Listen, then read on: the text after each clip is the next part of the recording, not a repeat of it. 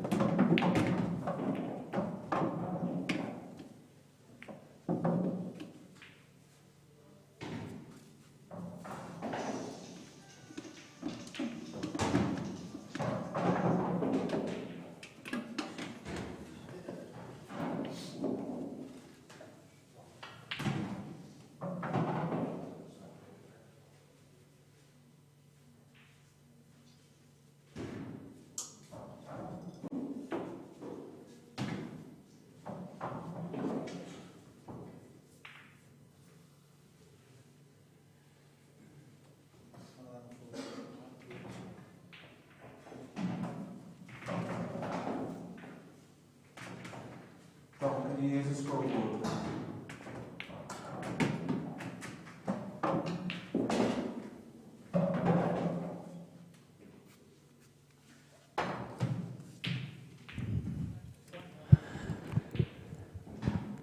Okay, everyone, welcome to the first match of this morning's session on the live stream.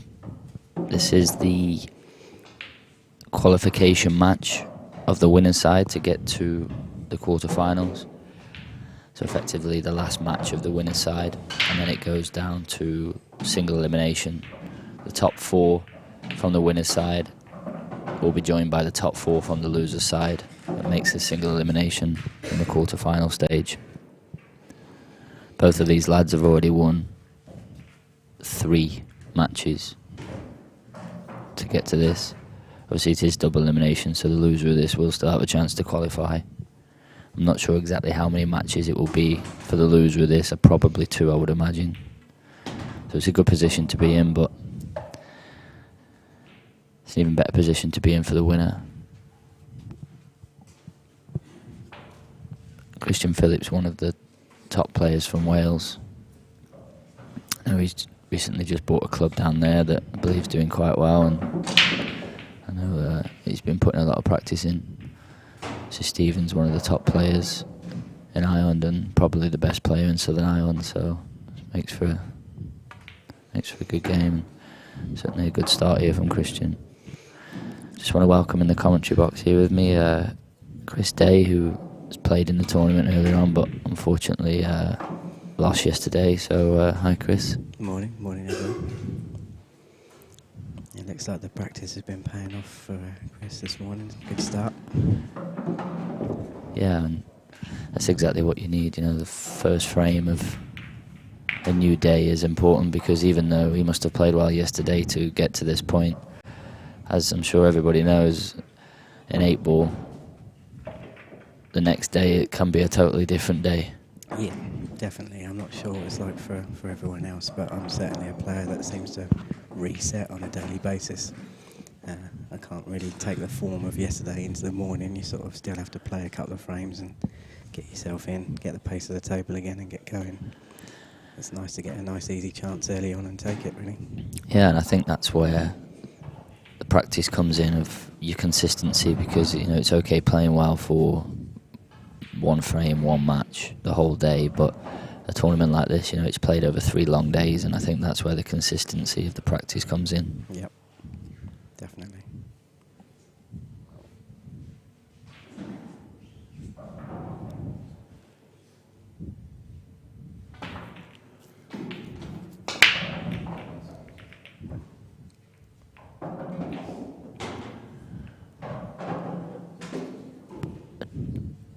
I didn't quite see which ball he hit there.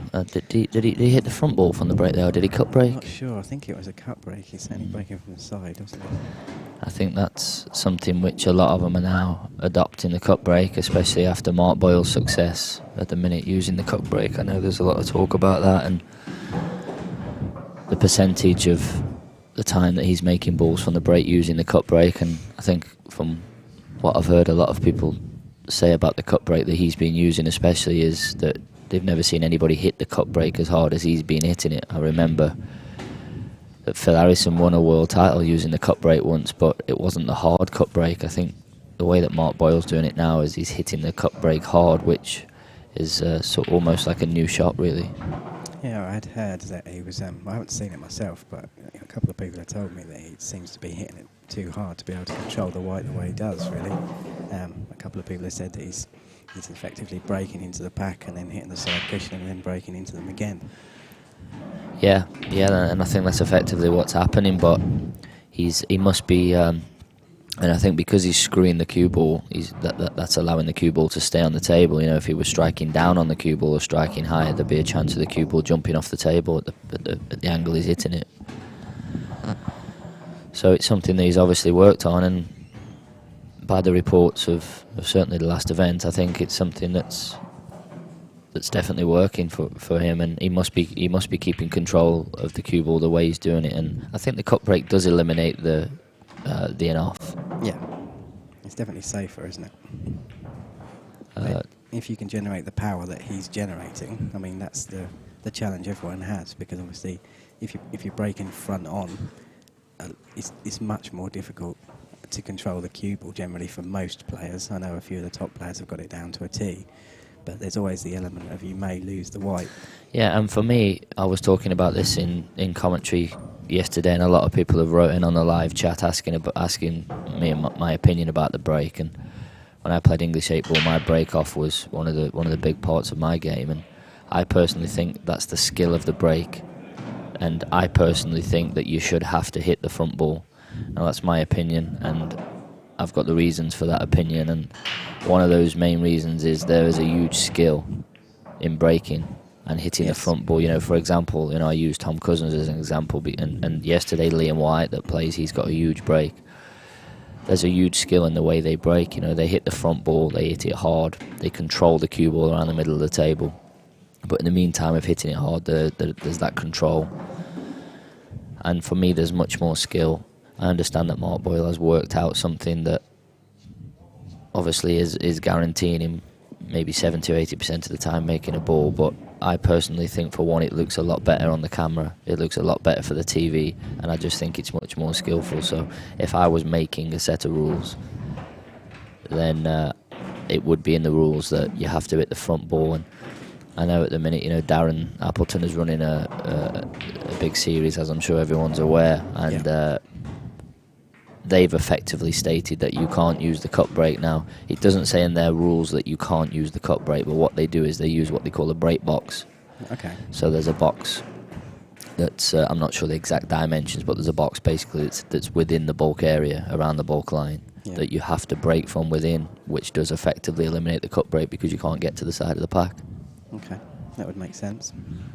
So their thoughts on the cut break are obviously the same as what I think, and they just haven't put it in the rules as bluntly as you can't cut break. They've just developed a way of getting around it by putting a break box in. Yeah, I must admit, I did go through a spell myself 6 months or so ago of trying to use the cut break, purely because I sort of go, as you do with breaks, you go through spells where you think, for whatever reason, the breaks are going against you and you're not necessarily potting as many as you used to, and so on and so forth. And the cut break was just a safer way of breaking. You knew you could control the white. You're very, very rarely going off. And if it's something that you spend a couple of hours practicing, you can actually almost guarantee the second yellow down that you hit going into the middle pocket if you hit it consistently. Which is where I agree with you a little bit, in the form of it sort of then becomes a little bit akin to 9-ball. If you're on the right tables and you break the right way at 9-ball, you're guaranteed to make a certain ball in a certain pocket. Yeah, and I haven't got a problem with somebody practicing and working hard and developing something like that works, because that's exactly what I've done at the Chinese 8-ball. I've developed a break that if you hit the cue ball at a certain pace, at a certain point on the cue ball, at the certain trajectory, that you do get balls moving into the same sort of direction, and what you're saying, towards the middle. So I haven't got a problem with that. I just think of the skill side of the game, and certainly what looks great. I mean, in China they still smash into the front ball. I mean, it's maybe not as hard as it would be if there wasn't that ball going towards the middle, but they still pop the white up in the air. There's still that element of control of jumping the cue. And I just personally think that you should have to hit the front ball of the pack, but that isn't the rule, and while that's the rule, then people will use it. Mark Boyle and other people have obviously worked hard on the cut break to develop, and I do understand that it does keep control of the cue ball, and certainly at black ball rules that's much more important, because obviously at world rules you're going off, it's one visit. Black ball rules it's two, and you've got your first free shot, so it is critical basically not to going off on the break at any rules, but even more so at black ball. It still surprises me how often you encounter people that don't actually practice a break as well, because it's such a massive part of anyone's game. Well, at the top level, it's the biggest shot. Yeah. It's as simple as that. It's the biggest. At this sort of level, when the balls are in the open, none of the players that are here today are going to really miss too many finishes. No. I think that they may, as we spoke about in commentary yesterday, they may possibly go the wrong way, and for me that's the difference. The way that the people take the finishes, the patterns as we call it. Yeah. But there's not too many people that are going to miss today too many balls, so it's all about 1, the break, and 2, the patterns. I think he's come up good there, Dempsey, is he? Just enough to see this, maybe with a little bit of side and kick off. Yeah, I think he can pot the yellow. He's just gone to give Lee a shout just to watch this, because he must feel as though it is a little bit tight.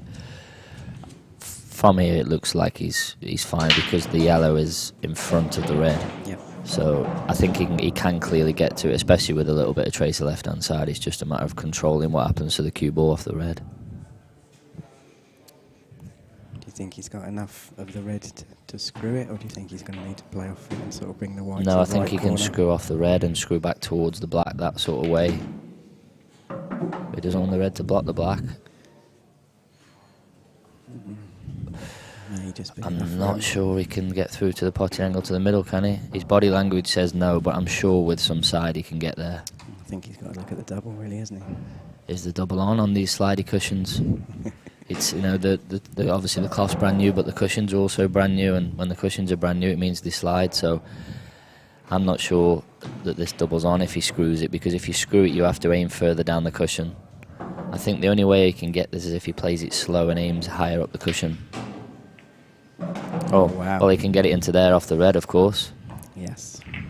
A little apology, a little hand up. Yeah, I didn't spot that one. No, to be fair, he apologised there, and he looks a little bit embarrassed because he's not only trebled it, he's actually trebled it off the red. Yes, yeah. I don't know if we can. There's no replay on that, but maybe it was that quick that some of the viewers didn't catch exactly what happened there. But obviously he trebled it, which he didn't mean to. He doubled it, but he actually snicked off the red on the back rail.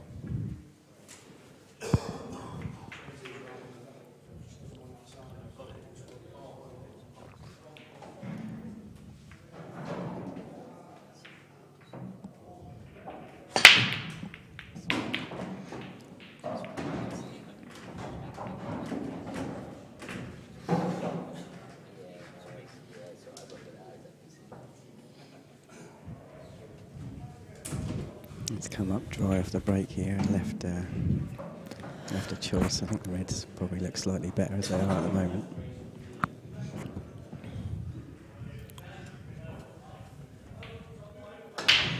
And after losing the last frame to a little bit of a fluke and maybe thinking you might get back to the table, it's quite a nice opportunity to be presented with. Yeah, I think after what happened there, I think you sometimes expect the pool gods to sort of punish you a little bit, and you are sitting there in your chair after that happened, especially when he would have seen Stephen snooker himself on the black. And I personally don't think that the double that he was trying to play, not at the pace he was trying to play it, was on. I think to get the double in the corner, he would have had to play it slow, which would have allowed him to aim it higher up the cushion and allowed it to slide. Because of where the red was, aiming it further down the cushion when you're screwing it, I don't think it was quite there. But anyway, from Christian's point of view, when you see your opponent snooker yourself on the black, and you see him playing a double where I'm sure Christian might have thought, I'm not even sure this is on, you almost mentally count the frame. So you're thinking, well, providing he doesn't fluke it like he did, then I'm going to be 2-0. So you've almost psychologically give yourself that frame, and then when something like that happens, it can be a bit of a blow. So Christian will definitely be happy to be back at the table here with what is a relatively easy finish. Yeah, it's all about the mindset there, really, I suppose, because I think when Dempsey was at the table in the last frame, you've got to be thinking you've lost it before he gets sort of awkward on the black. So you then sort of prepare yourself for the fact you've lost it, and then it's a complete mental sort of roller coaster of you think, and then when he snookers himself, you get this sort of feeling where you think, right, providing he doesn't, when something crazy doesn't happen, then I'm 2-0, and the psychological sort of stuff behind the game is something which a lot of people are interested in, and I think it's what ultimately separates at the top level. Yeah, I definitely agree. I heard you talking about it on the commentary yesterday, and just saying that some people obviously will go back and sit in their chair and you can't tell whether they're 5-0 up or 5-0 down, whereas some people will rap the table or hit themselves, beat themselves up a little bit, but it's, you know, it's what works for everyone really. If you can just get those frustrations out, and that prepares you better for the next frame, then that's what you need to do. And I think I was talking about that yesterday, and basically everybody's different. Yeah. So everybody deals with, you know, adverse situations, missing, flukes like that. I mean, everybody deals with those in a different way. So I think it's important to work on that, work on your temperament, work on the way that you deal with it. But I think ultimately you need to release how you're feeling. I was talking about Rob Warren yesterday, and we were just sort of watching the way he was, and he was very, you know, sort of dramatic, heart on the sleeve every time he missed a ball. Yeah. You know, he was sort of, you know, even when his opponent was at the table, you know, he wrapped his cue a couple of times with his knuckle, and he was quite comical to watch actually. And but that's his way of dealing with him missing or his opponent getting, you know, good rubs or whatever it is that's happening. And especially out in China, you know, it's drilled into them that they should have what's classed as the perfect temperament. So they miss a ball and they should go back to the seat and sit there as though nothing's happened, and you wouldn't know if they were, as you said, 5-0 up or 5-0 down. And I do think that has its advantages, but if you're not that type of person, then all you're doing is sitting there bottling that up. So I think that there is a balance, and I think everybody's different, and it is a bit of a grey area, and it does create a huge talking point because not everyone's different, and it's just, you know, everyone's the same, and it's just like not everybody cues up the same, not everybody has the same cue action, not everybody stands the same. It's just what's right, really. I know there's a textbook way if I was to say this is how you should stand, this is how you should cue, and you were to start somebody from, you know, almost like if you were to create a robot and say this is how you should be.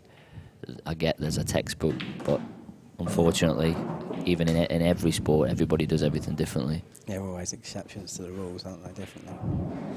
Just quickly there, yesterday a lot of people were writing in on the live chat talking about the pack that was being set up slightly offset. It was in Sam Birch's match, and he was, I think, subconsciously, and as you can see here, Christian has done exactly the same. Not quite to the extent that Sam was doing it, but he has racked the balls up there that were slightly offset to the right hand side, and He's come up dry. I'm not for 1 minute saying that anybody is deliberately doing this, because I know Lee spoke to Sam yesterday and he said that he didn't realise he was doing it, and then he still carried on doing it for the rest of the match. And I don't know if it's something to do with your one eye being more dominant than the other when you're looking at setting the balls up. To be honest, whether you're racking the balls up with your head tilted to the side, I haven't got a clue what it is, but Christian did exactly the same there. Yeah, I don't know. I mean, I suppose when you sort of go and set the balls up, it's something everyone does, and it's more of a habit than anything nowadays, isn't it? People to just rack the balls up before they start a frame. So, and I think in practice they just rack the balls up, throw them there, but you know, the rules state that obviously the front ball has to be bang on the first spot, the black ball has to be bang on the second spot, and they have to be in a directly straight line, or the front ball has to be in a directly straight line with the middle of the top cushion. And whether there's an advantage to be gained or not, that's how they have to be racked up. So it is something that I know we have got a tournament referee here, and if they do it again, I will go and say, just because it needs to be the same for everybody. I'm not saying anybody's deliberately doing it, but either way they are doing it, and it needs to be put right. Definitely.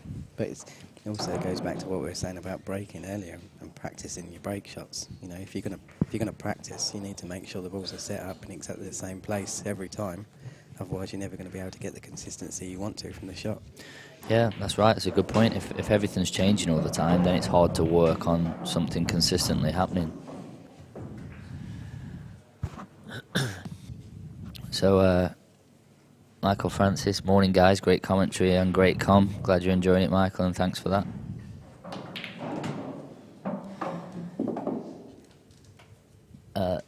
Phil has put, guys, I watched your training video to try and improve my break. It's helped, excuse me, it's helped my break massively. The only thing I need to do now is work on my contact on the cue ball. Anyone else struggling with the break? Yeah, I think maybe what you're talking about there is what we touched on a lot yesterday, is maybe you mean the contact on the cue ball, maybe you're talking about the timing. So, you know, to generate the power and to generate the movement on the cue ball, it's all about the timing. You know, it's like if you watch golf and, you know, you can see one of the golfers that's sort of 5'7", 10 or 11 stone, and he drills it 350 yards down the fairway. You know, that's all about timing and technique. And it's the same on a pool table. To screw the ball up and down the table, so, you know, you've effectively screwed it, you know, I don't know, 12, 15 feet. You know, you don't have to be a bodybuilder to do that. It's all about timing and technique. So the timing is maybe what you're talking about there, Phil, and that is something which does require a lot of practice and a lot of talent. You know, somebody that times the ball really well, it's something which in people is just sort of built in a little bit. I know everybody can work on their cue actions and work on different things, but the timing is something totally different. And you're saying that sometimes you're putting unwanted side on the cue ball. So yeah, that what that means is that on the delivery of the cue, you're not striking the cue ball in the middle. You're not striking the cue ball in the centre, which is imparting unwanted side. And over a distance, as in over a long shot distance, then that side's going to push the cue ball offline. So that's definitely is a problem if you're doing that, and that's something that I think you need to work on. Yeah, well, I can tell you actually, my wife Alice had exactly the same problem. She plays sort of county for the county I do in Essex, and she was finding that she was putting a lot of side on the ball every time she was hitting it. And same as the gentleman on there, she actually watched your video on YouTube, and it improved her quite a lot as well. Oh God, I need to start charging a commission on these videos then. But yeah, I hope. I'm glad they're helping, and I hope that's answered your question there, Phil. So we just get back to the pool there. Stephen's potted his third to last ball there, screwed round 2 rails, and been unbelievably lucky the way he's landed here, because he's not only kissed the red, he's kissed the red in a way where he can screw across and flick the yellow off the top of the black. Yeah, or even possibly flick the black over. Or even push the black over, yeah. I think he initially looked at the yellow, but I think he's worried about if he glances the black first and he hits it too hard and then he snicks the yellow, he's going to snooker himself on the red. So I think the safer option might be your shot to push the black over, and then he's almost guaranteed. I think the thing he may be worrying about is pushing the black over. If he glances off it, he may leave himself hampered over the yellow. So there is a bit of danger, but he's been unbelievably lucky the way he's finished. He has, yeah, and I think it was 2 or 3 shots ago, he just run out of position a little bit, and he's been chasing the clearance ever since, really. Yeah, and that's a good point, Chris. Sorry, and I think that's what happens at this game. To be honest, especially at the Chinese game, is when you play one bad positional shot, it just seems to snowball, and it's not easy to get back into position. And I think that's exactly what you mean that he's been doing here by saying he's been chasing the finish. So when you fall out of position, each shot then gradually gets harder and harder, and you end up sort of just, you know, chasing a finish that sometimes isn't there. But he did play your shot there, and he decided to stun into the black, and he's pushed it out into the perfect position, which allowed him really just to soft stun the red in and just take the black. Say from distance, you never expect him to miss it. Yeah, nicely potted that. But again, it goes back to what you're saying, I think, about long tournaments and the mental strength of people, because he's got to the table there, and he's got the balls in a really nice position. The clearance is mapped out. He hasn't got to play any real difficult shots to move anything. He's ended up having to play a few good shots and a couple of cannons. And in his head, you know, I'm not trying to second guess him, but a lot of people will be thinking that should have been a lot easier than it was. And it sort of takes a little bit out of you day by day and match by match. Yeah, absolutely. And for me there, Stevens had 2 large slices of luck, because even though he didn't fluck a ball that time. He was unbelievably lucky where he landed, not only to kiss the red and land on it, but as we said, to land with an angle where he was able to run into the black. So on another day, this could have been 4-0. Definitely.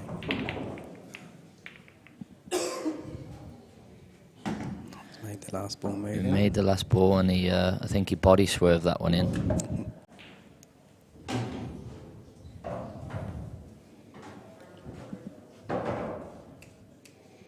Necessarily an easy finish here, but he may have the angle to pop that one in the middle and screw off the bottom cushion to get on this red on the rail, and then perhaps work his way up the table. Yeah, and I think that's definitely what he'll play. Maybe he needs a trace of the left-hand side just to flick it over. Like that, you can see the spin with the spots on the cue ball, and he's played that perfect. He's got a very good angle now. He's got an angle, and not only has he got an angle, he's left a little window where he can get his cue in. Now it's just a case of mapping out where he wants to be. I don't know if he's got the angle that he can just screw back in between the gap of the two yellows. Or maybe he needs to stun out. If he can get back in between. Oh wow, he doesn't want to kiss that yellow in front. Oh, he's had another good kiss. Well, I think this definitely is the luck of the Irish this morning.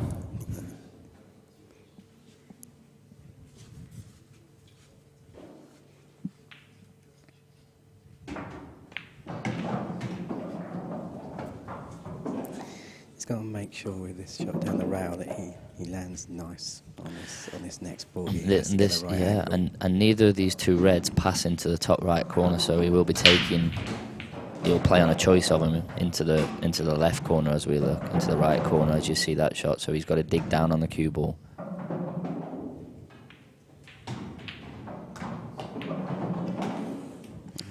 And because, well, I don't think he played on the plant, but he's landed on the plant. Maybe he thought if he hits it too hard, but the reason he's hit it too hard is because he knew he had to get the action on the cue ball to get up this side of the table. So I think he's had another slice of luck in this frame, but either way, he's took him well. He seems to be hitting the cue ball a little bit better now. Yeah, and it's little finishes like this that will give him the confidence, I think, to a foundation really to start playing a bit better in this match. Sometimes you need to sort of get a couple of clearances where you sort of stumble over the line, if you like, just to get your cue arm going and play your way in. So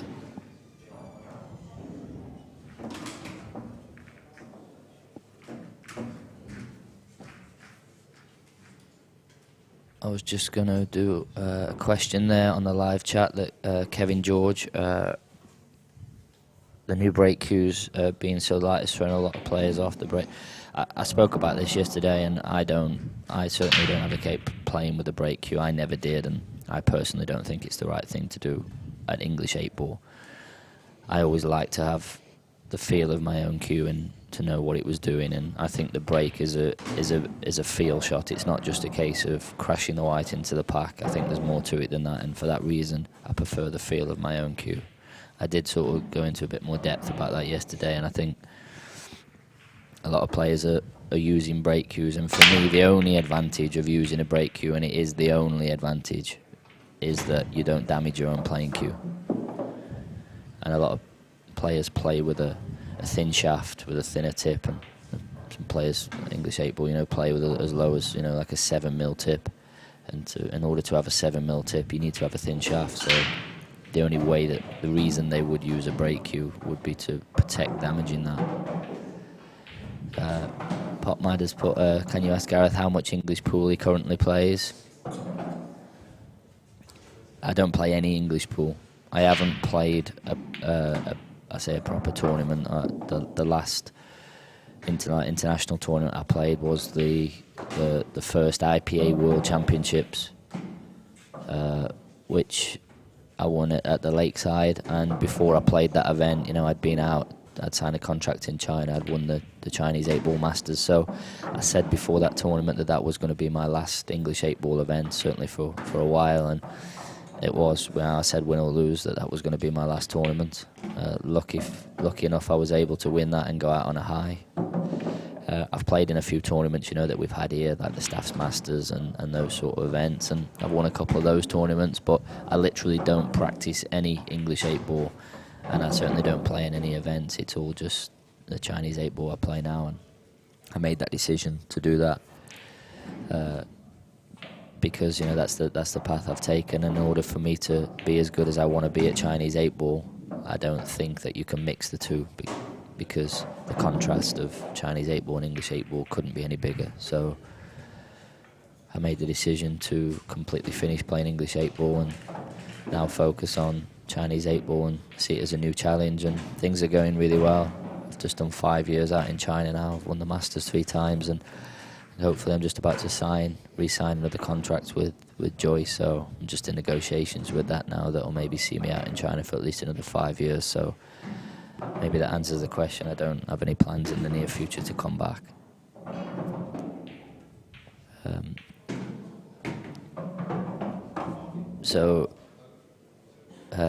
Wayne Alice has said Gareth should have entered.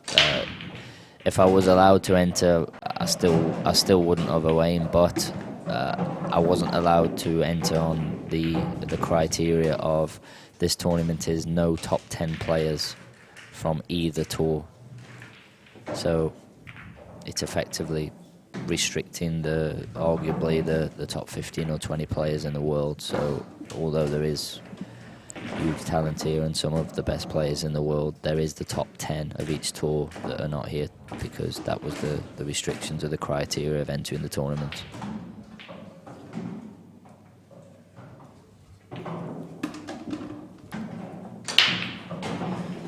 Yeah, as you can see there, someone's just put in about Christian racking the balls up sort of offset again, and as you can see there, Stephen has racked them up straight, or what looks pretty straight. I didn't notice because I was too busy talking what Christian did there, but I didn't notice, to be honest. He did make a ball though, so if he did make a ball, and check this out. Obviously, Stephen has racked them up dead straight, and Stephen's broke there and made what, 3? Yep.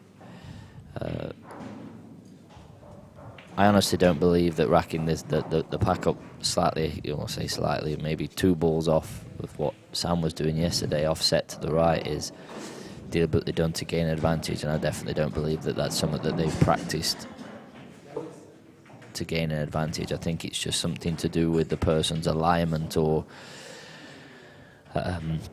whether it be somebody that's one-eye dominant. One thing that is strange is that when everybody's been doing it, they have been doing it offsetting them to the right-hand side, and nobody's offset them to the left. Yeah. Well, maybe most of the players that have played in here are right-handed, so perhaps it falls in line with that. Yeah, and when you start digging deep into this sort of stuff, a lot of people are asking about like the shootout shot or the shootout shot in China, how people prefer to play into a certain pocket, and it's just the way that some people see the shot, and some people, especially English 8-ball, a lot of people play with side. Even on, I personally do. If I've got a ball, for example, on. So as we can see on this table, the ball that's on the left side cushion, the red, if I was potting that white with the cue ball sort of maybe 6 inches out from the middle, I would play that with the trace of right-hand side to kick it in. Now, if I was playing the red that's on the opposite side rail, then I would play that with the trace of left-hand side to kick it in. And I think a lot of players, and I know a lot of, like for example, Mark Selby, he is exactly the same as that. He would play it with a trace of side either way. But, for example, Ding Junhui wouldn't. He plays everything plain ball. So, again, everybody's different. And maybe if you dilute everything down and you start getting deep into that stuff, maybe it's people see things differently better from one side because they're one-eye dominant or whatever it may be, and maybe that's just the reason why these people are racking the pack up sideways. I don't know. Maybe so, yeah. I must admit, I would play balls, as you have said, with a trace of side just to kick them in. It's always, I think it's just something I learned when I was little, when I was younger and playing, and I've done it ever since. But it's not until someone questions it and says, "Why do you play that with a bit of side?" that you then start to think about it. It was just something that I'd always played as a habit. Yeah. So Peter has said, I've agreed with 95% of everything Gaza said, but I totally disagree with his opinion on break cues. And Peter, that's what life's about. Everything's about opinions. But one thing I will say is what I have said is backed up with facts. So what I mean by that is all of the most successful English 8-ball players in history have not used a break cue. So I'll leave that one with you, Peter. It bodes well for me. I don't use one.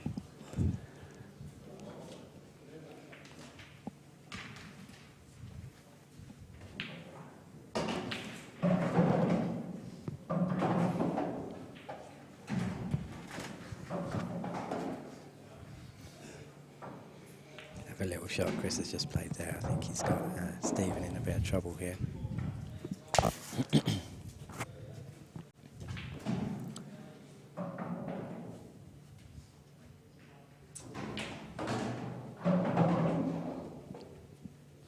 And again, I think this is a result of the first shot Stephen played in the frame. He's played, I think, a yellow in the middle pocket and tried to cannon another ball out, but he hasn't played it with any control. He's sort of hit into it at 100 miles an hour, and the balls haven't landed brilliant for him, and then he's had to try and play a double, and now he's in a sort of a bad position in the frame, whereas if he'd played his first shot with a little bit more control, I think he might have been in a much better position now. He's played a clever shot there. Yeah, he's played a really clever shot, because he may have got lucky again if he's... Well, he may have got unlucky, actually. If he's left it touching ball, Yeah. then he's unlucky. But if it's not touching and he can't get through to the red on the side rail, which I'm not sure he can, then he's played a really clever shot, because he's basically forcing him to pot the red. Now, just looking, actually, the red does go down the rail, doesn't it, past the black? Yeah. So if he can pot the red and get the cue ball out, then for me he clears. Yeah, I'm not sure if it's a blessing if it is touching, because obviously that would prevent him from being able to take the finish out. Yeah, I was thinking that the red didn't go down the rail past the black, so I think again Stephen has got really fortunate there, because if he doesn't get the cue ball touching, which allows Christian to pot the red and get the cue ball out, he's won the frame. Yeah, definitely. But Christian looks composed to me. You know, he's had 2 or 3 bad slices of, or I think Stephen's had 2 or 3 good slices of luck, and he hasn't let it sort of affect him. He's still just sitting there normal, and he does look quite composed to me. So yeah, he definitely looks more composed of the two to me at the moment. He's sort of a bit more together. He's got a bit more of a plan, I think, of the match. I think Stephen Dempsey's still really trying to play his way into it, even 6 frames in. He's just trying to play a containing shot there and defend and just stop Chris from clearing up, but it hasn't worked out. So one good screw shot here and he could be going. Almost stopped it.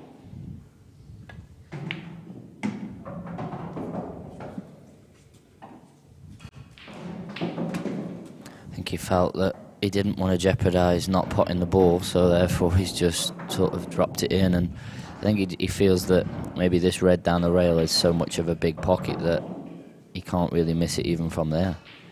I think he can miss it. I think he's especially from there. I think if the cue ball's sort of anywhere near the baulk line, it's impossible to miss it, but he's still got to hit this good.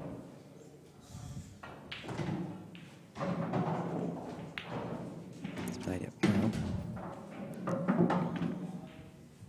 He's on his other ball. Yeah, he's on his ball, and I think he'll just pot this one and screw up anywhere near the top cushion, because he can get to the red from sort of, well, anywhere below the 2 yellows, really. Anywhere there he can pot the red. I think he can. From that camera angle I wasn't sure, but he's coming around to look now. I think he can. I think he can get through. Maybe he's not quite as much gap as I initially thought, actually. Can I have a cappuccino, please? Do you want a drink?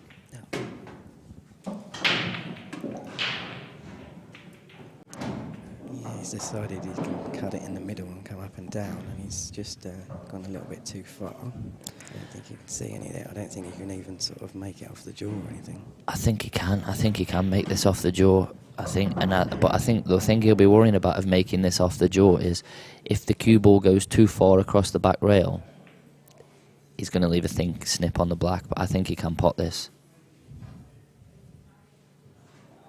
He's certainly trying. Oh, that's desperate. Oh, that's desperate. He's landed touching.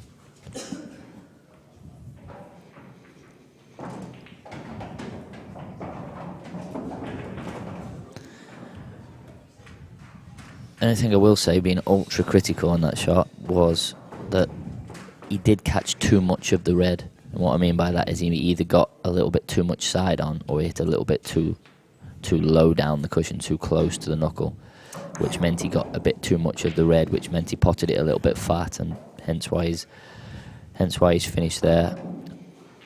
Yeah, I think it's perhaps one of those shots where after you've played the shot, you think to yourself, I probably could have hit that a little bit harder, and still the outcome would have been in my favour. I think he's played it a little bit tentatively, really, and he's still unlucky. But I think if he plays it a bit harder, you probably generally come out a lot better in the result, more often than not. But he's obviously tried to come off the bottom cushion and pot that.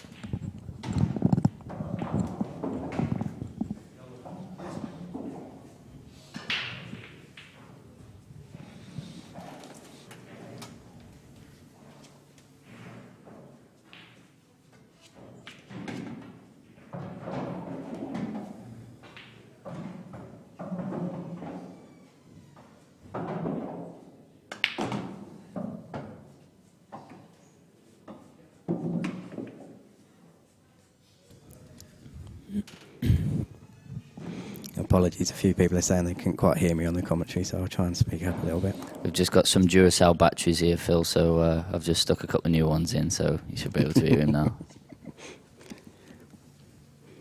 I generally haven't got anything worth saying anyway, Phil, so you're not missing a lot.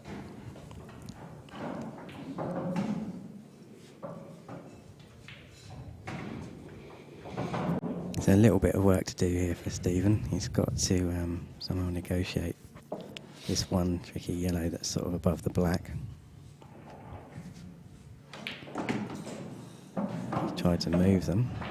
He's tried to move them, but I think he played it in a way knowing that he's going to leave the cue ball around the middle of the table. So I think he planned on leaving it around the sort of where the two spots are, knowing that he'd have another chance from the ball in the middle. Yeah, again for me though, he's not played it. It's not a controlled shot. No, I think you can play potentially that shot a lot softer and potentially can full ball into the black, and you're going to be on. I completely agree. It was a bit more of a lash, and the thing is as well, the bottom yellow does pass the black. So if he'd have took these, and I keep talking about patterns, but the reason I keep talking about them is because they're one of the most important parts of 8-ball. And if he'd have took this finish in a different way, there was no need to play a cannon on anything, because the one that's, say, on the bottom yellow, say on the black spot of the snooker table, goes past the black. Yep. And then in turn of moving that, the other one goes into the other corner. Correct, yeah. So there was no need to go. If you wanted to, just sort of roll it in and leave a stun shot in the middle, and you haven't got to do anything to be on the black. You see there on that camera shot in the background, Ben Davies is watching his good friend and fellow Welshman. Ben lost yesterday. The pre-tournament favourite went out. I think it was 2 consecutive matches he lost.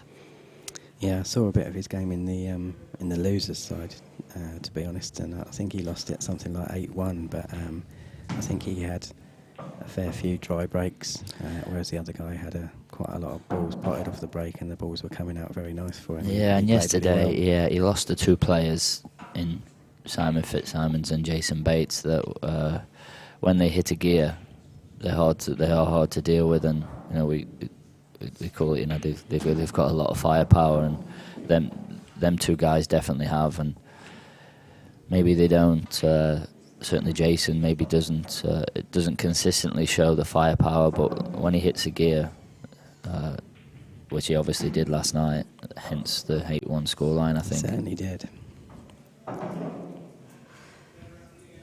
He just seemed to gain a lot of confidence from being in front, and then the finishes were becoming easier and easier for him as he got closer to the finishing line.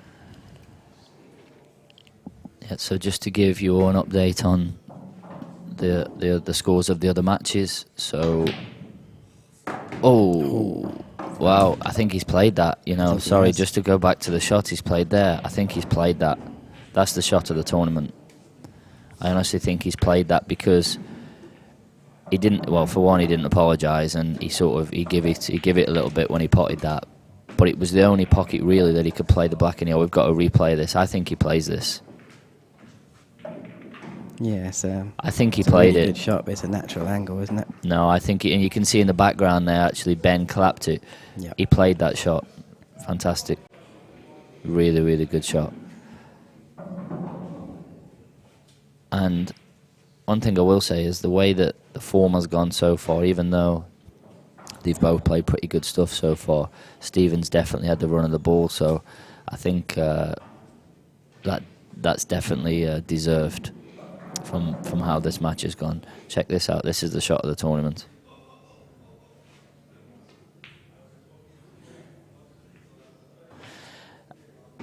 Great shot, and that's slowed down, by the way. I mean, he hit that, that's slowed down probably times 2 or 3. You know, he gave that a bit of a crack.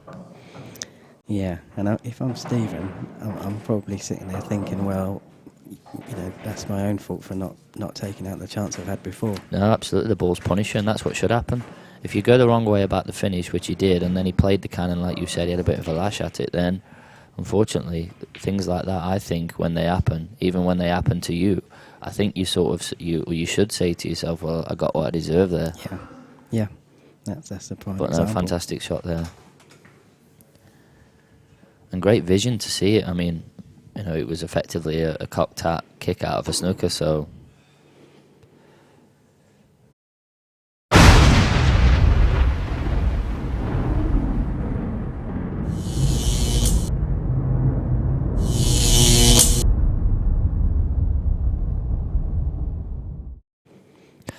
As you just saw there, an advert came up while Christian's gone to the toilet, and the advert there was for the next event we've got here at Players. It's going to be the biggest tournament there is in the world at English 8-ball, anywhere, including any of the World Championships. It's £10,000 to the winner, a £23,000 prize fund. It's the 21st to the 23rd of August. £350 entry, black ball rules, double elimination, race to 11 winners side, race to 8 losers side. The same format as this tournament, and 10,000 to the winner. If you're interested, you need to contact Lee Kendall ASAP because it's limited to 64 entries, and I think there's over 50 paid already. So if you are interested, you can go to the Players website and contact Lee directly for that. I was just going to give you, before Christian potted that great black, I was going to give you just a quick update on the other scores.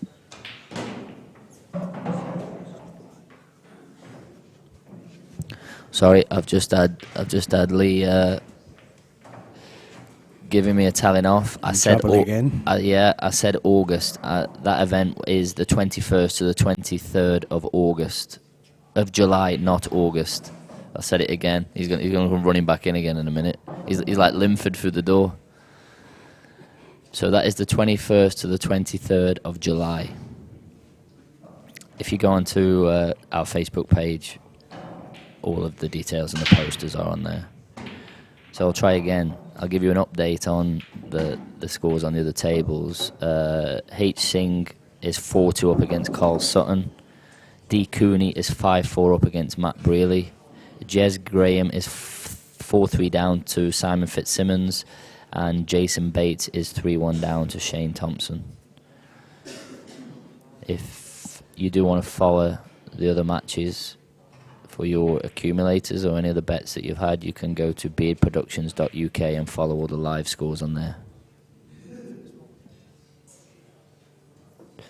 Oh, there's some more. Sorry, there's some more live matches that were further down that I didn't see. So Sean Story, 3-2 down to Neil Bell. Zach Shepard 2-1 down to Josh Kane, and Mike King is 2-1 up against Al Gollop.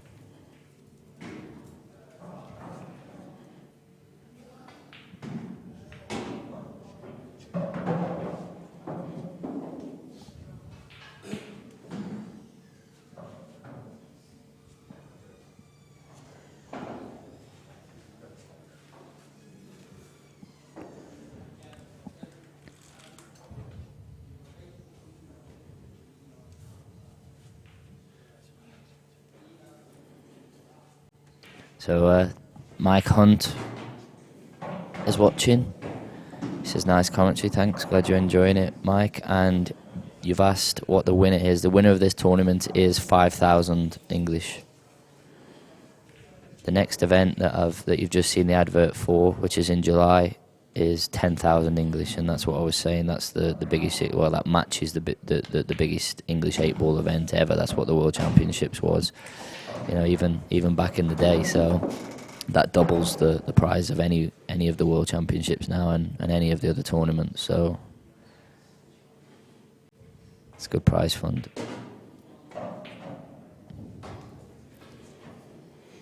Stephen's just come a little bit too far again out of position. He's had a good think about what he was going to do and how he was going to take the clearance out for a couple of minutes before he played that shot, and it might have just kicked him out of rhythm a little bit, and then he's sort of slightly overhit it. I think he might still be able to cut this one in the middle and perhaps use the red to stay on one of the yellows. But again, I think he can play, Chris. I think that he can play the plant off the red. Yeah. I think the plant is dead set into the red. So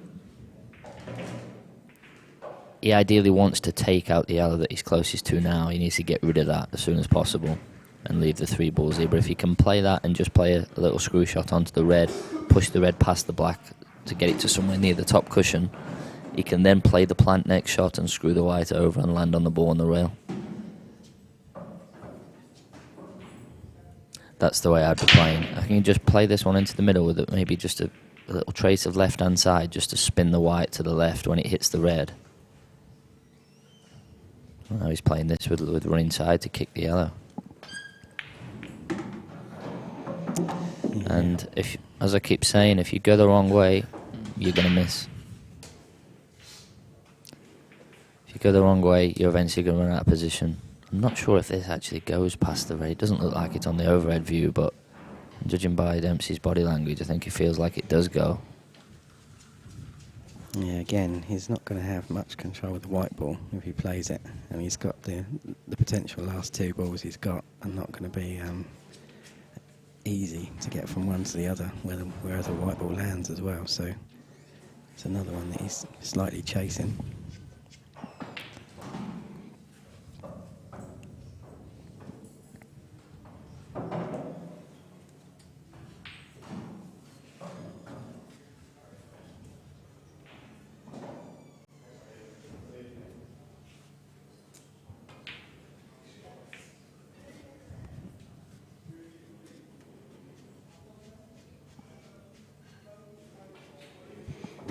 The red on the side cushion is blocking any double as well that he could potentially get. I think the way you've talked, it does go. You can see it clearly does go.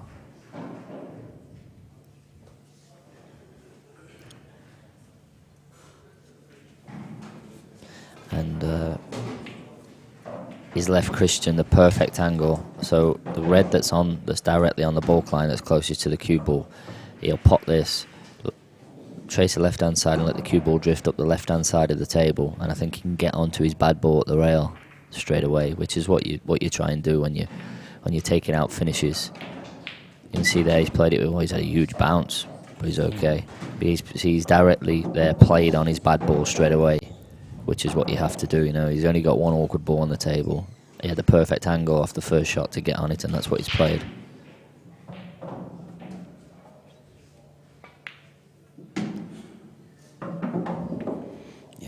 You should be able to play this one along the bottom and come back up for potentially one in the middle. And then he's got the balls in a nice little group at that end of the table that he can work around. And he should be able to open up a 2-frame lead now.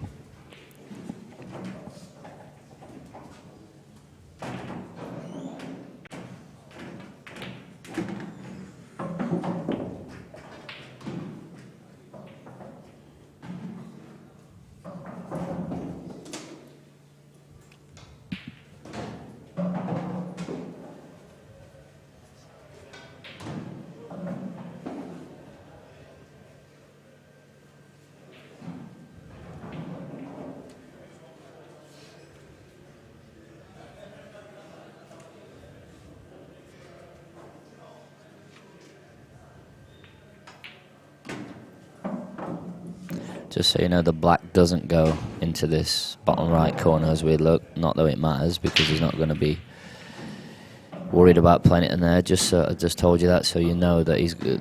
That when you watch somebody take out the finish, that you know that everything he's planning is to basically pop the black into the left corner.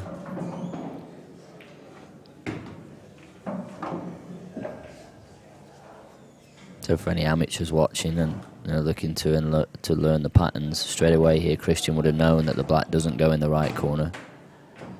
Even before he potted any of these balls, he would have known that the black doesn't go in there. So he would have always known from basically 7-8 shots before that he was always going to be potting the black into this left corner. Yeah, and again he's taken these out very nicely. I think he's deserving of a 2-frame lead from what we've seen so far. Yeah, and he's a massively improved player, Christian.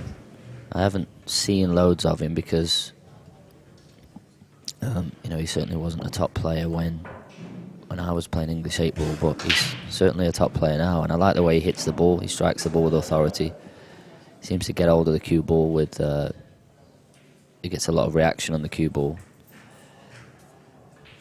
which tells me that he times the ball really well and his cue action's good. So I'm quite impressed, and you can see that he obviously puts the work in, and he seems quite composed, and when things weren't going great for him at the start of the match, he didn't get flustered, and it's easy to, when someone seems to be having slices of luck against you, it's easy to, and that was my example about when, if that was Rob Warren, for example, sitting there.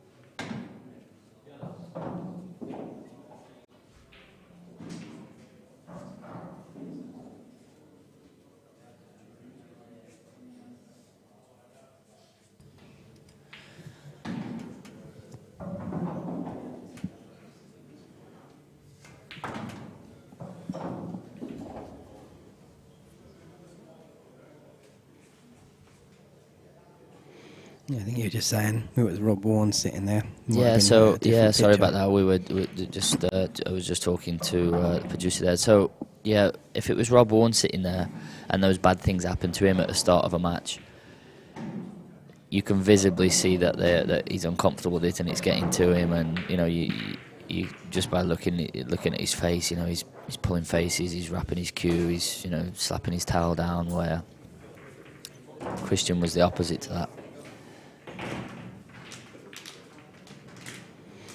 Yeah, I'm not sure the way you go about it, if you've got any specific routines, but I always, before a sort of a long match, just try and think to myself before I start that, you know, at some stage there's going to be a bit of luck against me. You know, I'm going to make a couple of mistakes. The other bloke's going to finish from places I'm not expecting him to. But I think if you go into a match prepared for those things to happen, then the way you react to them's got to be a lot better than if you're sort of surprised every time there's a bit of luck against you. Yeah, absolutely right. It's a good point.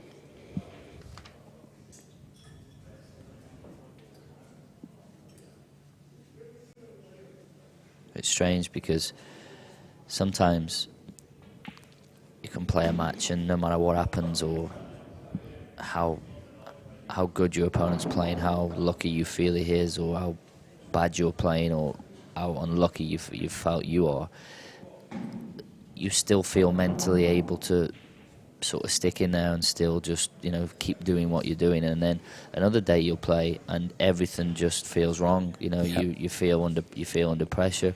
You know, you're 3-1 down and you're feeling as though, you know, you can't win the match, and just everything mentally just feels like a bit of a burden, where another day it doesn't. And it's strange just how the human body works. And the same with the way you feel on the cue. I feel like that now. You know, some days you come into the club and I know as soon as I get down on the cue to play the first shot how I feel. And, you know, it was no different to the day before. I came in and got down on the cue and I felt great. And then you ask the question, why today do I not quite feel the same on the cue? Yeah, I know. It's I mean, I think I feel that way sometimes when you practice. Sometimes you go and practice and you feel great and you're making dish after dish. Sometimes you go and practice and you feel the balls are falling a bit funny for you and you're not quite getting everything that you want to make. But practice is, you know, all practice is good practice. I think you've got it in the bank and you know you've done it. I think it's more of a mental thing. But I agree with you, the matches. So Stephen breaks off here, 5-3 down, and he's absolutely crunched those.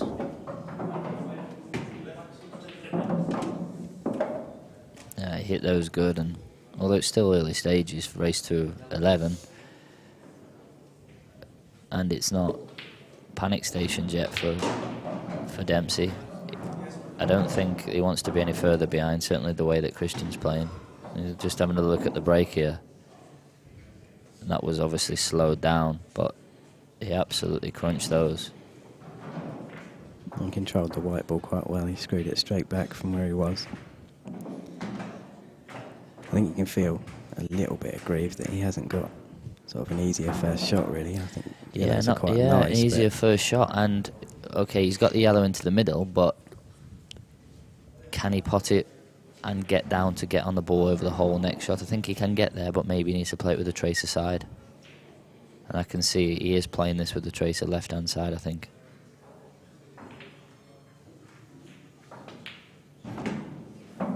Now's his pace. It's a good shot. Yeah, he's played it well. So now he plays on the ball over the hole, and what he'll be trying to do is screw back and leave himself almost dead straight on the yellow that's around the centre of the table, because the two yellows both do go in the left corner. So as long as he's straight, then the frame's over.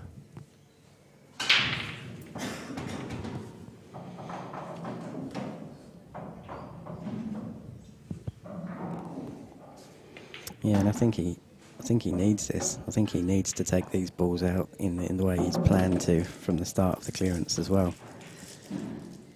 Just to give him a little mental boost and getting it back to 5-4. He's not come straight, but he is on the off angle that he's made sure that he was on this side rather, because if he's the other side, he's dead. So he's made sure that he's on this side of it, and he can just drop off on and off the side cushion.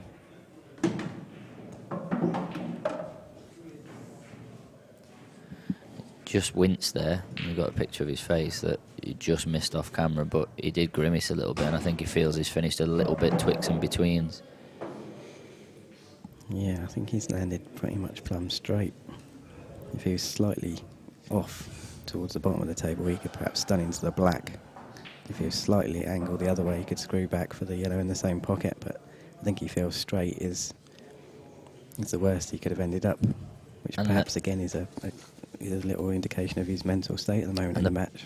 And the problem with straight is, if he runs through and has to cut the last yellow in, then he's going to have to check it in and pop the black into the same pocket.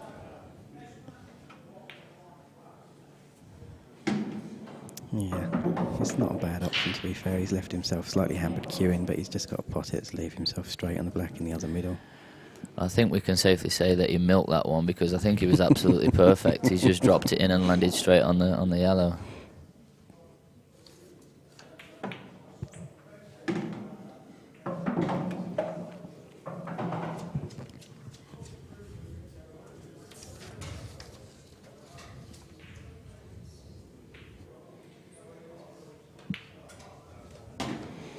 In goes the black, and he's finished them well. It's even at this early stage in the match, you don't want to go 3 frames behind at 6-3, and he's got it back to 5-all, and he'll still be feeling he's well in it.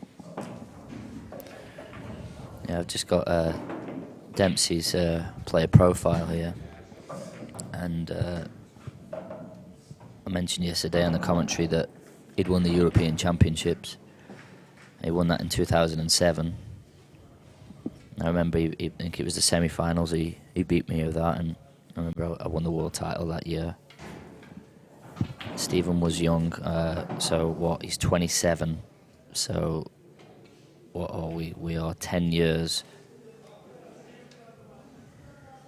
So he's 10 years back, so he was 17. Wow. What a great achievement at 17 to win the Euros. Yeah.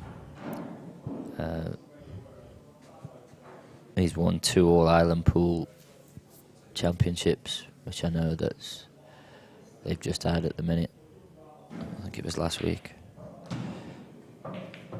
Listed, they ask a few questions. Who inspired you? Who's your favourite player? I can only presume that some of these answers he's put down here are a bit tongue-in-cheek. So, who inspired you to start playing Q Sports? James Grogan. I don't know if any of you know James Grogan, but I'd be amazed if he did inspire him to start playing Q Sports, but maybe he did. Who is your favourite Q Sports professional and why? Rod Clifford. He's quite simply a genius on a pool table. Oh, sorry, he's quite simply a genius on the table. Oh, I'm sure he is, but I've never heard of him. And what would you like to achieve in the pool? And again, to beat Rod Clifford just once, so I presume that that's either a joke or Rod Clifford is an absolute machine. Well, we'll soon find out if Rod Clifford comes on the chat and offers you a money match. Yeah, I hope he doesn't, by the sounds of what he's wrote about him here.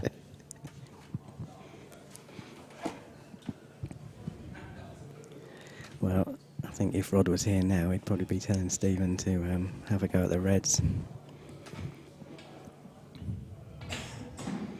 He's got ball in hand. And I think he just needs to decide, really, which way he's going to go and which ball he's going to leave till last to get on the black.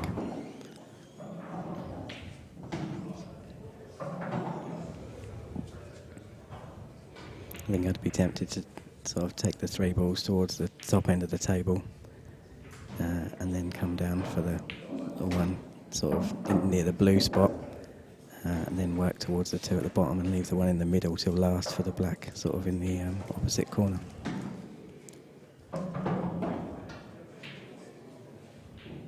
Yeah, and it's been a pretty high standard, this match so far. Like I said, I think Stephen was a little bit lucky early on, and Christian did well not to let that affect him, and then he sort of got his reward. He played a fantastic shot, which wasn't lucky, by the way, to play the cock-tack kick of the black into the middle. He definitely did play that, and I don't think you'll see a better shot in this tournament than that.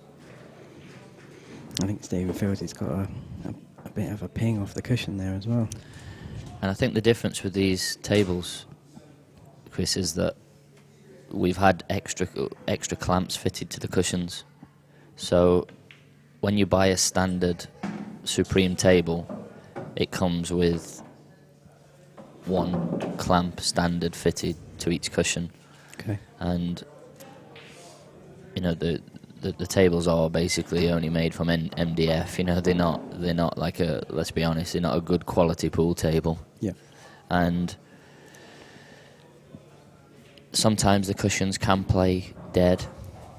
And sometimes when you hear, I'm sure a lot of people that have played on Supreme tables, sometimes you hear a bit of a thud when the cue ball hits the cushion and it sort of just dies of death. And the reason for that is sometimes it's the rubbers, but sometimes it's because the cushion is not clamped down to the bed of the table properly. And because they only come with one standard fitted clamp, it doesn't always ensure that the cushions are clamped down tightly enough to the table. So we've had some clamps fitted extra to the table, which does sometimes make the cushions now play like steel block cushions.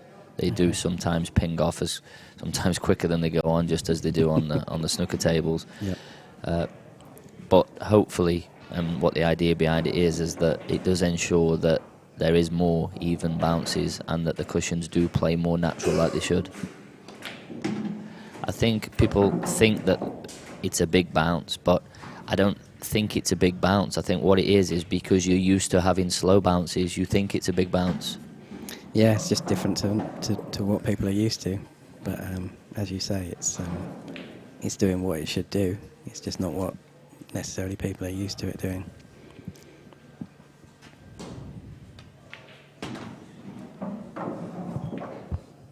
I think this was pretty much the way you said, was it, about the finish? Fairly, yeah. I think I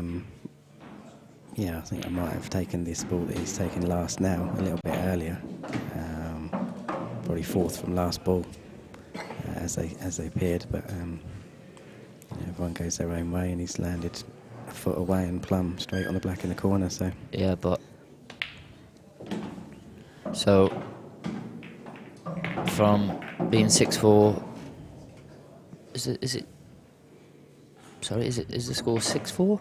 Is the score 6-all now?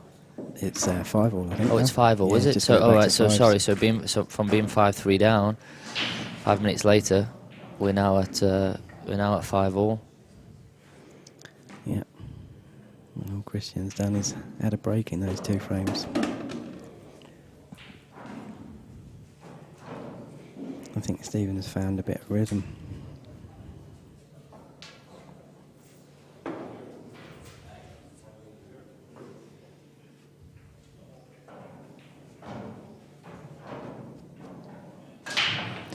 He's found a bit of rhythm, but it's easy to find the rhythm. But in order to find the rhythm, the balls have to allow you the chances to find that rhythm. And fortunately, English 8 ball, sometimes the balls don't allow you the chance. Yeah, well, we've all been in deciders when someone else is breaking, hoping that the balls go fudgy. Yeah, and those 2 frames there, he's had, I wouldn't say, they were pretty easy, let's be honest, but the finishes that you certainly wouldn't expect someone as good as Stephen is to miss them. Had those chances both foul to Christian, I've absolutely no doubt that Christian would have just done the same that Stephen did. So had he have done that, the score would not have been 5-all, it'd have been 7-3, and probably best part of match over. So certainly. That's what that sort of emphasises my point, that the balls have to allow you the chance. Definitely, and it looks like they're allowing another chance here for Stephen as well. A little bit trickier than the last clearance he had, but I think it's just the way you negotiate the reds.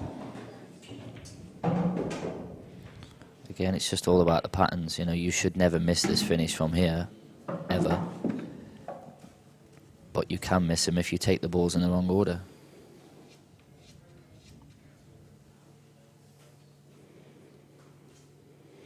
Yeah, I think the red that's closest to the white ball now is the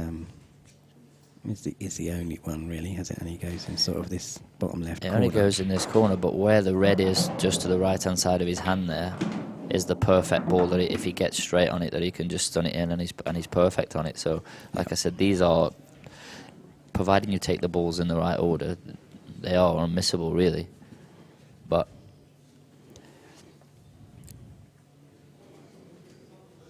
nothing's a given. No, you're right. I mean, I think he's playing up. I think he's taking the one sort of towards the bulk end now. And then perhaps coming back for the red towards the left of the table to then play on the one in the middle and leave the other two to last, the one you said to get on the one that's slightly awkward. So he's just got to take a bit of care. I think the shot to get on the one in the middle, in the right centre, closest to the black, is going to be the key shot, I think, in this clearance. Just sitting with us in the commentary here, we've got Ben Davies.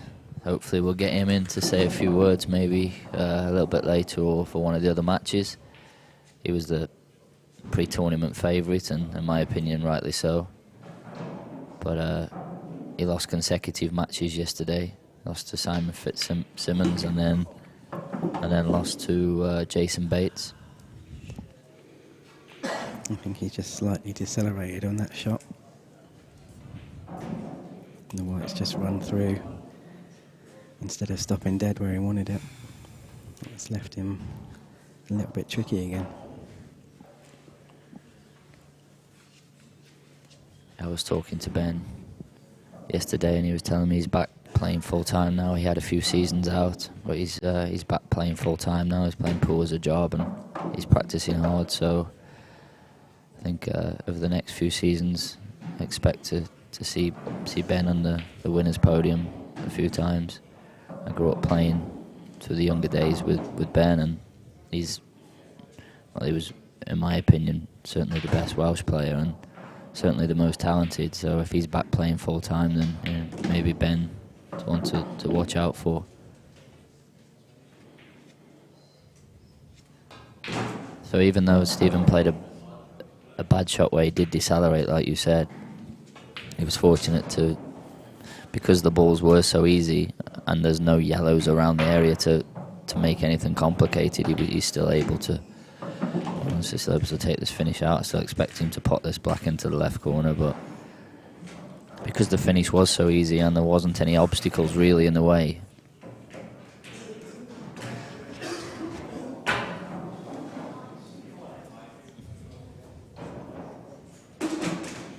Just having a little sip of his drink and composing himself. Talking of bad temperaments, Carl Sutton, playing on the other TV table, has just wrapped something and had a growl at something, as you can see there. He's fuming. Yeah. I'll try and bring you the score of that. Hold on. A few sweets on the floor by his shoes. Where are we? Right, so I'm showing he's 5-3 down to H. Singh. Dempsey pots the black and gives it the fist, so it's all happening. Yeah, and that's 3 in a row. He's come back into the match very well.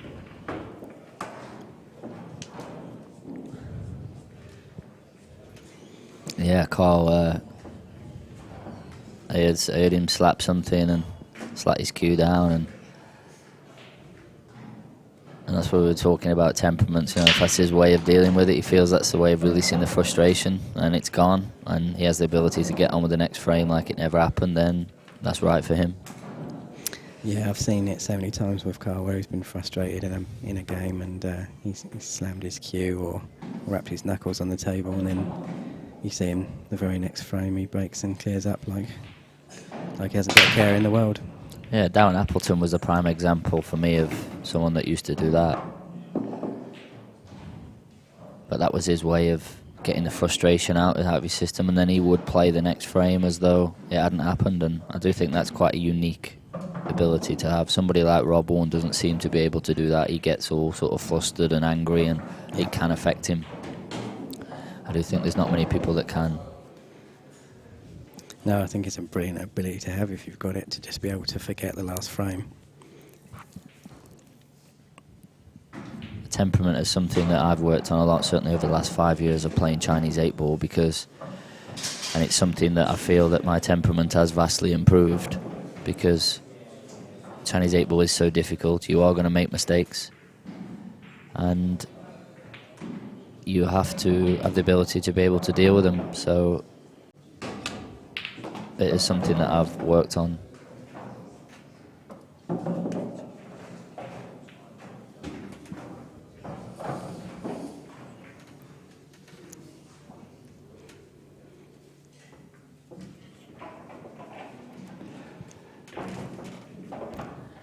Yeah, I wouldn't say I had a bad temperament when I was playing English 8-ball, but I certainly wasn't a good loser, but who is? And Yeah. it is something that I've definitely worked on since playing the Chinese game, and I do think my temperament is 100% better over the last 5 years than it ever was when I was playing English 8-ball, and it's just for the reason of, I think that the skill level of Chinese 8-ball is much higher, and you are going to make mistakes, you are going to have more things happen to you during a match. The races are longer, and if you've got a bad temperament, it almost makes playing that game impossible. Yeah, I must admit I haven't played any Chinese 8-ball, but I've followed a lot of people who do. The closest club to me is sort of an hour and a half away with a Chinese 8-ball table, which is John Rose Club in Peterborough. And I've had a couple of knocks when I've been up there on the Hearts tour, but I found it, as you say, to be an incredibly difficult game. And there's certainly a lot more variables and a lot more things that can sort of worry you and go wrong in that game. So I think, you know, you have to have a much better temperament when the games are a lot harder. And I think Christian's going to need to have one here, because this match has just sort of turned on its head in the last 15-20 minutes. He was 5-3 up, and now Dempsey's got ball in hand with 2 shots to go 7-5. Yeah, and I think that's just a little example of what you were saying with the balls having to give you the rub you need sometimes, because Christian's broke here at 6-5 down, and he's made a ball off the break, but the both colours have gone slightly awkward. He hasn't got an easy finish. He's had to do a lot of work, and he probably feels like he needs to clear up to get back to 6-all after losing sort of the last 3 in a row. And he's ended up making a mistake, and you would expect Stephen to take these out with 2 visits. He still looks quite cool though, Christian, and Dempsey definitely looks up for it, especially after the fist pump, so I think there's going to be an exciting finish to this match. The Q viewers put in a question on the live chat: when someone fist pumps against you, Gareth, do you like that, or does it annoy you? I often see it as a sign of respect, if anything. I think what you mean by a sign of respect is that if somebody does it against you, then basically what you're saying is they rate you to a point where they felt the need to do it, as I guess what you mean by that. And the answer to that, it's tricky, because I think different circumstances are different. I'll be honest, sometimes somebody has done it against me in circumstances where I haven't felt the need it to be done, and it does annoy you, yes. Other times when somebody does it and you understand it. But one thing I will say about fist pumping is that I don't think it's something that a lot of players deliberately do. I think it's more of a natural reaction. I think it's something that you can't just say, yes, I'm going to do a fist pump when you're at the start of a finish if I get them. I think it's something that comes natural if you pot a big ball. Like, for example, we saw Christian do it when he kicked the black out of a snooker and cocked-hatted it in the middle. He did it then because he felt like it was an important part of the match and he played a good shot. That's the reason why he did it. And the same when Dempsey potted the black. So both of those I completely understand, and they weren't, for me, a sign of disrespect. If anything, yes, you're probably right. That may have been a sign of respect of, I know I'm playing a good player, and that was an important time of the match.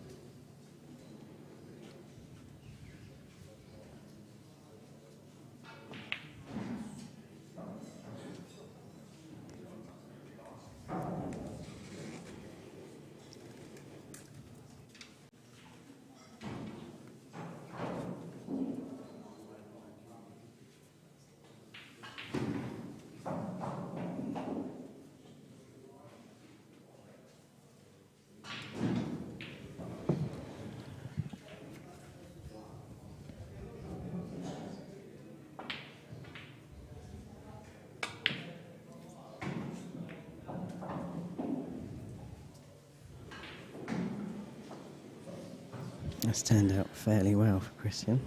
Yeah, that's a good shot.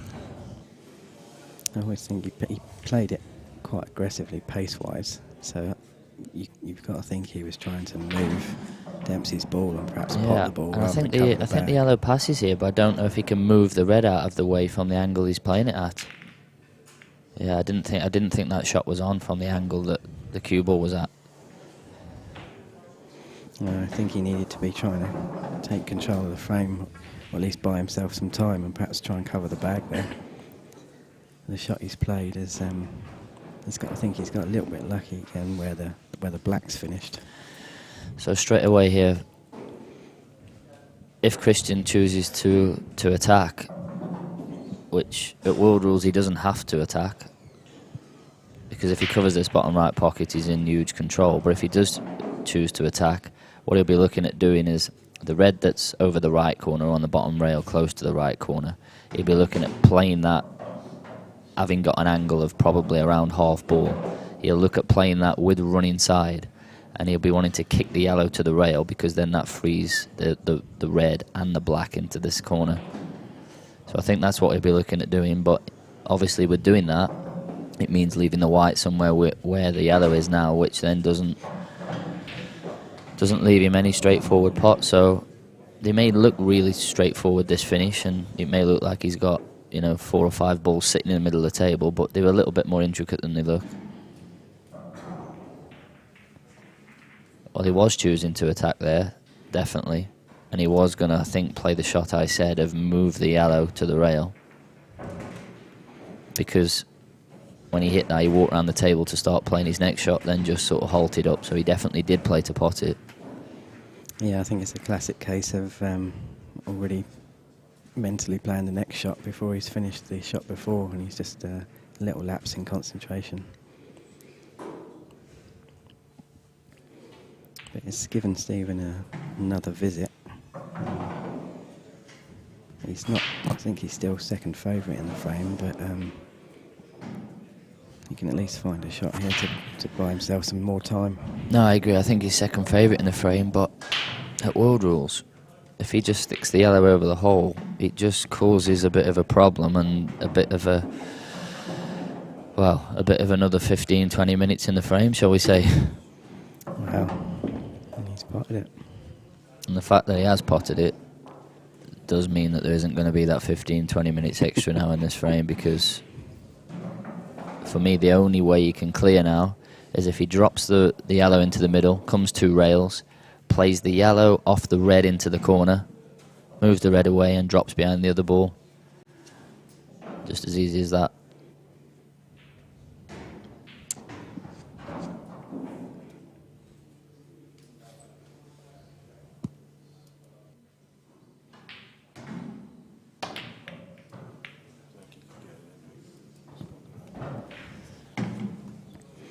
I think he's tried to play the yellow off 2 rails and into the other yellow over the hole in the middle pocket, and he's ended up knocking one of the reds in, so just the sort of chance that Christian needed to get back level.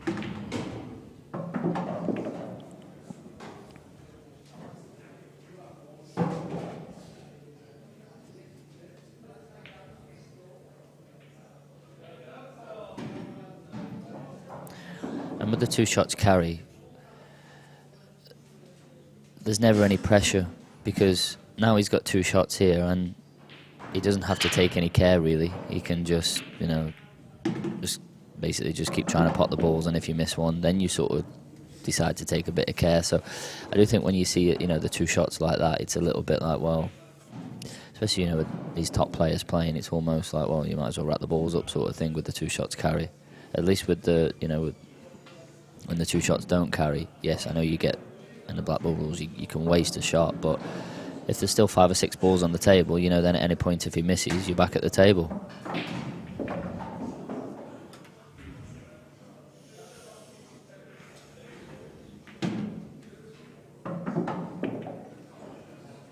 You can see there, the second bounce off the cushion really pinged off.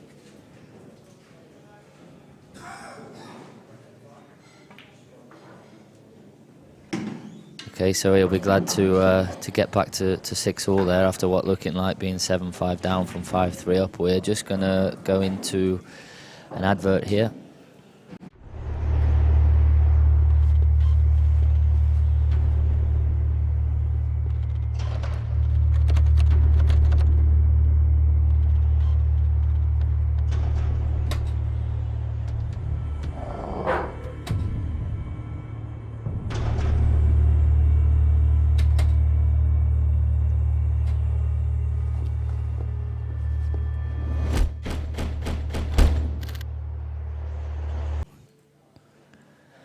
So that was Bulldog Security, the title sponsor for this event.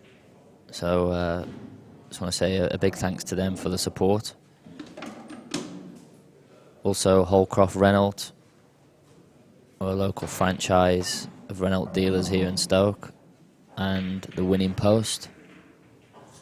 Jed at the bookmakers, and also a big thanks to Beard Productions for the great work they do. I think the best streaming company there is out there at the minute. Bringing obviously these great pictures and allow you to watch two TV tables with commentary, and obviously the live updates and the live scoring from all the other matches.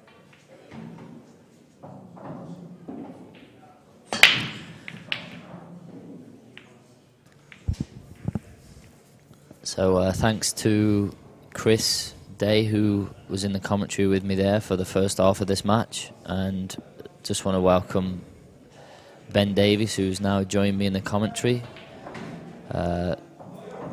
He obviously played in the tournament, pre-tournament favourite. He unfortunately lost yesterday, so fortunately for us, he's here to do a little bit of commentary today. So hello, Ben. Hey guys. Seems to be a good game here so far. Yeah, and the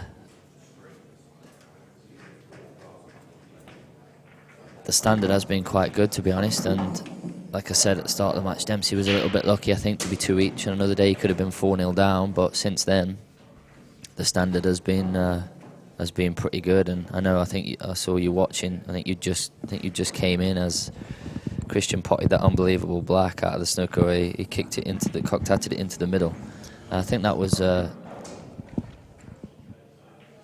deserved, given how the rest of the match had gone. I know it wasn't a fluke, and he definitely did play it, but I think that sort of kept the match in a balance, and certainly that last frame for me was a frame that's going to keep this match in the balance, because had he ever gone 7-5 down from 5-3 up, I think it would have been a big momentum shift.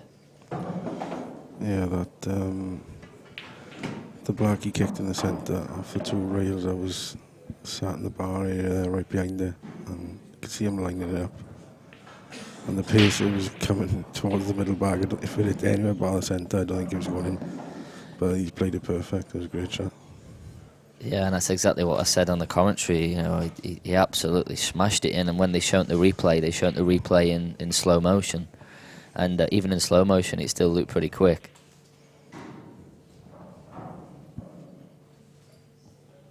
Played a bit of a bad shot there, I think. I don't think you can see this right at the bottom.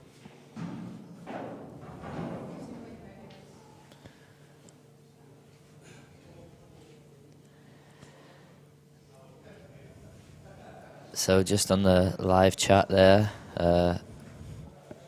Wright has asked, did anyone show any interest in the 100k money game proposal you posted about Chinese 8-ball, 8-ball, 9-ball or 10-ball on the Chinese table?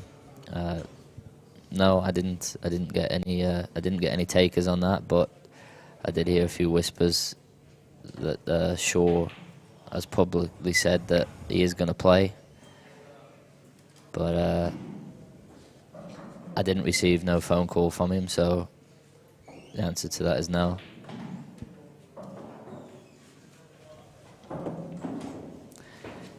Lee Grout has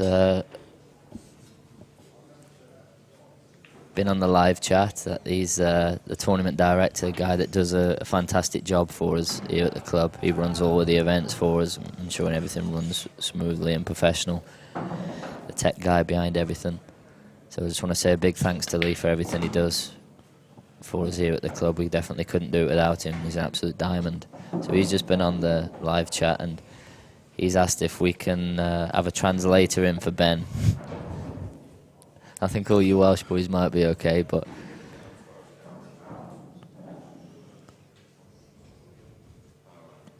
also Phil has just put a question through. Gaz, are any of the other British lads going to get into Chinese 8-ball as serious as yourself? Yeah, I think so. I think a few of the lads are are starting to play even more. The Star event is a little bit more easy access to get into because they hold more qualifiers, and I think that's the route that Joy are going to look to go down in a slightly different way in the future. I know the likes of Clint Iance and Jack Whelan, they've been travelling over. I play them sort of once a week, and Jack played in the Masters this year. He won a qualifier to play, and I know Clint went over a few months ago to play in one of the qualifying events. And there's a qualifying event down at John Rose Club tomorrow, actually, to play in one of the Joy Masters qualifying events. And I know that Jack and Clint are playing in that, so if anyone is interested, you can contact John Rowe regarding that. And I was talking to Ben about it yesterday a little bit, and I think it's maybe something in the future that he's looking at doing. I know that you went over and played on the IPT, Ben, when that came about, and I know that you did quite well at that, and you were talking yesterday about the Chinese 8-ball. That's where the money is, and for the minute you're going to concentrate on playing English 8-ball, but it's something that you look at doing in the future. Yeah, definitely. I went over last year, played in the Star event, and I don't think I was ready then, to be honest. I wasn't prepared for the task ahead, didn't have the right equipment, didn't really have the right table to play on, but got a feel for what it's all about, and I definitely wouldn't mind giving it another go at some point. But it's completely different to the American 8-ball, but it's a good game. It's a tough game anyway, we'll say that. Yeah, it's tough, and I think that's the reason why the game, is taking off and doing so well, because I think any sport that's popular and that does well, the skill level of those sports are unbelievably high. Not as though I'm comparing them to anything like golf or tennis, but the skill level of those are really high. Snooker, unbelievably high. And I think anything that, wow, just cut away there, and that's really careless. Lefties there. That's a big frame as well, 6 each. Yeah, it's a big frame, and that's careless. I think he took his eye off the pot, sort of just watching exactly where he wanted to leave the cue ball, and maybe he didn't want to leave the cue ball close to the rail. And saying that, he missed it to the left knuckle. Yeah. Thought he might have run through, to be honest, and played the yellow into the centre. Yeah.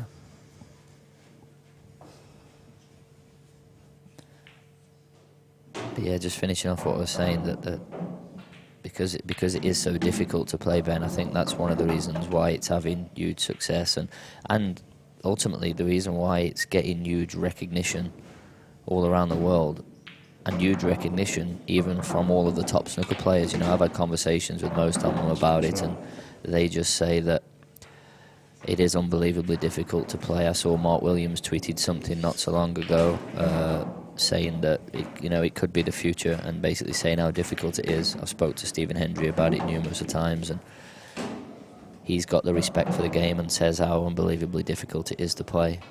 So I think that is one of the big reasons for the success of it. Well, you can just imagine how hard it is, because obviously the snooker tables on TV, them pockets are really tight, and then you're trying to play a game on the exact same size pockets, I think they are, as I'm aware, with bigger balls. So you can imagine how hard it is. Are the pockets the same size as the table? Yeah, I think the cut is almost the same size, and like you say, you've got a bigger ball. Yeah. The rails are set different, obviously, because they have to be set higher because of the bigger balls. But yeah, the cut is very similar, and as you say, you've got a bigger ball and a snooker ball going into this almost the same size cut pocket. So that does just give you an insight on how tight they play, especially up the rails. But yeah, going back to the game. So I know people were writing in saying about the racks, and it isn't as bad as before, but it is still slightly offset, and I think it is quite visibly offset, this pack, that the front ball is slightly offset to the right. Oh. So this is something we discussed, Ben, if you can see it there. Well, your eyes are better than mine. But mind you, I was at the bar with Philly just now, and he told me he couldn't see because his contact lenses are playing up, so I don't know if that's got anything to do with it. Well, I definitely don't think that helps, but It's really strange because Sam Bircher was playing a match yesterday, and he was racking him up probably another ball to the right of that. It was almost sideways, and people were coming in on the live chat talking about it. So everybody at home can see it also. Obviously helping because he's breaking from the side, you mean? Well, no, I mean, what it was with Sam, as I said on commentary, I don't think there's any way that he's deliberately doing it, and any way that he's deliberately worked out that he's going to be making a gaining advantage or making an extra ball from it, because actually he wasn't yesterday, Sam. So Lee went and told him, and the referee went and told him that what he was doing, and he just said, oh, I had no idea I was doing it, but then carried on doing it for the rest of the match. And we have no idea why people are doing it. Maybe it's like an alignment thing. Maybe one person has a more dominant eye, and that has some sort of effect on it. But it's strange that Christian has been doing, not to the same degree, but he's still racking him up just off.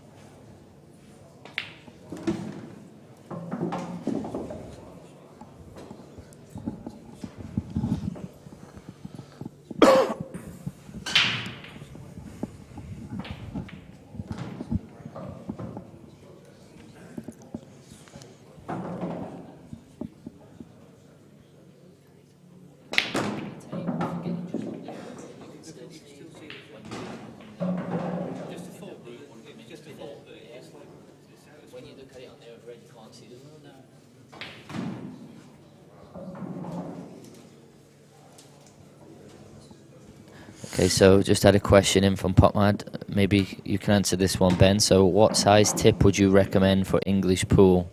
And he's put one piece or two, so I presume that he means first there's two questions there. What tip would you recommend? And then he's asking, would you recommend a one-piece cue or a two-piece? I don't think the one-piece or two-piece cue makes much of a difference, to be honest.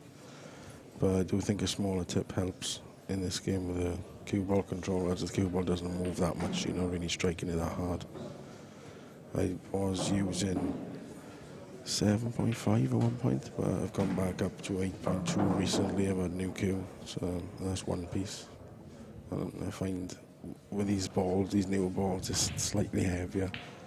So around the 8.2 is about the right millimeter, I reckon, for these balls in this game. Yeah, one thing I will say about that is with the smaller tip, I know you used to play with a really small tip, Ben, and so did I. And but the balls were a lot lighter, so it was easier.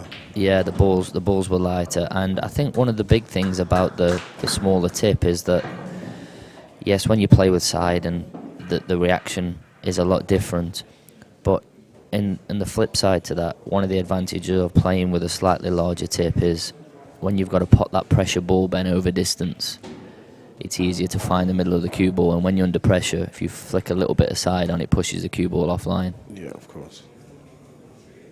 So I think there is fors and against of either, and I think it's like Ben says, it's probably just finding, well, for one, what's right for you, and a balance of it. Just as we're talking about that, Christian's, and I think the reason he missed that to the left knuckle as we look is because he was trying to create an angle that probably wasn't quite there. Yeah, he ended up cueing straight across it. Yeah, because I know people who play with 9.5 mil tips and they're good players. Just whatever suits, I guess. Yeah, and I was talking about this yesterday of the world title that the first IPA one that I won down at the Lakeside after I'd been playing the Chinese 8-ball for a couple of years was I actually took my pool cue that I used to use, which was around 8.5 mil, and because of the contrast of the equipment I'd been playing with on the Chinese table, it just literally felt like a knitting needle to me. Yeah. And I had my snooker cue with me that was exactly 9.5 mil, and for 85-90% of the tournament, that's what I used. I done exactly the same when I came back from America after playing the IPT. I picked my cue up and I looked at the white ball and I was thinking, this must be joking. Yeah. It must be a fake white ball. Yeah. I used the snooker cue for half the tournament, and then I gradually got back into using my actual cue. Yeah, so also Phil's asking you there, Ben, about what tip do you recommend? I use a blue diamond. I think they're a bit softer than an elk, I Are they harder? I always get them mixed up. Blue Diamond would be softer than an Outmaster. Yeah, a little bit softer, but when they bed in, it goes more like a medium tip, and that's right before a medium kind of tip. I think the Elk's a little bit too hard for me. I have my tip quite low as well, so you get a lot of feel on the ball. Yeah, one thing I will say, just touching on that with the tip, because I do know a little bit about the tips, because I do mess about with mine quite a bit, and the Outmasters are definitely a little bit harder than the Blue Diamonds, and for me, it's about taking into account what table you're playing on with the tips as well, because I remember back in the World Championship days when it was televised on Sky, the TV table, the huge lights, the bright lights, and the warmth of the lights used to make the table play unbelievably quick and unbelievably slippy. And I found with a softer tip, I found that the cue ball would just be spinning a bit all over the place, and I found it hard to control. So I used to purposely put on the hardest Outmaster that I could find before the World Championships, because I just felt it helped keep control of the cue ball a little bit more. So it's one of those things where the way your cue is reacting, the way that your tip is reacting. I think it's just a matter of finding one with that suits you, and ultimately it's about knowing what's happening to the cue ball, really.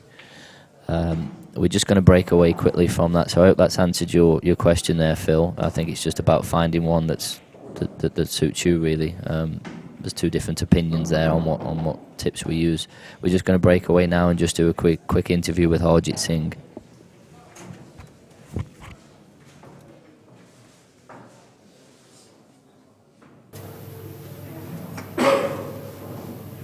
Well, Harjit, 8-3, good scoreline against a good player. Yeah, well, not bad for a world champion finalist to beat the world champion finalist. Right? You've been playing well. You've been playing well for a while, haven't you? So yeah, I put a bit of practice in this time for this tournament, so it shows now. So. And the late finish last night didn't affect you because you went to a decider against Pete Wright. That was yeah, he was a good player, solid. Yeah. You wouldn't think, but he was. Yeah, he looks awkward on the cue, but he's been around for a long time. Yeah, he's a good player. No, he had a few to drink. That's why I didn't think. Right. But yeah. Now he's a machine. He can play with. But now you now got the winner of Bouncer and Jazz. I think Jazz is 8-6 up. Oh, so is it? Any preference to you get? No, I just play the balls. Don't play the player, play the balls. Okay, you know that one is to qualify, so big match for you. Big match, yeah. Okay, get some rest and you'll be on again soon. Okay, all right, cheers. Cheers. Excuse me.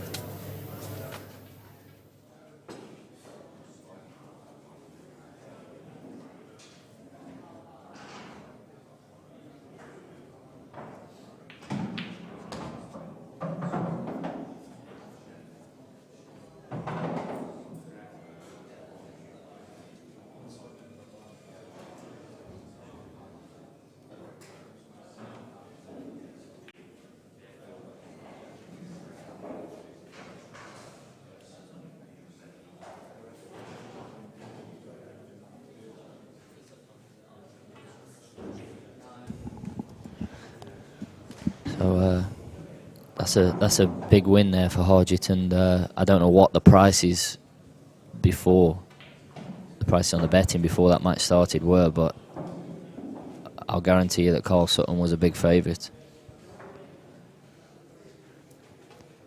Yeah, you would have been 1-3 over the side. Yeah.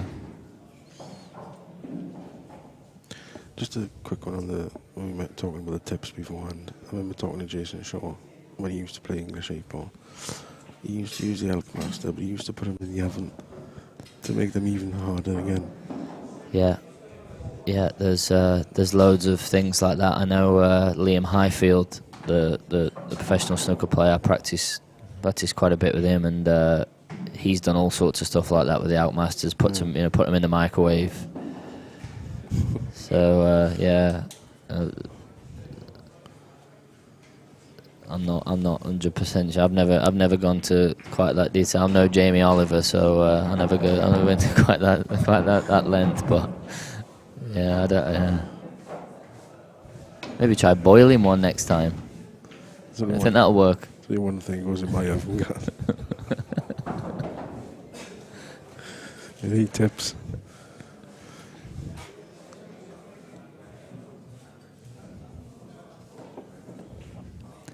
But we were just having a quick chat there, Ben, during the interview there regarding the rack. I know we've gone on about it a bit, but the reason we have is because a lot of people are sending messages in and talking about the fact that they are racking the balls up off centre, basically. And you were just talking there that you've practiced the cut break quite a lot, Ben, and you were just talking about the advantages of that. Yeah, with the blue, I only practice it because I find with the blue cloth you get more of a consistent break doing the cut break.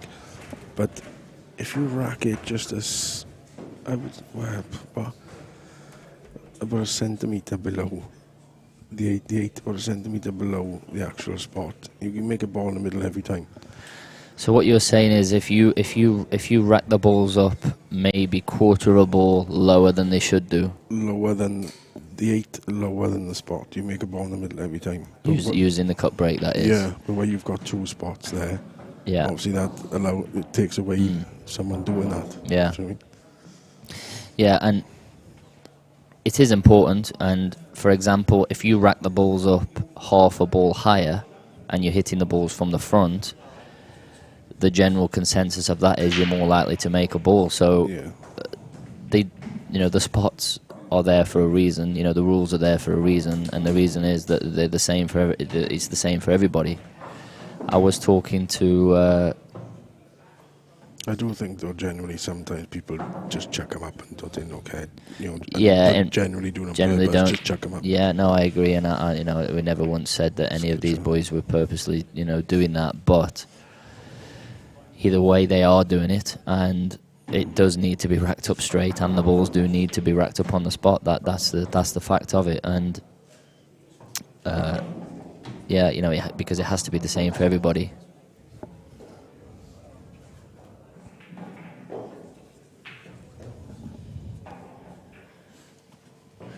We're just going to cut to do another quick interview with another one of the winners, Zach Shepherd.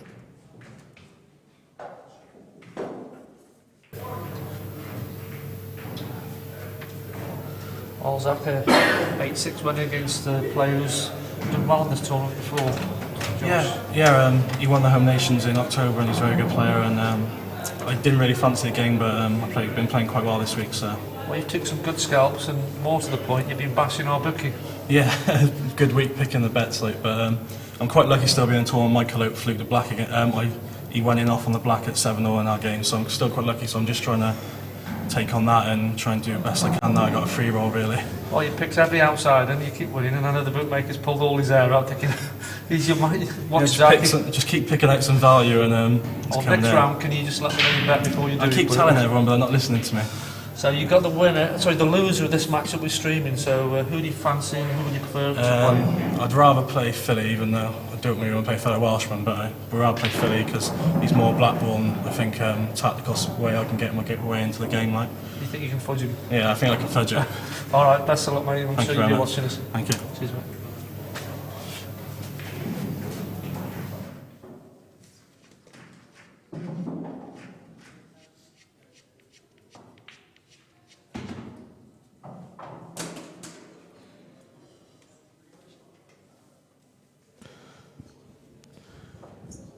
Gaz just nipped out to get a drink there, I think. I'm on here for a second. Oh, sorry, he's back. Just saying you nipped out to get a drink there, but you're back.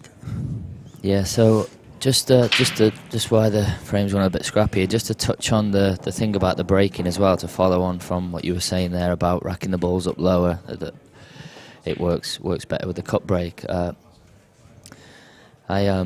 I was talking to Shane Van Bonen in January in China at the Masters, and he was saying that in some of the tournaments in America, the big events, that they've now stopped him and Corey Jewell are two of the players that were the reasons why they've stopped it, is because he reckons at the 10 ball, he reckons that he can rack the balls up in a way where he manipulates the pack. Now, I'm not saying manipulates it as in tilting it to the side or racking it up higher or lower, but he can manipulate the pack with which balls are touching where, that guarantees him making a ball.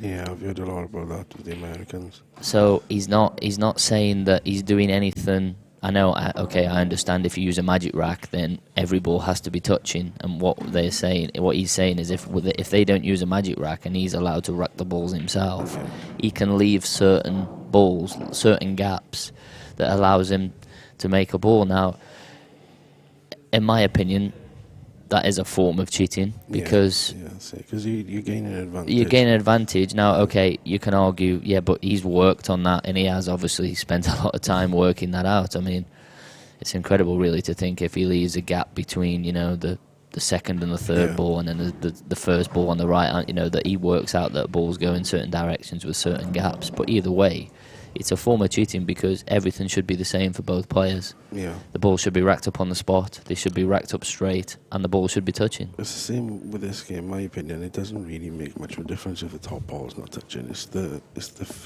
balls behind the top ball. If they are touching, they're still split. Yeah, and I always used to find it the English 8 ball as well. It's the two balls either side of the black which are important. If those two balls either side of the black are touching, that has a big impact on whether they break or not. But there's a lot of factors. What you can have every single ball touching, and if you try this, if you grip the cue as hard as you can grip it with your backhand, and squeeze it as hard as you can squeeze it, and try and break, the balls don't break. So it does lend itself for a huge talking point. But yeah, that's what Shane Van Bonen was saying. And now in the tournaments they've banned that, or banned the players from racking the balls at themselves. And I did actually say to him, well, in my opinion, rightly so, if that's what was happening. Yeah.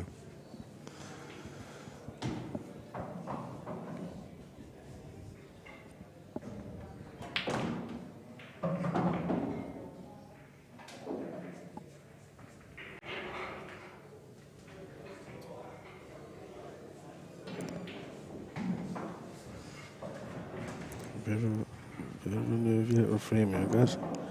7-6. It's a big one. Yeah, and it's been going on for a while. They're both sort of trying to play sort of attacking safety shots where they're developing the balls and leaving the opponent no shot at the same time. But I think he can get a little bit bogged down. And I don't think can he pop this? I don't think he can pop that yellow past this red. He can't get to this yellow, can he? I think maybe if he could get the cue ball to somewhere where he'd sort of place it with his hand, he could maybe flick it in with a bit of side. And it's definitely tight. Christian's struggling here anyway, either way. Needs to try and find something to give himself half a chance. It's the only hope he's got at the minute is that yellow doesn't pot down this corner. And sometimes, Ben, at these rules, I think what can happen is you can get yourself in a position where you can't really win and you end up just dying of a slow death, if you like, of the frame. Yeah. So, like you said, I think that's completely right. You can just do something, and what I mean by do something is maybe just develop your open ball. Yes, you're leaving him a go at the finish, but just keep it at least you're putting him under pressure and you're basically asking him the question of, okay, if you miss, I'm gonna win the frame, rather than just end up to the point where the frame just withers away and you lose anyway.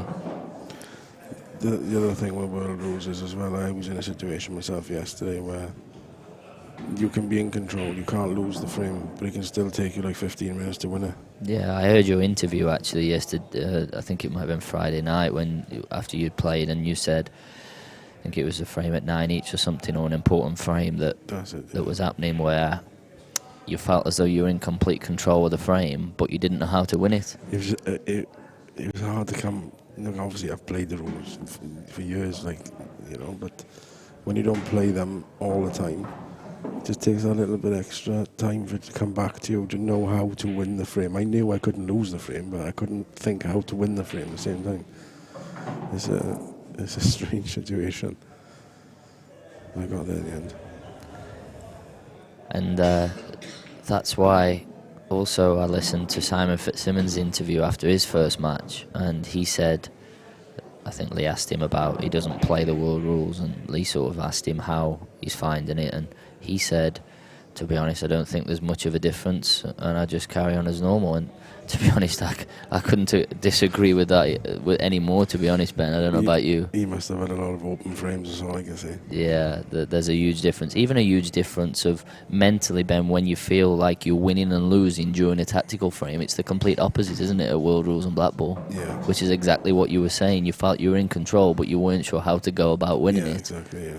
Even It's more of, with Black Ball, it's more of an attacking safety, whereas with World Rules, it is complete lockdown when you win to safety, and then it's just the fact of being patient and waiting out your chance to win the frame. Yeah, and even, your mindset of going for the finish of, well, if I play this one up the rail and it sticks over the hole.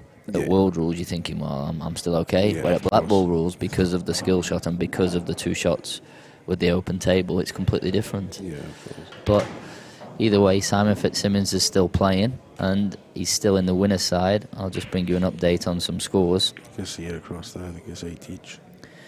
Okay, so as you can see, as you knew there, Harjit Singh beat Carl Sutton, which is a great win for him.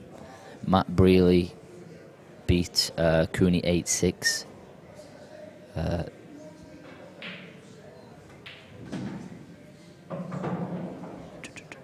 Oh no, sorry. That was on the winner's side. It was showing 8-6. Now that's gone to 9-7. Matt Brealey is ahead 9-7 on that. That's from the winner's side. So that's the winner's qualification match. Jez Graham against Simon Fitzsimmons is 8 each, and Fitzsimmons is just about to go 9-8 in that match. Shane Thompson has beaten Jason Bates 8-5 in the loser's side, round 5.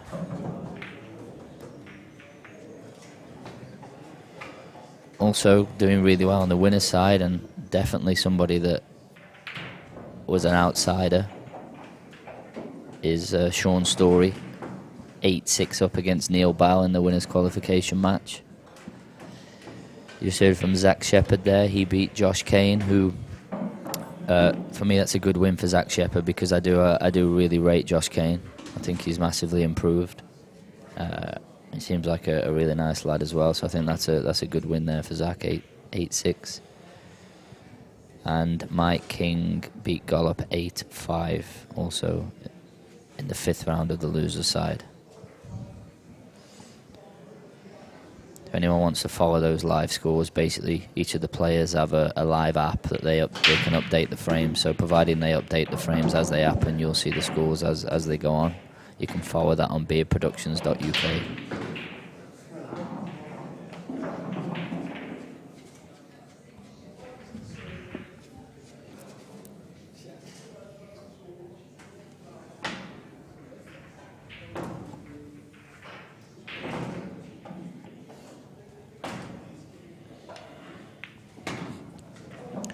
Christian just cleared his pocket, hope for a bit of luck, really. That's all he could have done to get half a chance. Don't think he's come far enough, does he? Well, he hung his head down as though he didn't, but I'm sort of sitting right behind this. Yeah, and I think he can get that. I think he can get it, and certainly maybe with the trays aside. The thing is, though, Ben, if he can't get to it, it's not the easiest positional shot off the ball right over the hole, is it? No, it's not. He needs straight queuing to come back off that one. Really straight queuing, and the yellow is sort of really deep into the pocket, which obviously makes catching one of the knuckles an issue. He needs a blue spot. And he is screwing it.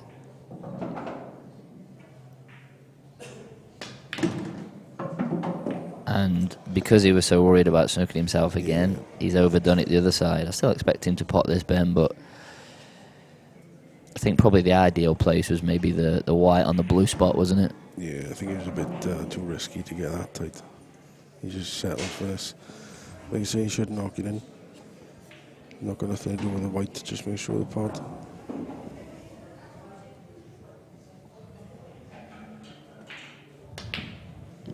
Oh, he's gone for a double. Always played the double. Oh, it's not the right shot there for me. Because if you play it down the rail,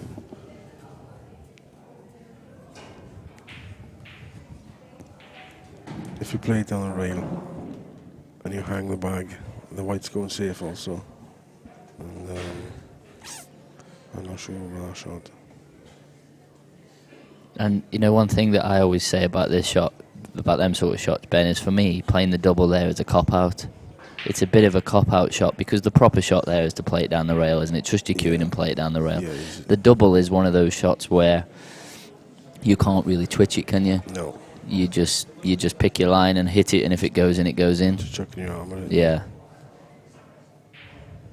You squeezing this from the back of that yellow?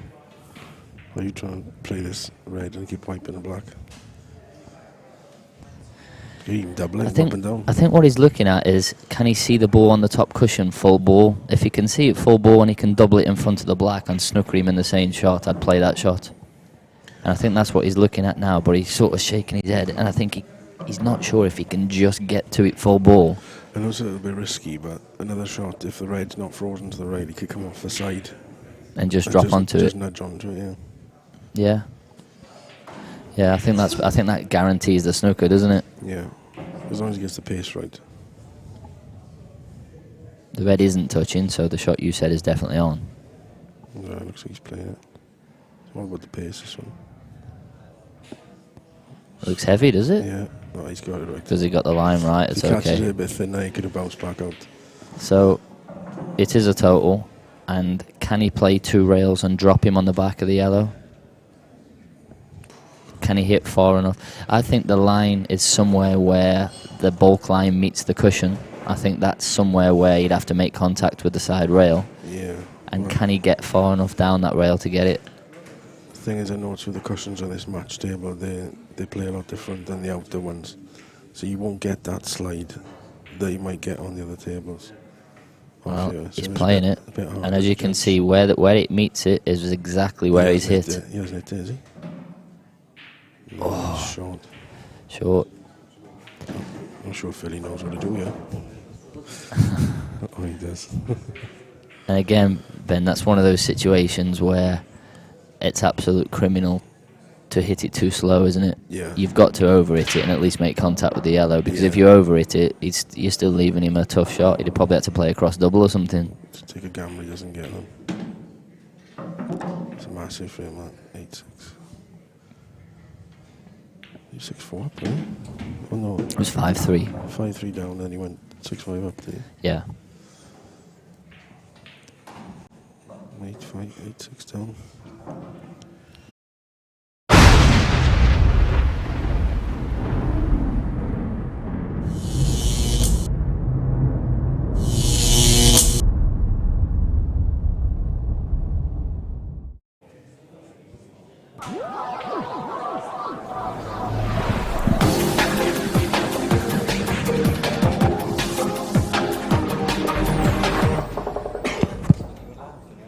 Hey? You don't want to know. I'll show you in a bit.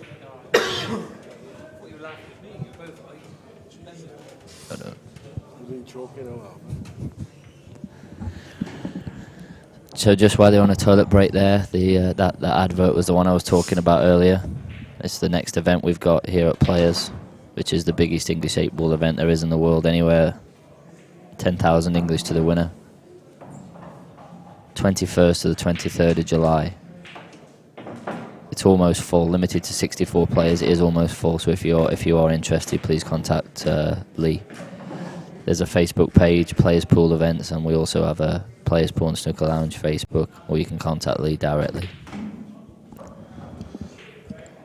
It is restricted to no top 8 players from the tour. £350 to enter, 10,000 the winner. Typical outfit, Simmons. Come bought a geranium today, they misses me yesterday.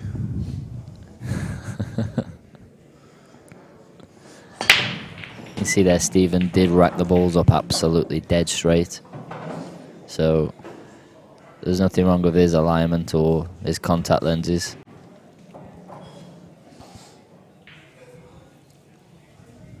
Big frame for Stephen as well, Ben, isn't it? Oh yeah, definitely. It's still first 11 as well, yeah. First to 11, yeah. 9-6, 8-7, massive frame. A little bit of work to do. Yeah, The yellow doesn't go down the rail on the right hand side, which would have made the finish easy. In fact, it doesn't. Makes it tricky. Makes that he's either got to play it long or play a cannon into it. Yeah. I think if he tops this yellow in the middle and just nudges into them two reds, he might be able to leave himself an angle to come and cross and either develop the yellow or move the red from the rail in front of the yellow. They'll be seeing the top right of the picture there. So the yellow goes down the rail. You still should have the yellow near the reds to the centre if he moves the reds correctly.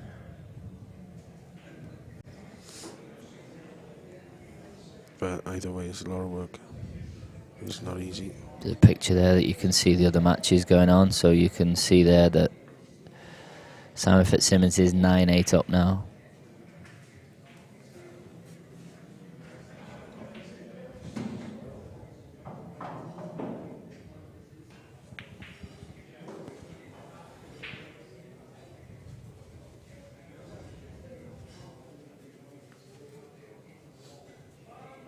I like that shot from Stephen. He didn't go sort of, he realises he's 8-6 down. He didn't go chasing the finish. He didn't go... Because the last thing he needs is to just sort of hand any frames now on the plate to Christian. So I like that shot. He's developed his bad ball and basically said to Christian, I don't fancy you to knock him in from there.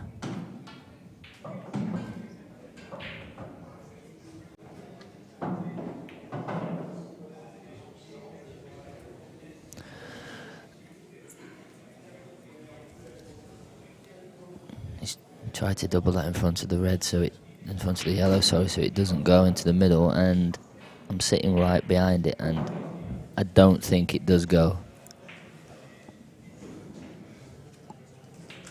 I'll bring you a camera angle of that in a second, but I think he can just get it. You think he can pot it? Yeah, just. It was tight. It's a bit hard. I think he never got at that pace. He just tricked it in, maybe.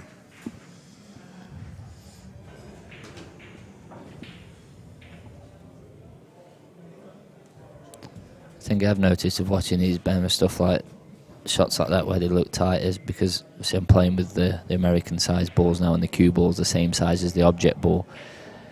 If the cue ball was the same size as the object balls, I can tell you 100% he couldn't have got through to that. But because the cue ball is smaller, it does make that a little bit different to spot, isn't it? Because the cue ball is smaller, so obviously it does fit through a gap that the balls that when they're the same size wouldn't. Yeah, it can be deceiving sometimes when looking at them.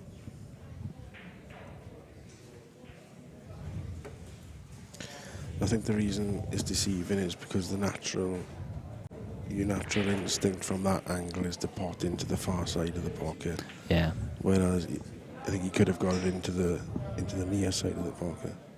But at that pace, he was asking a bit much. But I get what you're saying, yeah.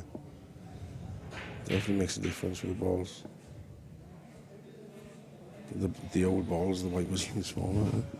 Yeah, and it's one of those things where obviously he didn't want to err on the side of to the point where he catches the red on the way through, because then he loses the frame.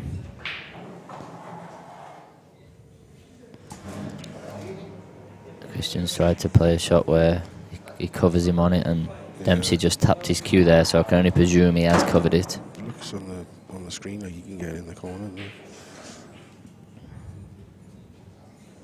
Surprised how much the screen. Everything looks easier on the screen. Yeah, no one's ever missed a ball looking at it on the screen.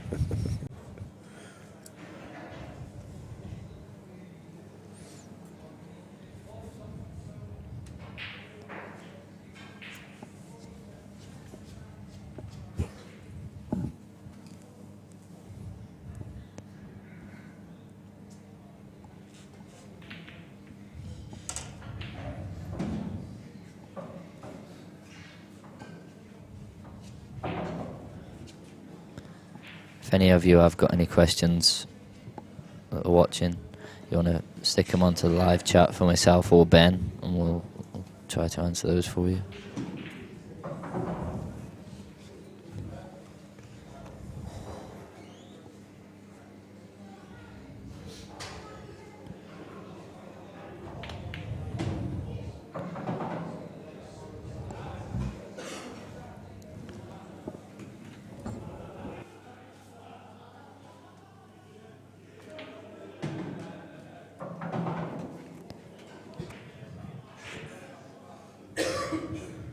So Peter's put, how did I get started with Chinese 8-ball?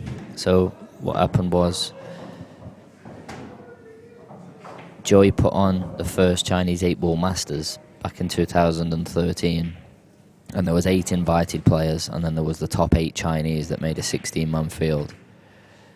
And because Chinese 8-ball is a hybrid of Q Sport, if you like, what they wanted to do was invite all of the top Q Sport players from all of the disciplines. So the top players from English 8-ball, 9-ball, snooker. So there were some snooker players. They invited Ralph Souquet as the 9-ball player, and they invited myself, Darren Appleton, Chris Mellin and Mick Hill as the 4. And at the time, I know Darren was playing American pool at that time, but those were the 4 that they invited from the UK players. So I got an invite, basically, and that's how it started.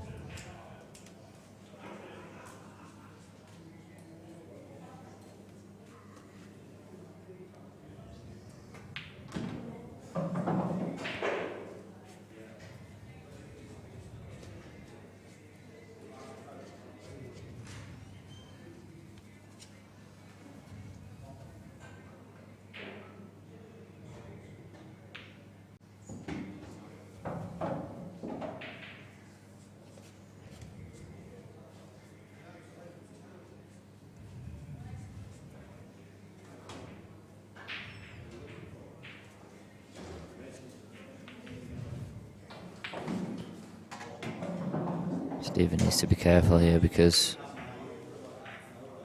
if he doesn't kick this yellow into the middle, he's probably going to lose the frame, and losing the frame means 9-6, and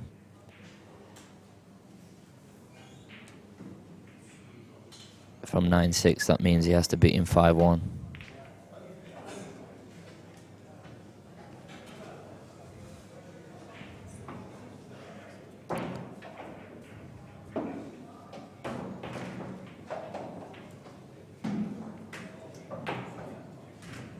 He'll take where that's finished. Although he has left him a shot to play cushion first, and if he does get it cushion first, he will drop onto the other red on the back cushion. So he's playing this cushion first, and if he does get it, he will be on the other one. Well, he didn't get it, and that's the reason why he wasn't on the other one, because he hit it too thick.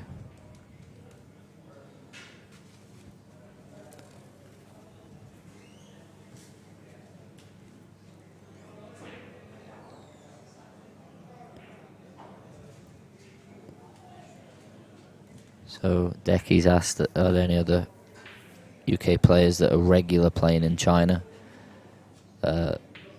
Yeah, I think. Anybody like to bet on the bouncer against Jazz Mass? We're still live and running on it. I think Chris Mellin and Mick Hill are with Star, and they're doing some stuff out there. I'm not sure exactly what, but they are doing some stuff out there. And there will only be more and more players starting to play out there, because they've announced huge increases in the prize money for next season. The Joy event's $150,000 to the winner, and then the Star event a few months later is $200,000 to the winner.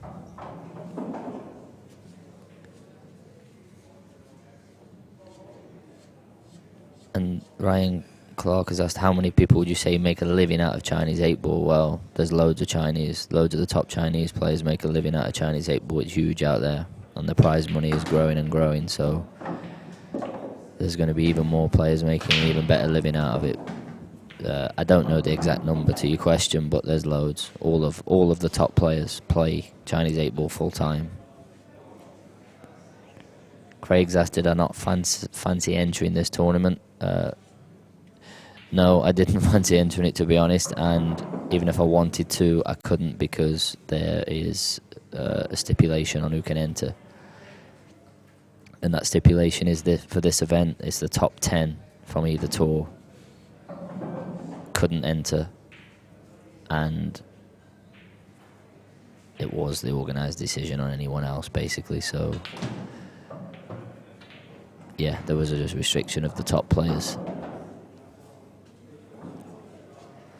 So,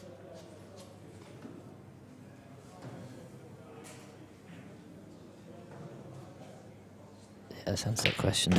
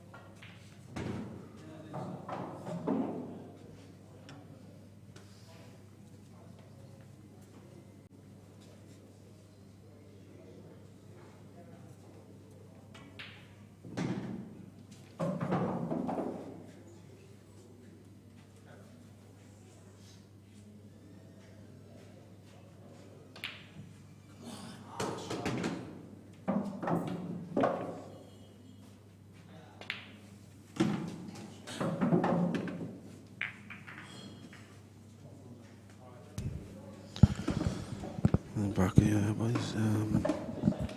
8-7 Philly, Crystal. Still a lot left in this match yet. Guys are just nipped out there. Just looking at some of the questions there. Dan Davey, any stipulations for a 10k when you win in July? I think that's the answer to the question there. No top 8.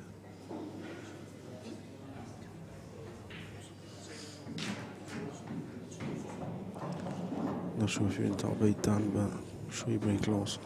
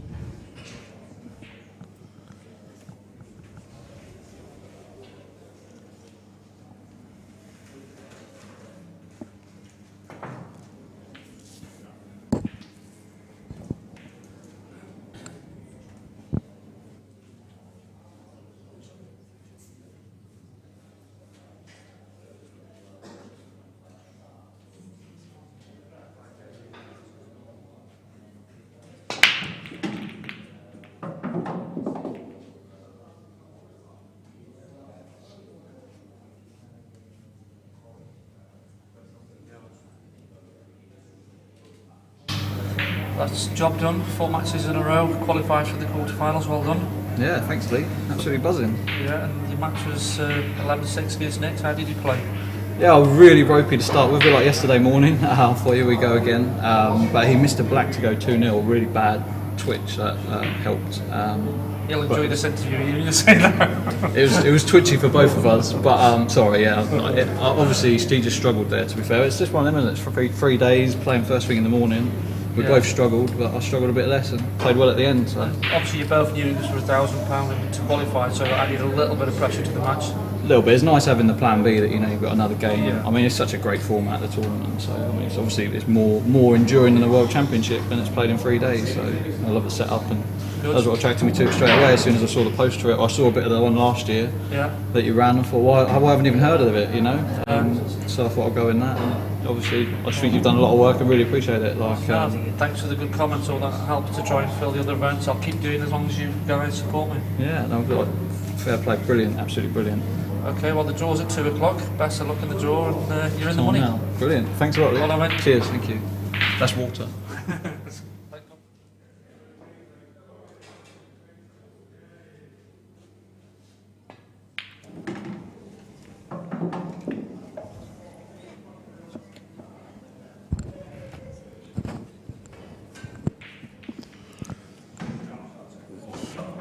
White's running away from Christian a little bit. I think one good shot and get him back in good shape if he can get this one right and get the white back close enough to this yellow. Or he can just drop it in and leave himself the other last yellow to the bottom right corner. Oh, he's potted in the wrong side of the bag.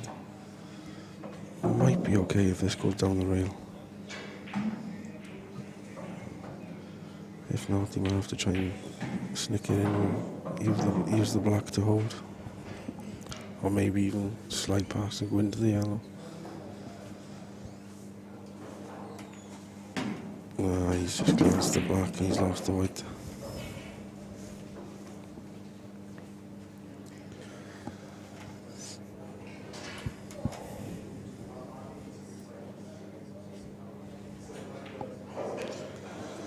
Another twist in this game again. Yeah, sorry, I'm back now. It's had to nip off there. So He's just gone. He should have got the finish on the yellows, but he's lost the white a little bit and found himself chasing it, and now he's left himself snookered. Yeah.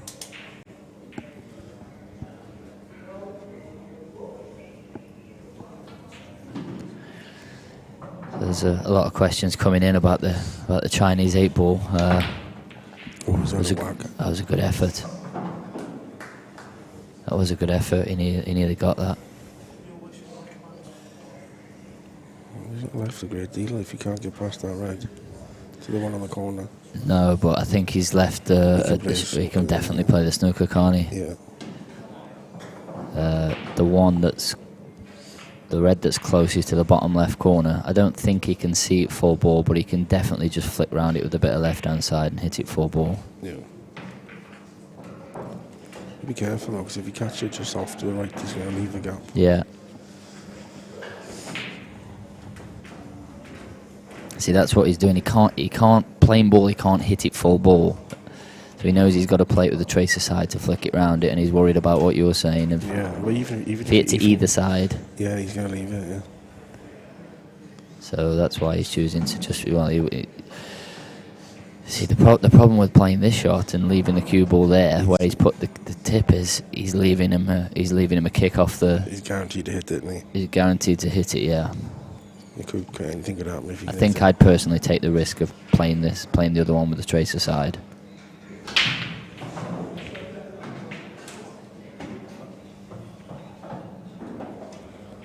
If he comes off the back rail here and comes up behind this yellow, he's not going to leave a lot. And just drops on it dead weight. Yeah.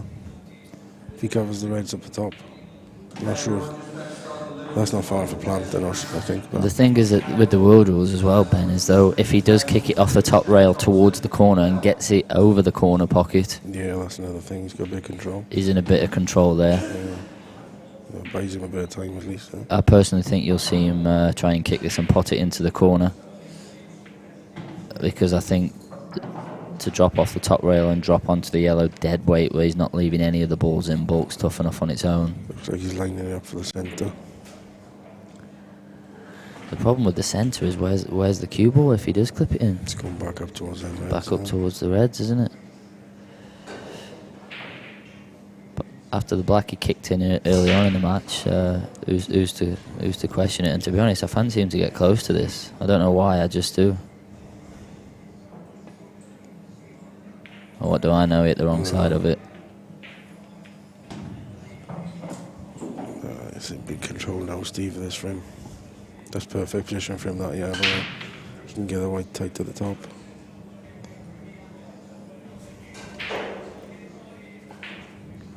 Could even go game if he wants, if these two plant down, yeah. Into the corner. So there's a lot of questions still coming in for me about the Chinese 8-ball. Obviously, I can't sort of hang on and answer them all. You know, we're here to commentate on what's happening. So just going to pick a few of them out. And in Chinese 8-ball, which player would you say is your toughest opponent? I personally think the best Chinese player is Yan Fan. And I think with the events that, you know, he's won 2 of the Masters, and he recently won the Star event, the World Championship. So there's him, and so there's Yan Fan and Zhang Yubo, who, in my opinion, are a level above the rest of the Chinese players at the minute. So Daniel Davies asked, are there any stipulations for the 10K winner event in July? Yes, Daniel. The stipulations for that are no top 8 of either tour. Other than that, there isn't any. It's limited to 64, and I think the event is almost full. Well, I know there's over 50 paid deposits already, so anyone that does want to enter that needs to be quick.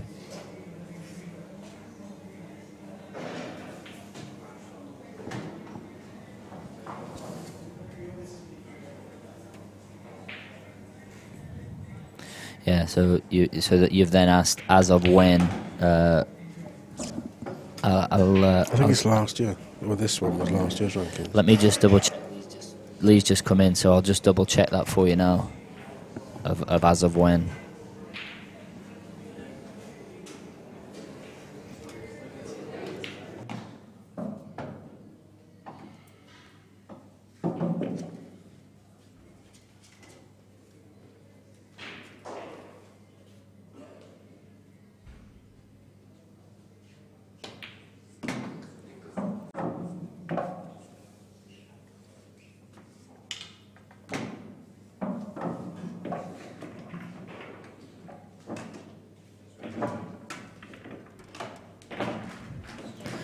So, yeah, the answer to that one, Dan, is like Ben just said, it was the end of last year's rankings, so the end of 2016 ranking.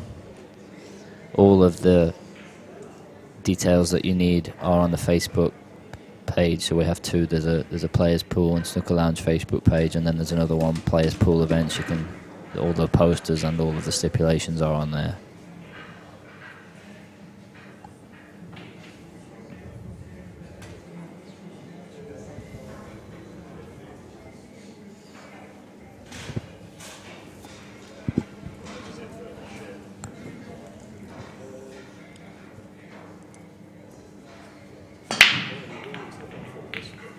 Should that break well again?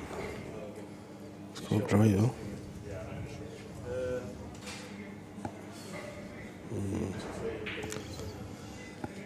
It's a crazy game at times, isn't it? Just one yellow, this bottom corner here, making the reds a little bit awkward where it could be absolute plop-ins. Yeah, and that's giving him something to do now. But with it being the first shot, Ben, if he can get through to this red that's over the right corner or on the right knuckle, he could pot that, and with it being the first shot, he can come across and play into the yellow. He hasn't got to really worry about where the yellow goes with it being the first shot. Yeah. Well, the red he's closest to, I'm not sure if that go off the cush off the yellow, maybe. Well, it looks like he's playing your shot. Yeah, yeah, he's played my shot, but he didn't get it, but he has flicked one of the balls out that the yellow was blocking. I think your shot is on where he could play the red off the rail and inside the yellow, but in order to play that, you got a bit of pace in it. Yeah, and you need the cue ball in the perfect place to play that. Otherwise, that shot's tough. The other option is maybe if he can land high on the red of the centre, and leave it so he's cutting the red back into the corner, into the centre, could come through the gap of the black and the yellow and come in behind the 2 reds. Or maybe push one red on and be guaranteed. Ben. I think you've called the finish there, and he's missed it now because I think yours was the right way. I think had he ever potted that red into the left centre, drifted down, left an angle like you said on the one in the right middle, come through the gap, and he doesn't need to hit the red. If he just hits the yellow, it would have been on the one he just potted. Either or. Oh, he's played that well. He's played this well though. It's a good That's shot. A great shot, yeah. Seen something we didn't see. I prefer his way, to be honest. No, definitely. Yeah, well, now it's finished like that. His way is correct. Yeah.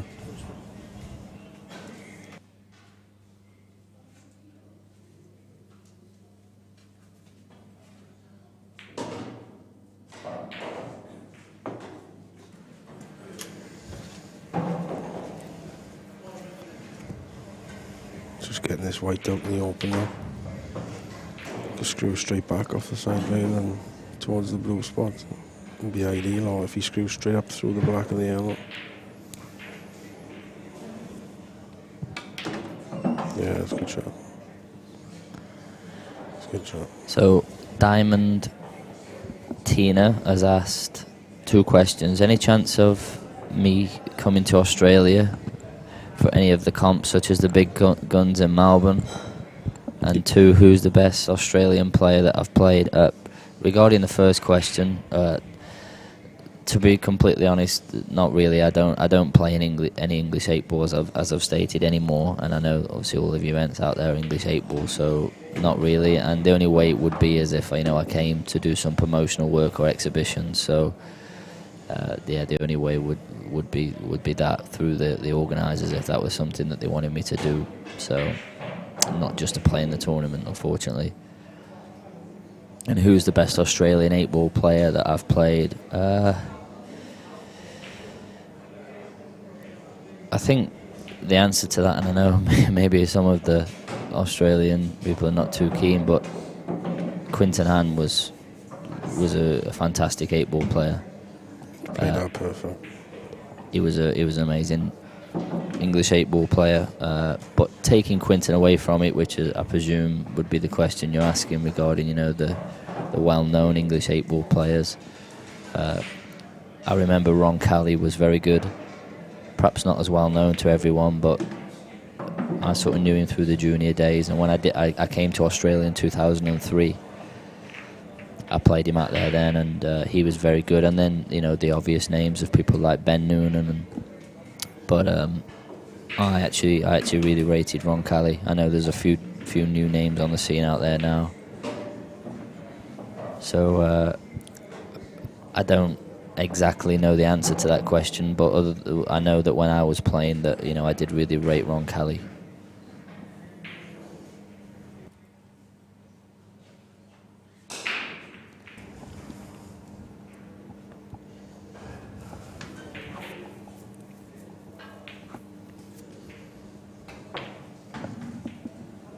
What about you, Ben? See the way he's racked these up again here quickly, Ben? Yeah, I can see what you're saying. You can see this. This is not to the extreme that they were doing it yesterday, but it is still offset. Yeah, I can see it's not straight there, is it? And I think from that angle you can see that it isn't straight either. If you look across the line of the back balls. Yeah. Yeah, I can see that. I don't think he'd be doing it intentionally, I'll be honest. No, I've absolutely no doubt that the way he does it, the way he sets him up. He's not doing it intentionally. I'm not saying that at all. I honestly think he doesn't know he's doing it, but either way, it is set up wrong, and I can understand that people are saying that it's not right. Yeah, so he puts them in, and then I think he just sort of shoves the balls there with no care. Yeah. He's not even getting down to line it up, he's just looking if they're touching. I don't think he knows if it's straight or not, to be honest. Let's see how they are now. Can we get a shot of the rack? See, they're still the same. In fact, they're probably even worse this time. Yeah, exactly. It does look the same. Oh, that's the white thing. So he's had 2 breaks there, and he's not gaining advantage. Although he did make a ball there, and he was kicked in off, which the kicking off was unlucky. And had he have not been kicked in off, he's left these balls, which are pretty much unmissable, I think, aren't they? Yeah, you can't miss them.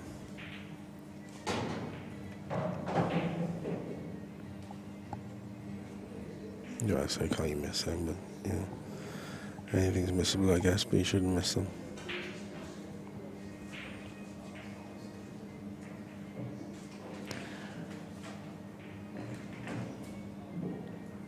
You're welcome for that answer, Diamond Tina.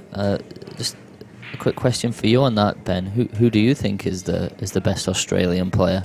I know you played in the World Championships and when the Australian team was at its strongest. I don't really know a great deal of them, if I'm honest. Only like the usual ones like Ben and. There was Alex Evernados. He was like the veteran. Is it Rusty Wheeler? Rusty Wheeler, yeah. They were playing. I think Rusty Wheeler thinks he's the best. From some of the stuff that I see that he posts, but I think Ben was pretty much one of the better ones when I was playing. I think Ben probably had the best record in the World Championships in the singles events. Yeah. I think I think he definitely got to the TV stages, so that's the quarterfinals at least once.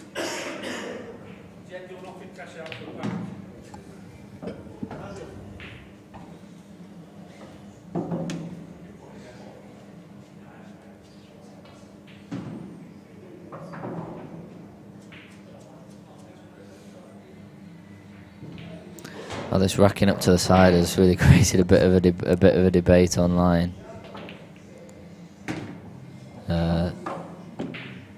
David Moore is saying it is intentional.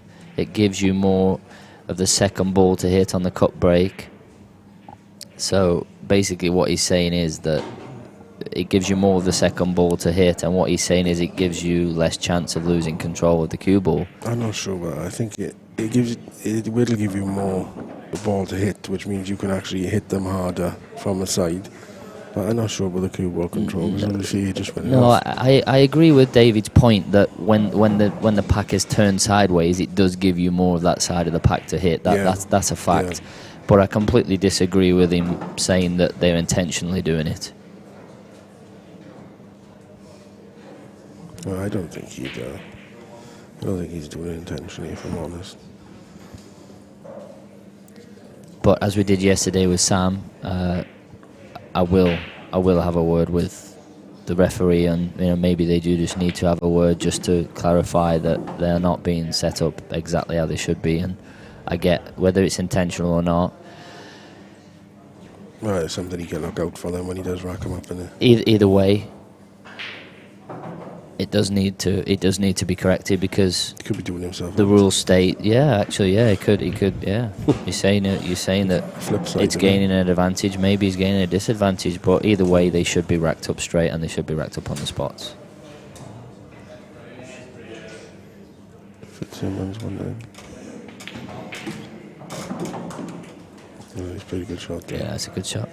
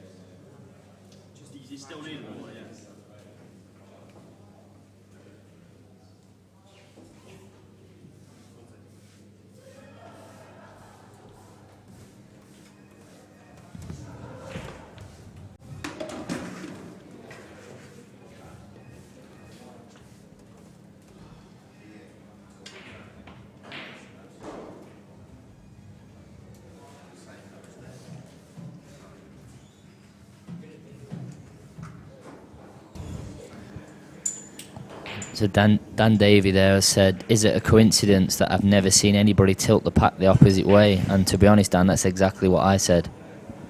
That's exactly what I said. I've never seen anybody else tilt the pack so the front ball is sort of offset 2 balls to the left hand side. I agree. It's strange.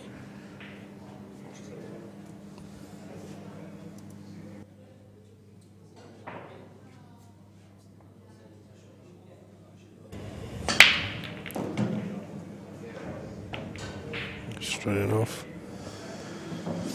So Lee, I have just explained to Lee the problem or what he was doing, and he has just been out and spoke to him and explained, and he has just openly said that he didn't have a clue he was doing it, and he will make sure he double checks.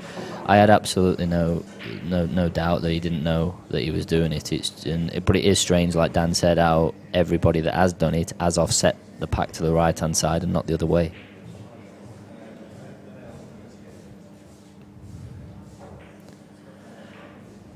There's a picture of the winner's trophy. But whoever wins today, I think will be more interested in the £5,000 that's inside it. Nonetheless, it's nice to get the trophy.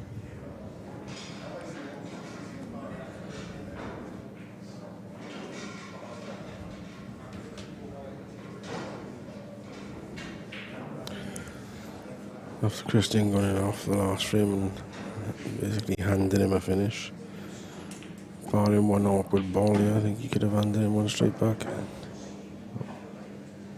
Would you have definitely gone reds there, Ben? No, I think I would have been tempted to go yellows. If this yellow passes the red bottom right corner. Which it does, because I'm sitting right behind that, and it does yeah, go. I would have gone yellows. Because you got 2 options to kick the black. Yeah, there's you more. You could have done it off this yellow here, and like you say, there's more room to work. But those yellows where they are, especially one over the middle, it just makes it a bit more easier access to the black, doesn't it? Yeah.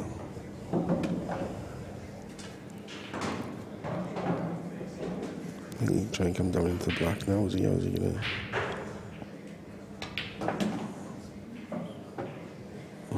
He did, and he's found the Watford. Oh, he hasn't landed perfect. He looks dead straight, but what he is, if he is dead straight, he can screw back, get the white flat on the back rail, and then play the cannon. Does he need to play the cannon? Or just play onto it in the middle, depending on how he falls. I think because he's going to be screwing back quite close to the red, I think he's going to do well to leave an angle where he can just drop exactly onto it. If that red goes in the top right corner, I'd leave it to last. I'd take top one and come bottom right corner and left corner and drop him behind. Yeah, that's a fair point. And I think that's what he was looking at.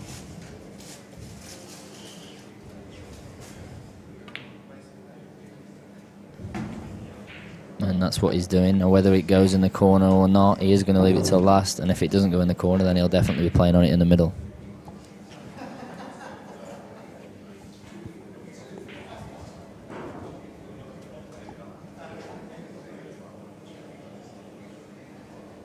Looking at the middle. So Lee has come on the live chat, Lee McShane, and said that he obviously has spoke to Sam Bircher about how he racked the balls up yesterday, and he said that Sam has told him that he can't tell when he sets them up, as he only has 10% vision in his right eye. So that must be something to do, like I said, with the alignment or some sort of sight problem. I never once suggested that it was ever done intentionally, and I don't think it was ever intentionally done by Christian, as he's confirmed. But I don't think that Christian Phillips has only got 10% vision in his right eye, so I don't know why he's doing it. I don't think he's got 10% in both cases.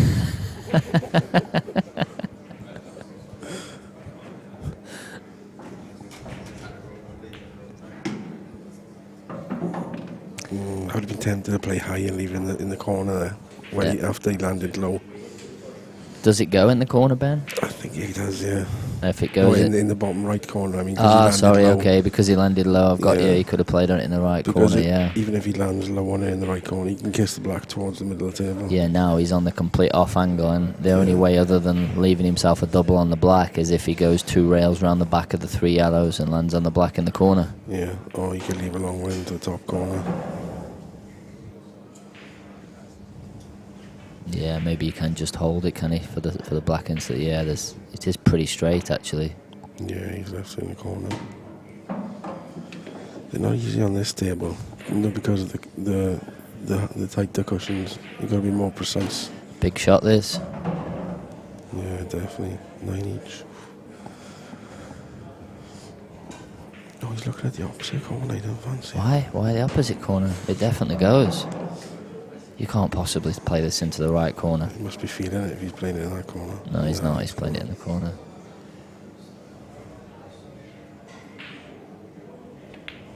It looks in. Yes, great shot. You can see he's queuing that up when he giving the big licks there with his back arm as he was going in.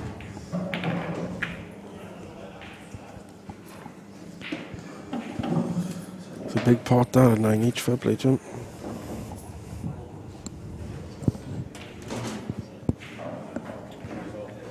So I think we're just gonna cut to a quick interview with a couple of winners from the winner's side.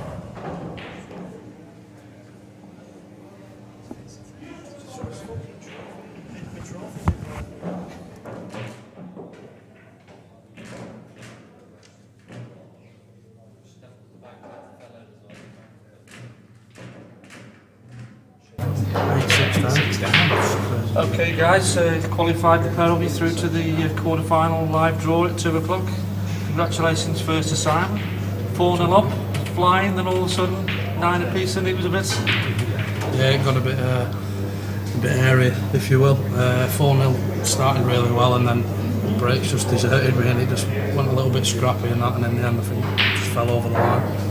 but good to get through against a tough opponent. Yeah, really pleased. I mean, it's hard because he's a good mate as well. I've known him probably 15 years. You were good mates. Yeah, not anymore. So yeah, it was a tough game, but I'm really pleased to get through. Okay, well, good luck at the draw and at 2 o'clock. Cheers, Lee. And over to Matt. You had a close match there. I think it was 11-10, 11-9. Yeah, it looked like it was 11-10, yeah, but it was quite the opposite, to be honest. Society, he went 5-3 up on me, and then he's made a mistake. Should have gone 6-3, and I rattled 5 in a row off. And I was struggling to get over the line then because I had brakes dried up. So I think I took a 10-6 lead, and then had 3 dry brakes just to kill him. Fell over the line. Just happy to get over and into the draw. Okay, best of luck to both of you guys, and we'll be out in the arena soon. Cheers, mate. All right, Thank you. cheers.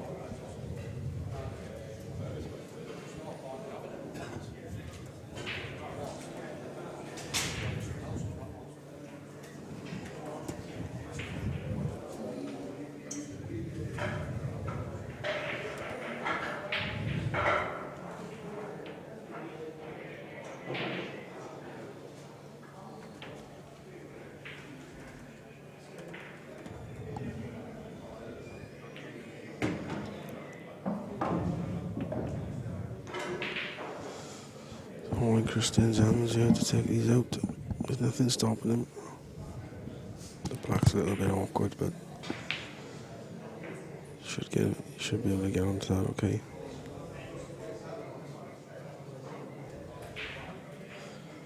There's just one red directly to the left of the white ball at the minute. This causes a slight problem. Okay, just going to call out another 2 matches for the losers' qualification. On table 3, I think he wants to leave the red bottom left for last ball, possibly to land low on it and come off the side rail up for the black. That's why he's a bit in 2 minds with taking it out, I think. He's played on to there. He's on there a bit low, but should be okay.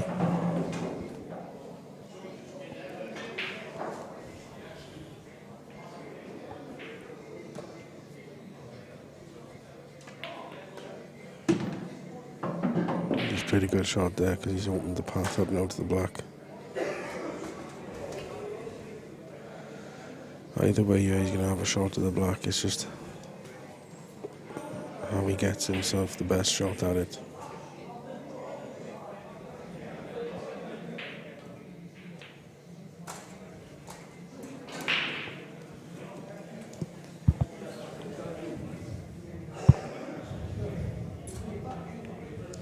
Ideally, I think you want to take the bottom right first. Then the one in the middle. Come back to roughly where the white is now, and then drop that in and stop the white dead. And then just, yeah, you can definitely, the red into the middle of the table is the ball that offers the easiest position, because if you can get straight on it, then you can guarantee leaving the white where the red is, and you fancy him to pot the black from there. Can he? I think he can get through to this, can he? Yeah, I'm sitting behind it, he can get through to it. He just needs to, like you say, just play a little soft screw shot back into the gap to somewhere where he's at now. Doesn't want to get into it too much and catch that yellow because he'll land in no man's land.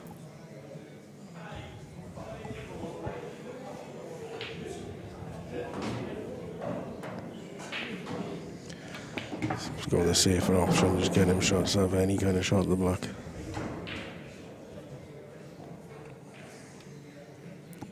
Suppose he can get the white back where this red is he's playing now. He's going to have to play a similar shot, though, of what we were saying, from the same angle of just play like a little... Yeah, just less traffic. Huh? A little... But because he's left himself... Oh, he's looking at playing a side rail first. Oh, I'd be leaving the white there anyway by the two spots. I think you just use the yellow as a bit of a guide and just make sure you come inside it. Just make sure you go wide, yeah.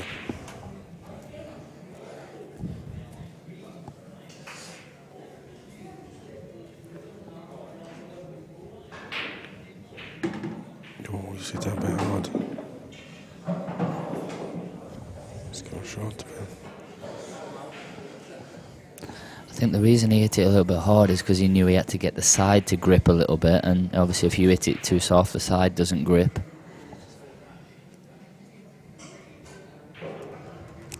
Just wait to could slide off that yellow into the centre. And that's what he's looking at. He doesn't like it. And that's what he thinks is going to happen. You can tell by the reaction on his face. He thinks he's just going to play a stun with a bit of right hand side and just to avoid the yellow. Just to come inside the gap of the yellow in the pocket, you mean? Yeah. I don't know if he can avoid it. Look at that. It's a nasty little one, isn't it? Yeah. And the other option is just play with a bit of pace but top it through the yellow. But then the harder you hit it, the wider the white jumps out and catches the edge of the yellow. I think he is going close here.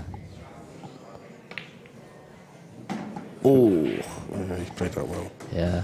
See, he's grafting there, though he let off a bit of steam. I think he thought he was missing the cano on all the yellows playing it like that, and he obviously just caught it, but he didn't go off. It was a good finish, and as you can see what it means to him there, he's happy with that. That's 4 wins out of 4, and that guarantees it that he's qualified for the quarterfinals. I think that's the first time I've seen him smile, to be honest.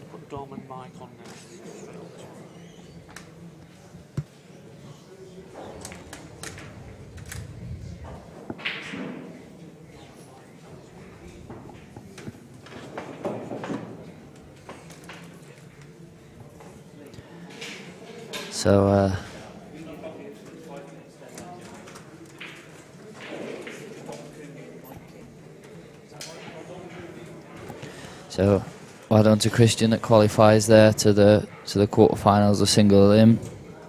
Stephen Dempsey is not out, it's double elimination. He goes into the loser side now and has to win what's probably, I suppose, a couple of matches now to also qualify to the same stage. So the next match coming up is Dom Cooney against Mike King, and that is, I believe, the 6th round of the losers side. We'll be bringing you that in maybe around 10 minutes' time.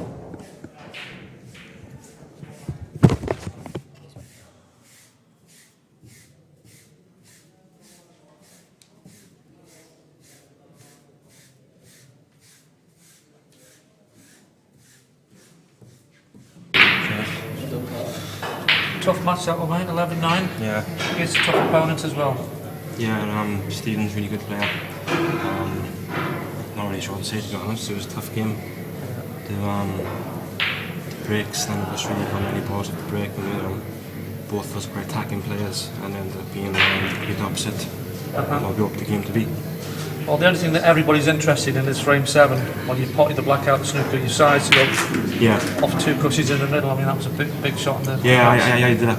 And obviously Steve had a bit of luck. A couple of frames before where he flipped the black. So, but I did try it, so... Yeah, we saw your size on both. Good shot, you obviously practiced that one a few times. Yeah, you have to play people like Ben and all that all the time. Well, Ben likes them shots. Yeah. Okay, well, best of luck. The draw's at 2 o'clock and you're through to that. Thank you. Cheers.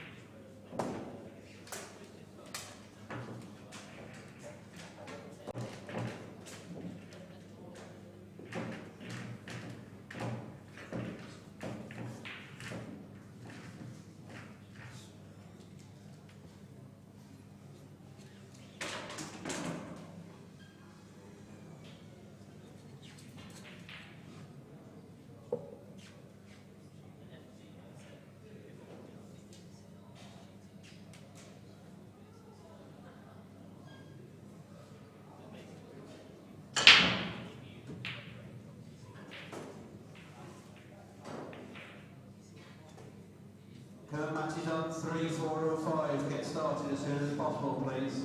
We are on a tight schedule.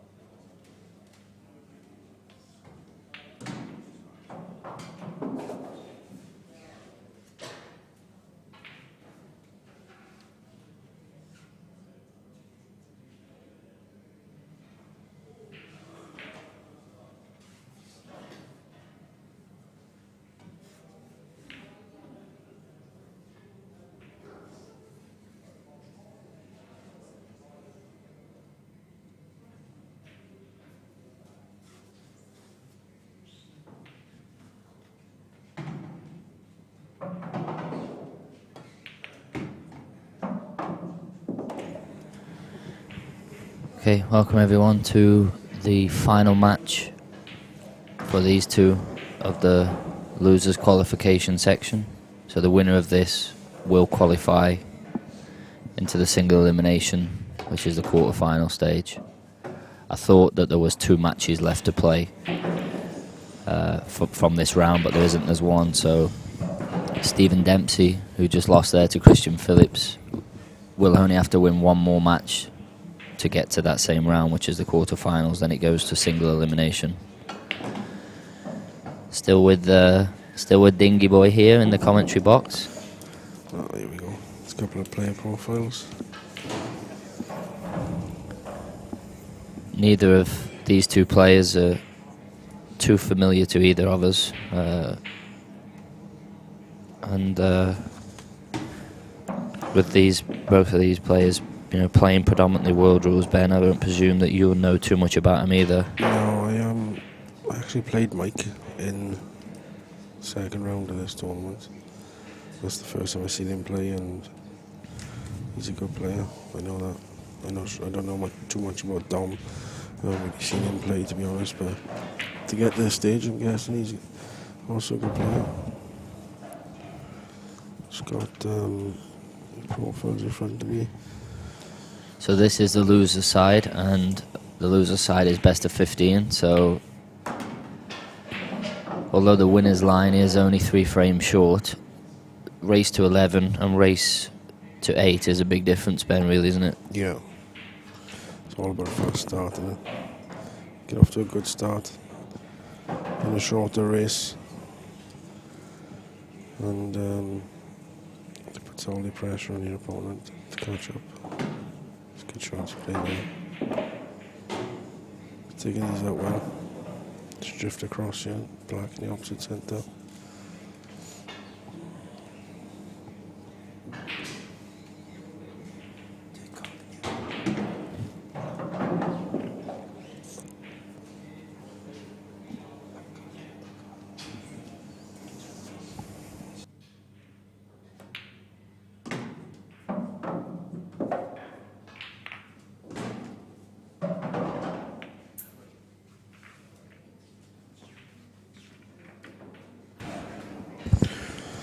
Good finish there by Mike.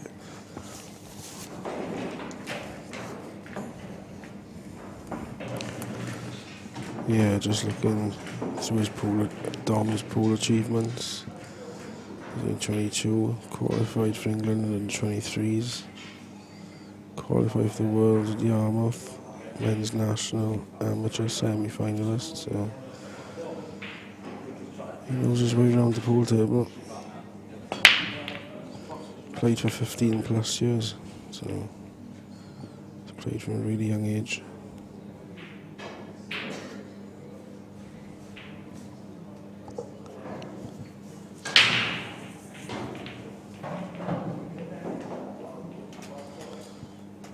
Started playing in his dad's pub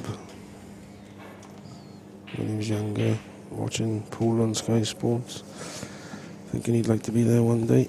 That's his inspiration.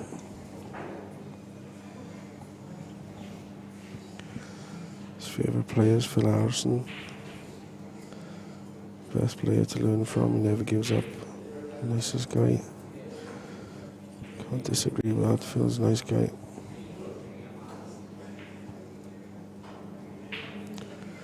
What would you like to achieve? You'd like to be world champion. Sets his targets high. Why not?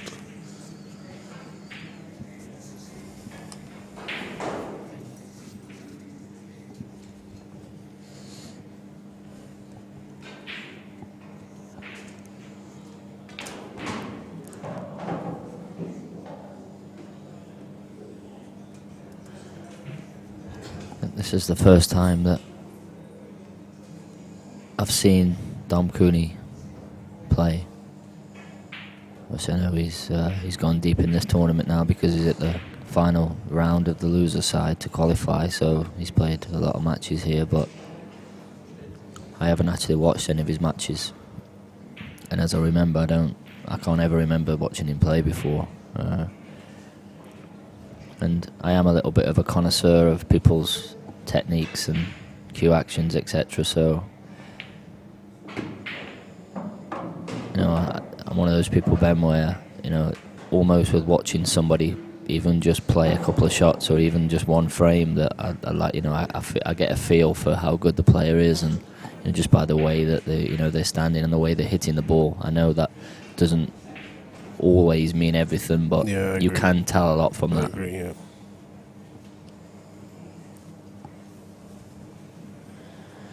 Luke Walker has asked a question on the live chat: is Ben still in? No, unfortunately, Ben lost yesterday. He lost to Simon Fitzsimmons in the winner's side, and then he lost to Jason Bates in the loser's side.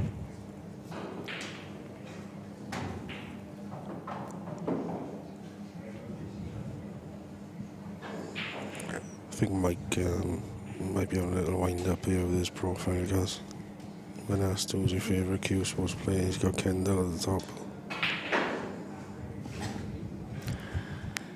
Oh, Jesus. He's definitely on the wind up.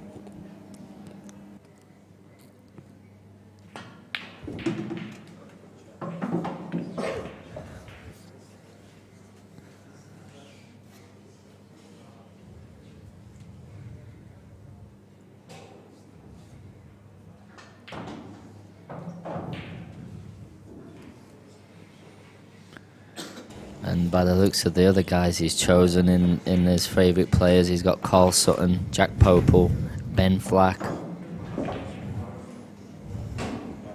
and Steve Mills. I think somebody needs to reword that question as not who are your best friends. To be honest, I think if I would have watched a session between them two, I'd have fallen asleep after 10 minutes.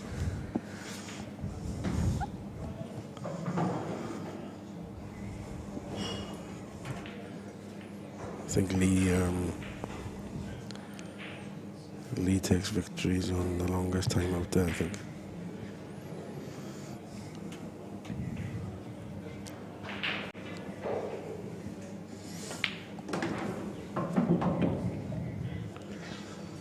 He's got about these well. Yeah. And he's dead straight on this, so just drop it in dead weight, and he'll just be potting the black from roughly where the yellow is. Just look at, I just put my head on the screen and seen him cueing there, and he's cues the ball really nicely. Yeah, he seems to strike the cue ball nice. Yeah, it's a good finish. Good start to this game. Yeah, good standard and good reply. So, as you said, he wouldn't be in this stage unless he could play, and first impressions are that he can definitely play. Yeah. One thing I noticed there, as you can see his cue on the table, is he's got a bit of tape, probably an inch up on the butt. Yeah, I can see that there. And I can only presume that that is some sort of coaching thing or something that he's done himself to tell himself, there you go, you can see it, he's got a little bit of tape around the butt, and that will be something that he or a coach has put on that will be some sort of guide as to where to hold the cue. You see a lot of the local snooker players tend to do that.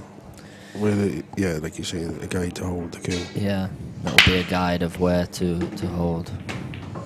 Or he may just tell us that he got angry one match and smashed the cue on the floor and put a big split in it, and the tape's holding it together.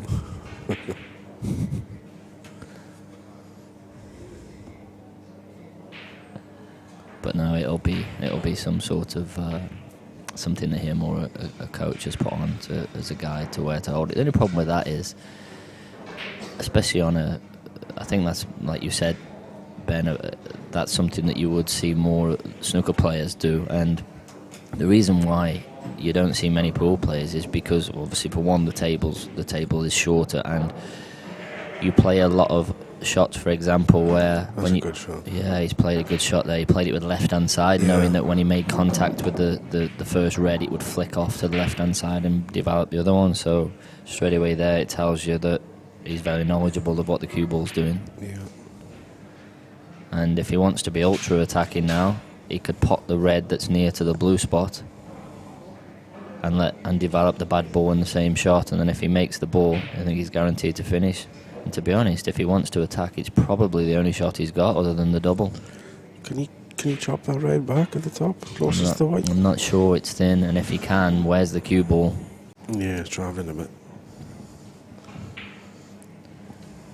But yeah, just going back to the tape, so that's something you would see more of the snooker players, and on an English table, because you play so many different shots, and you don't always hold the cue that far back, especially where he's got the tape, Ben.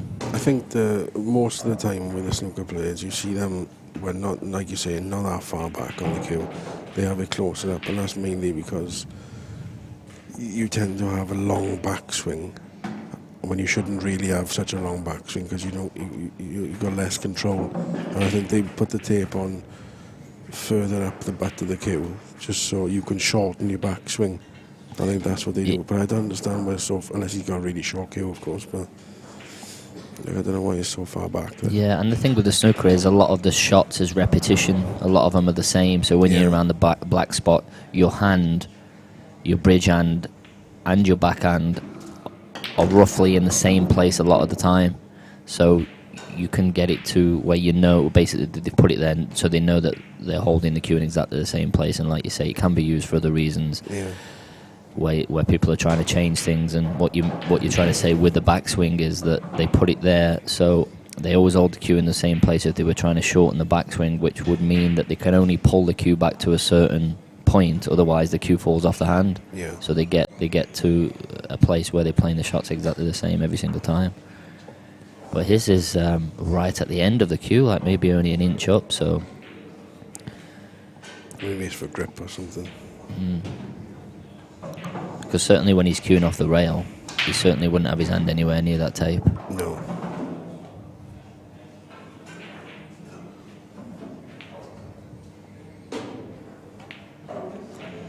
Interesting to see what his plans are with this last red down here. I think he's going to maybe try and screw in behind it off. Leave himself an angle on the last red in the top corner, screw in behind it. Yeah, but to land with that angle off this was the shot. It's literally, he's got to put it on a penny, hasn't he? Yeah, of course, yeah. Anywhere else, and he's not getting anywhere near it. Unless he plays on a double. Maybe he's looking at a double on that. Well, one thing's for sure, you tell yourself, Ben, when you're playing a positional shot here, he can't be short, because if he's short, he's dead. He's played the cross double and thought he could kick it out. He got second prize. He played the snooker.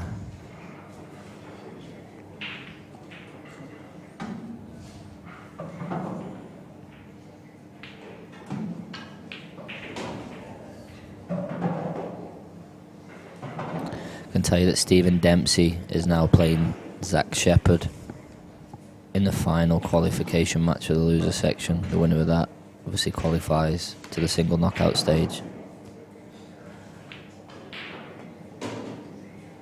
And Jez Graham, who just lost 11-9 to Simon Fitzsimmons, is now playing Harjit Singh in the same scenario. Winner qualifies.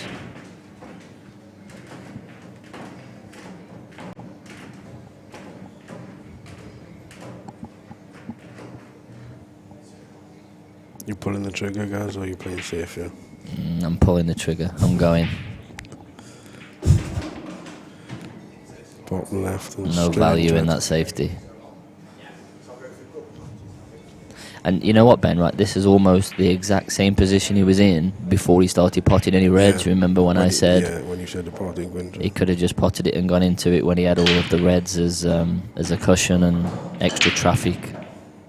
Yeah, if he doesn't get it right. For Mike, if he doesn't get it right. Well, yeah. If he doesn't get this right, then he's almost certain to lose the frame.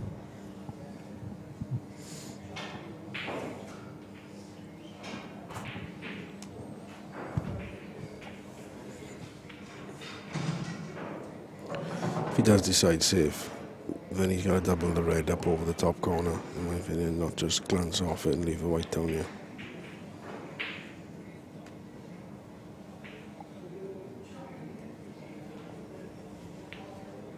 He's knocked it in. Oh, looked like it was in then. Give him a chance now to get that top bag, innit? Yeah, he's given him a chance to get that top bag, and he doesn't leave him on anything other than the one that's over the hole. So it's important that he covers, even if he doesn't cover the pocket, it's important that he covers the red, because he's going to be leaving the cue ball on the left-hand side of the table, and he'll leave him the chance to either drop onto his bad red or to develop it. So it's important that he makes sure he covers the red.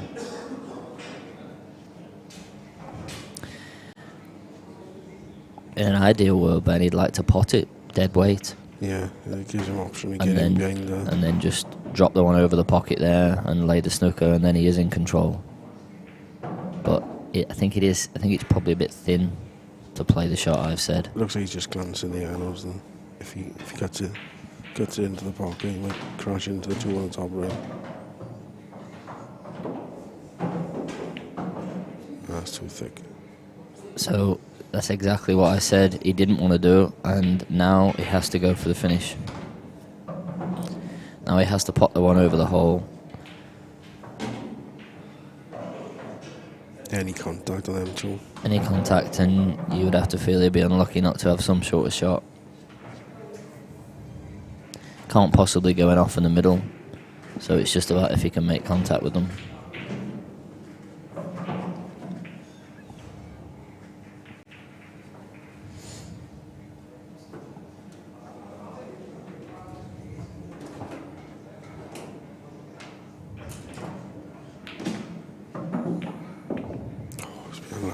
I said he'd have to be unlucky not to have some sort of shot, and he is unlucky because he hasn't got any sort of shot. He'll play another 10 times now with nothing. I say he's got no shot. He's got the snooker, but he's got no shot to pot the ball. It's careless. It's careless. And now, I think Dom will play the shot that I said before. I think he'll pot this. I think Michael... Don King. Yeah, Dom. Yeah, and that's what he's tried to do. I'm not sure he's ran through far enough here. I presume he has, that he can just hit it full ball. Dom King, yeah. He's some boy, isn't he?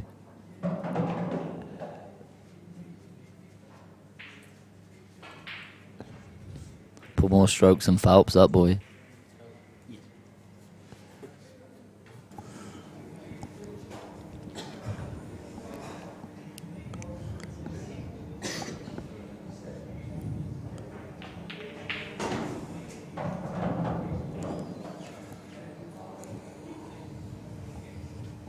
One slack shot, it just goes to show how quick it can turn. It?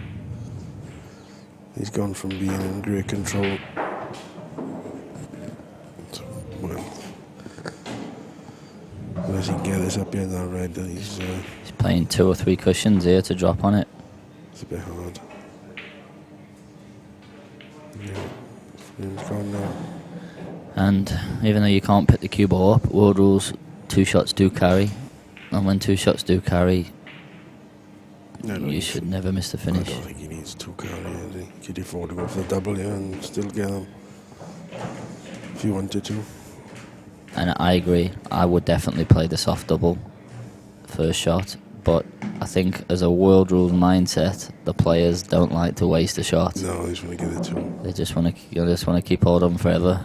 You know that people mess a lot of finishes up. I agree by worrying to do that, because instead of just getting on with the finish and clearing them, they're always thinking about using the tool, but they don't really need to use the tool.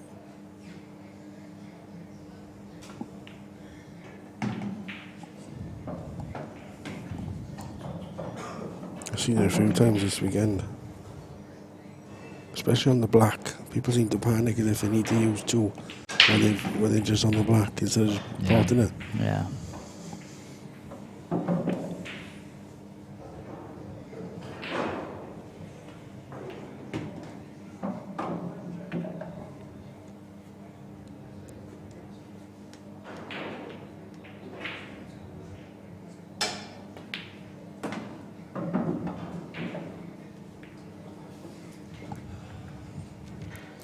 One thing I will say with the 2 shots carry is, and I played world rules for a long time, and I would say 90-95% of the tournaments that I won were all to world rules. But as I've played more in China, and as I've played more of other rules, including black ball, the more I've spoke to other people, including the top snooker players and other people, about the rules of, not necessarily world rules, but especially the rules of 2 shots carry, the more I just think the more of what a complete joke 2 shots carry is, and what a mockery it makes of the game that you go for the finish, and it's like, oh, it doesn't matter if I miss that one, I just drop it up the rail and then just knock it in with my second shot. It is, but in world rules you need them, don't you? Oh yeah, you can't have everything Because you of the deliberate foul. Yeah, because of the deliberate foul, you can't just take it away or add something in without considering everything else. So there's only one rule I would like black ball to have, which world rules has got, is the 1 shot if you win off of the break. Yeah, completely agree. I think that makes a big difference. Because once you go off of the break, black ball, you've got obviously 1 free shot, and then one visit. It's pretty much game over. Pretty much lost the frame. I do think that's the people that have had a world rules mindset. The reason why they don't particularly sort of take to the 2 shots, don't carry, or the 1 free shot, is because when you've been so used to going for the finish with the 2 shots all the time, you get used to having that comfort. And it is different when 2 shots don't carry, because there's always pressure on every shot, which is the way it should be. You take them out completely different as well, yeah. That's the thing.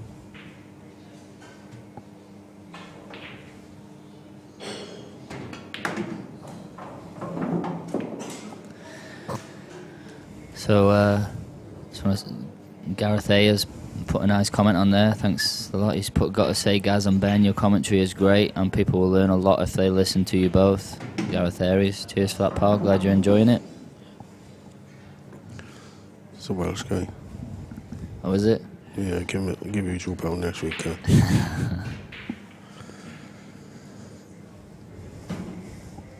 So Mike's just come a little bit awkward on this. He's got a screw on and off the top cushion with left hand side, and he's played it nice. Good shot.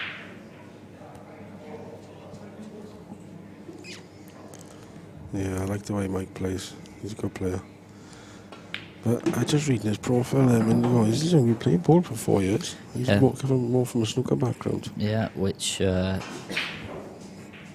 does take people, I know, automatically just think, especially amateurs, if you can play snooker, you can play pool, which, trust me, definitely isn't the case. No. You'll pop balls. Yeah, you'll pop balls. Well, and playing pool is different story, you'll pop balls, and even miss balls that you wouldn't expect, because it is completely different, and the hit on the cue ball is completely different. But mainly they don't know the patterns, and they don't know how to play the rules and use the rules to their advantage. See, that looks like it's off to the right, doesn't it? Yeah, that is very, very slightly off to the right. Not as much as it has been, but that is definitely... I wonder what it is. Look, you can see the back line there. Why are people subconsciously doing that? I don't know. Must be something to do with the way they rack them. Obviously not purposely, but the way they just chuck them up, But why is everybody doing it to the same side? Yeah, it is weird, isn't it? It's strange. Dempsey's the only one I've seen get it straight. Perhaps that was to his advantage.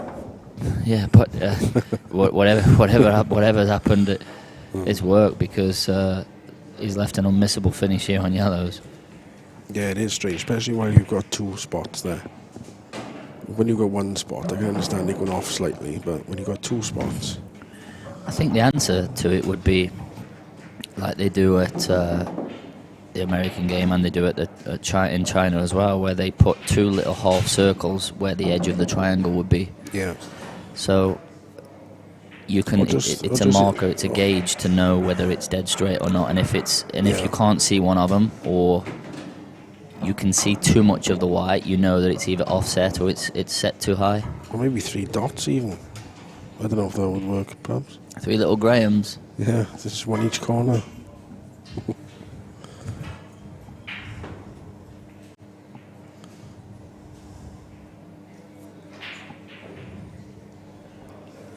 Yeah, so Trevor McDonald has said about Mark Allen's been obviously recently playing a lot more pool, and he's not been winning any events, and he is one of the top snooker players. Just as we said, that's a careless shot there from Dom. Yeah, he's let that white run away. Just didn't get through the cue ball, decelerated a little bit, and therefore didn't get desired bottom that he played, which he was playing just on and off the cushion through the gap there with the tracer left hand side, and he just didn't get hold of the cue ball. Yeah, Trevor McDonald says just finished the news. He's put yeah. Yeah.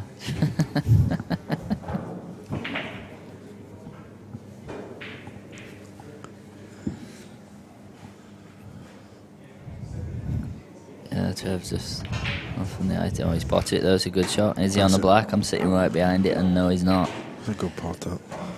It was a good pot. I think he can dink round it. He's got the option of either dinking round it or he plays one cushion and tries to kick it in the corner.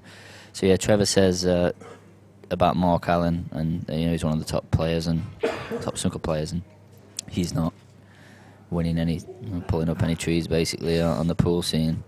And he's also said he's asked this on other pool streams.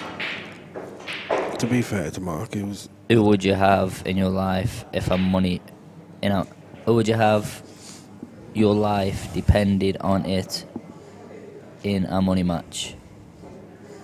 So would you have play for you? There's two different questions there. So the first one is he's obviously talking about Mark Allen, and that just sort of reiterates what I was saying about snooker players. I was surprised with him, to be fair. When I watched him play, he played on the last tour, and his patterns weren't too bad, so he must be playing a little bit of pool anyway. He does, and he's always played a lot of pool as well. I spoke to Ronan about it, Ronan McCarthy, who knows him quite well, and he said that he does play quite a lot. He goes to some of like the All Ireland Championships or some of the events they play over there. And yeah, you can tell if they play, because I've seen Matthew Stevens playing pool, and he ain't got a clue, to be fair. Yeah, he can pop balls, but he don't know the patterns. He tell you that himself, But when I watched Mark, you could see that he played a bit because he knew the patterns. Yeah, and you can really count on one hand the amount of players that you can say were in snooker players, that are really, really good at pool, and all of those are people that have played a lot of pool or have come from pool backgrounds and have started playing pool, like Selby, Quinton Han, Tom Ford.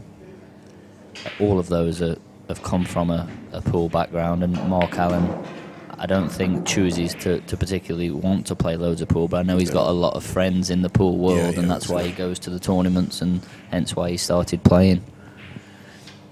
I'm not sure if he came over purposely to play in the last one. He came over with his mates, but he decided to play while he was there, and he enjoyed it, and he said he tried his best to play again if it doesn't clash. So I think he ended up losing to Mark Farnsworth. I think it was 7-5 in the end, and I spoke to Mark about that, and he did actually say it was quite a good game. Yeah. Well, 7-5 against Mark just tells you he's obviously a good player. Yeah, and he knows what he's doing. So that's that. And then he's asked. He wants to know that if there was a money match, and obviously I presume that you're talking of just an English pool here, an English pool money match. Who would you choose? It's a tough question because there's obviously players that have been unbelievably successful in the game and in tournament play, but was he asking, would you have play for you if your life depended on it? Is that what he's asking? Yeah, so he's asking, who would you choose to play for you in a money match situation if your life depended on it? Back in the day, and if you counted up all of the wins and the money, then Ronan McCarthy is without doubt the biggest money player in the history of English 8-ball. The amount of money matches he's played for the amount of money he's played.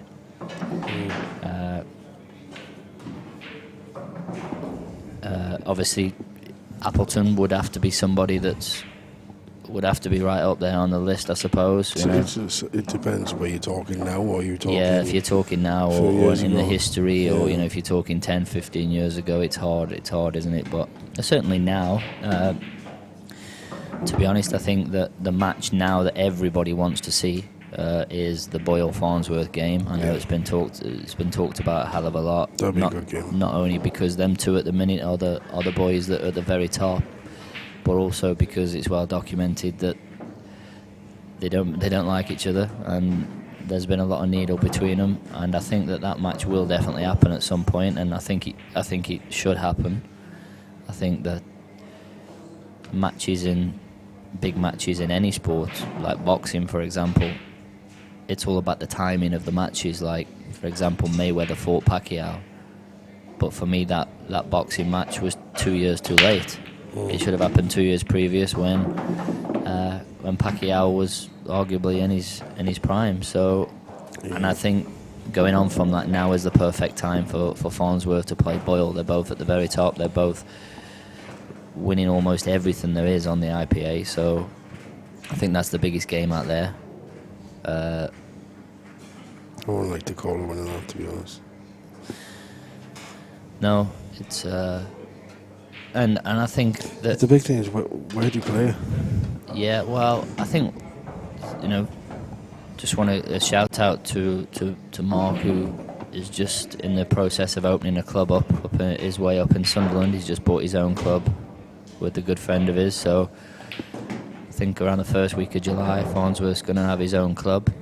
Yeah, I've seen a couple of plans he posted on Facebook. Yeah, so it's going to be a cracker. Looks like it's going to be a nice place. So I think that the chances of that match happening increase now. He's got that. I know that the guy that looks after Boyle, is it Santa? He has his own club, so they both have an interest there to get it. So maybe the fair option is that they do a home and away game. I don't know the ins and outs, but that's for them to sort out. I'm not here to talk about the terms and conditions of the match, but I just think that the match should happen, and it should happen pretty soon, because both of the players are at the top now, and everybody wants to see that match for a lot of reasons. But then I said it the other week, you could probably charge to watch that game. People will probably pay a couple of quid to watch that. Yeah, I think, and that's why I think it needs to be organised by the proper people, and it needs to be promoted by the proper people, because, like you say, I think there is huge scope for them to do big things with that match. It's the match everybody wants to see. It's the biggest match out there at the minute, and like you said, I think people would pay, even if it's only a little bit to watch that. Just a couple of pounds. Yeah, and I know that's the way that things are going now on the pay-per-view, certainly out in America. I know China are trying to follow suit with that. I think, I'm not 100% sure, but one of Daz's events was pay-per-view, the last one he done. Or the ones that he's doing now at the minute, series events. Right. But they're a little bit expensive. They're like 40 quid or something. So. Yeah, they charge. Yeah, in America, I think that's the general way, and yeah, as I say, I don't know. It's like a mindset of especially the American people that they're used to. That's the way it is, and I certainly think that is a new mindset to certainly English and UK people. And I know that's definitely a new mindset to them in China. So that's something that does need introducing slowly and cleverly, because I don't think you can just all of a sudden, for example, Ben, me and you say, right, we're going to play a money match tomorrow at English 8-ball, at Chinese 8-ball, whether it be in the UK or in China, and all of a sudden we're going to say we're going to start charging 40 quid. Yeah. I don't think that can happen. I think it has to be built, and the reason for that is in America they're used to that just being the norm. They're used to having to pay to watch them sort of things. Yeah. And I think America is one of the only countries that they. It's the same with, like you say, with the mindset. It's just like, obviously Jason lives over there now, but he can go in his local club, and he's obviously one of the best at the minute, the 9-ball, and but he can go in his local club and still get racks with people for like $100, $200. You never get that in the UK. No. Just people want to learn, and I say learn, but maybe just an hustling or gambling background over there as it is. But So just a quick touch on that. Lukvinder Singh says, so if Boyle beats Farnsworth, who would play him after that? Well, obviously, for one, that's a big if, and the second part of that is, well, what if Farnsworth beats Boyle, then who else is there left for him to play out there? Both of them. My point is, both of those players are the players that are at the very top of the game at the minute. They're the ones that are winning the majority of the stuff on the IPA. I have heard that there's talk of Boyle also playing Cousins. I heard Tom Cousins put something out there recently to say that they'd spoke about it, but to be completely honest, yes, obviously that is a big game, and Tom Cousins is a fantastic player. I was talking about he's got one of the best breaks I've ever seen in the history of the game. But is that the game everybody wants to see? No. The game everybody wants to see is what we're talking about. So I don't see any point of looking beyond that, of what happens if this happens or what happens if that happens. I think the game needs to happen first. And I think it's got to that point anyway where it's the end of the road, and that's all Boyle's going to get, to be honest. I don't think he's going to get anyone else. Yeah, I think like you say, you've mentioned Cousins there, but can that happen in Blackpool? I don't think it'll happen in Blackpool, would it? No. Tom doesn't play Blackpool. Tom doesn't play Blackpool, so there's the rule problem to have. But yeah, anyway, I'm sure it'll happen at some point. I just hope it's not too late, like you're saying. Yeah, everything's about timing in sport. Yeah, and they both now is the right time to play the game. Yeah, because they're both on the top of their form. Well, I know Mark's been around for years. You know what you're getting with Mark. He's the same he's been for years, but at the moment he's dominating everything. So you would say that he's probably at the peak, and it would be the best time to play that game. Yeah.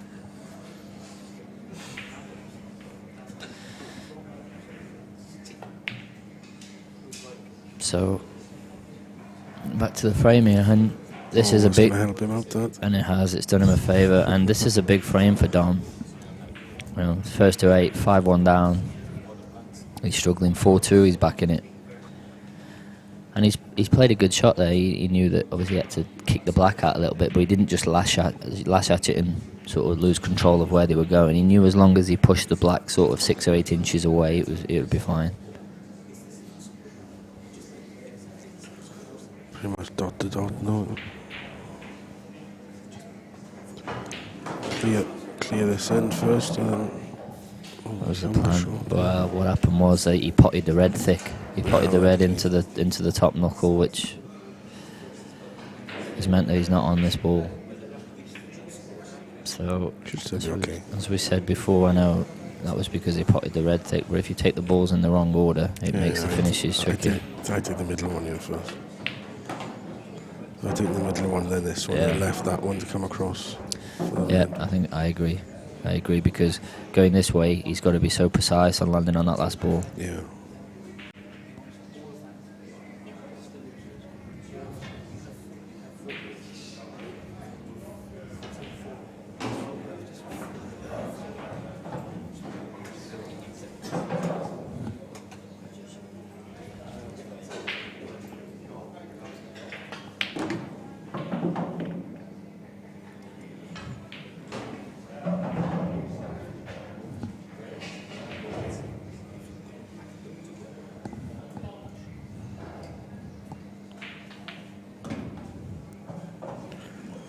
See there, he's ended up taking the bottom one first.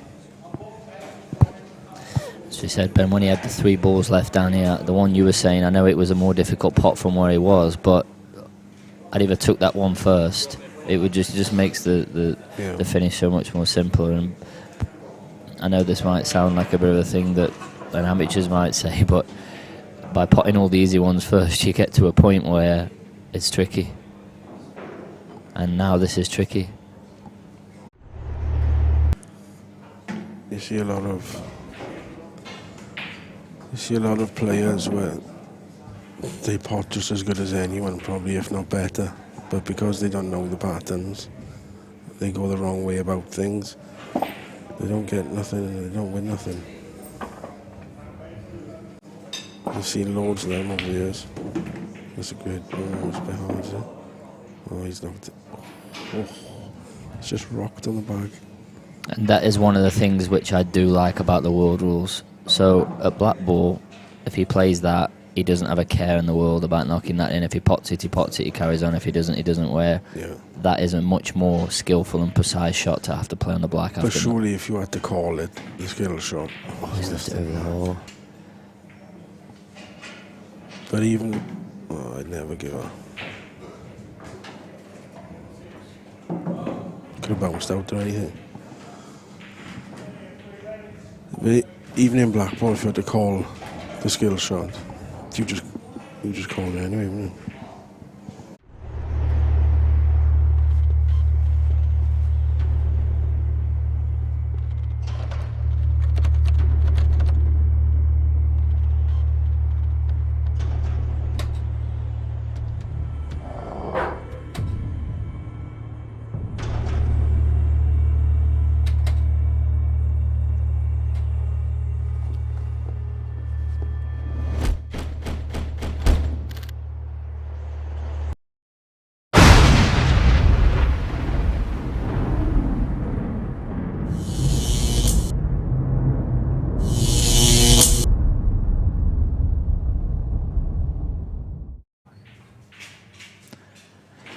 So that was the advert of our title sponsor for this event, Bulldog Security.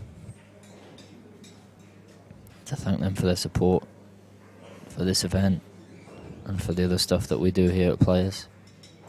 Also the advert for the tournament I've been telling you about, which is in July, for 10,000 English the winner.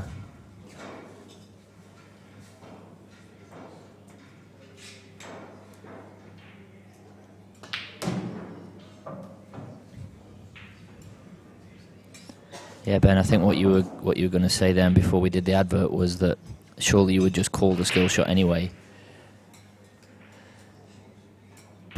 Yeah, you were saying you surely would just call the skill shot anyway, and that's my argument with the skill shot is a skill shot should have to be called. But if you call the skill shot and you don't get it, then yeah, because what I'm saying there is if a skill shot is a shot that I've, the name of the word says it itself, that. And in playing that shot there, if he accidentally knocks the ball in and doesn't call it, then yeah, he just carries on. Now, is that skill? In my opinion, no. Is it skill if he says yes, I'm gonna do this, and then gets it? Great shot. If he doesn't, lost a turn. Comes on the name more than the other shot. You can name it anything. Exactly. It? Yeah. It could just be, a shot. Just because it's called skill shot, I suppose it doesn't. Does it actually mean it's a skill shot? Or you can argue that, can you? If you know what I mean. Could just be a shot, Yeah. But I do get what you're saying, because it's luck, innit? If you just crash it's just them luck, yeah. and it flies in. I do think a skill shot is a great rule, and I think you have to have the skill shot because it speeds everything up. It speeds the whole. You can't, and it looks great. They do look good. Yeah. You can't not have the skill shot without two carry, in my opinion. No. If you're not having a skill shot, you have to have two carry.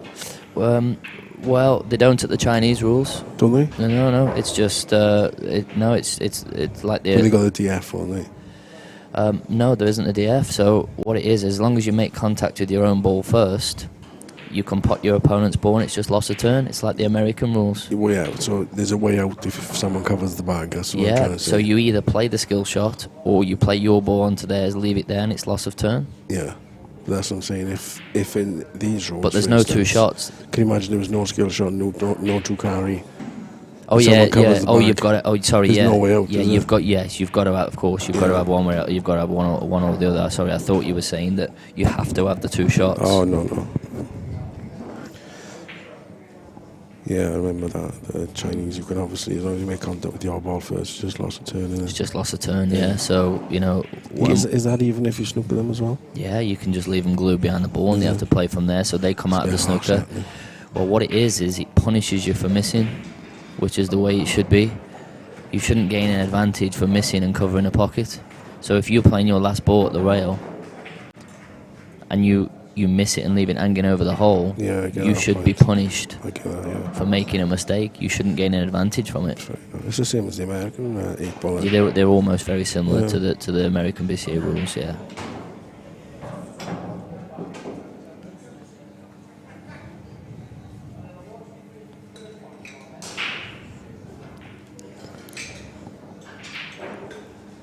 So back to it, and Dom hit that break really, really good.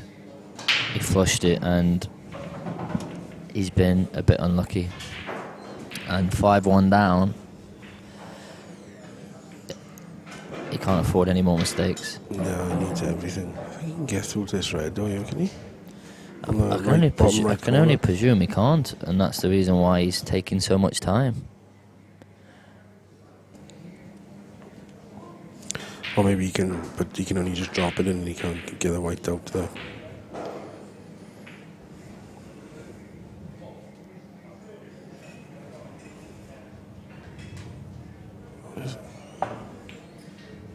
Oh, he's trying to clip off him, part, is he?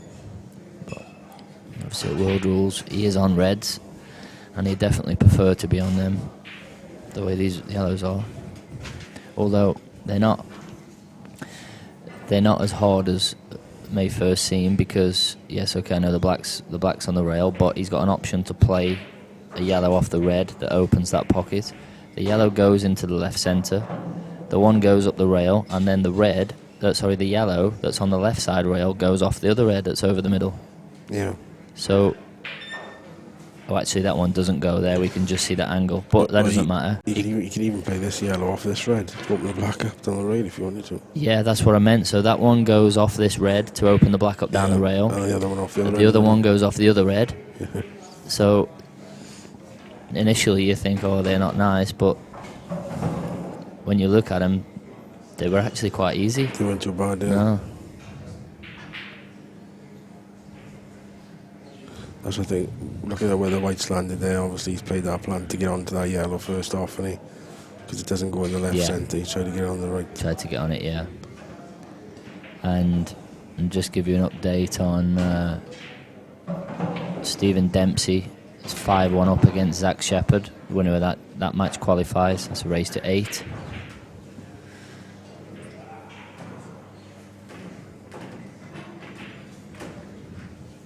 All the other matches are pretty early doors, I think.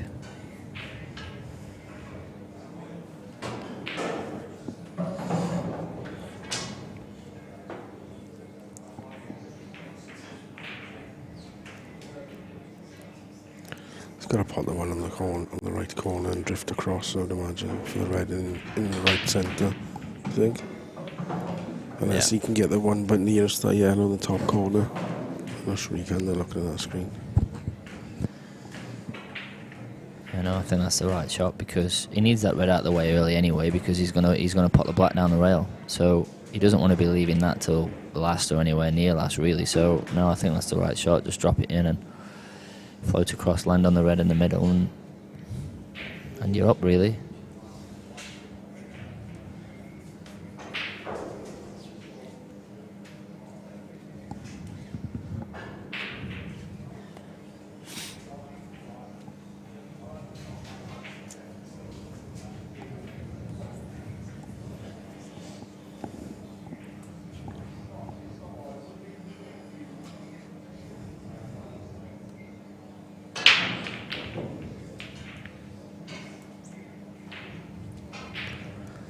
Called it a bit thin, but that's not too bad. I think he's still in the better position in this room.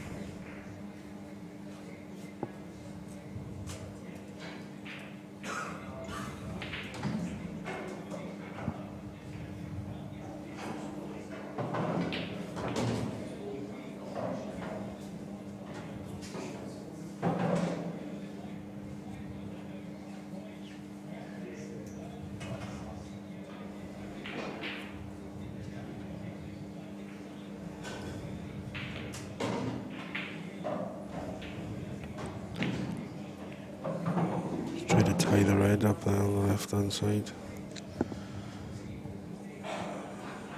It's not a bad shot.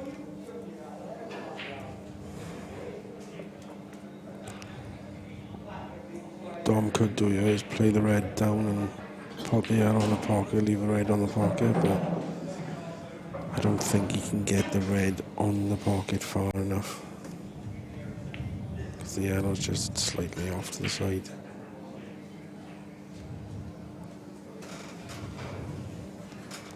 Big control now, though, from reds. Yeah, I think it's time to get a sleeping bag out there, guys. Yeah, I mean, it is big control from the reds, but I I don't think the frame is going to perhaps be as slow as that because, well, just as I was about to say, I think he's trying to cover the red up. I was just thinking of saying that it's not easy for him to defend on yellows here. It's not easy for him to make it awkward.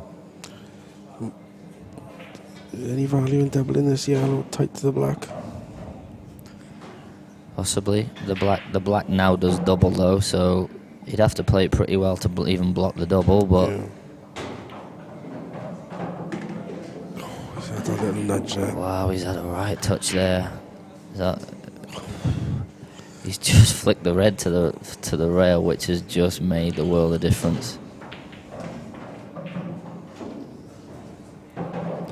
See, but there's always a counter shot to play at World Rules, even with that. So he could pot the one in the middle, develop the two reds, push them out into the open, let the white drift up, and then play the deliberate foul back into this corner. Put the red on the hole. Put the red on the hole.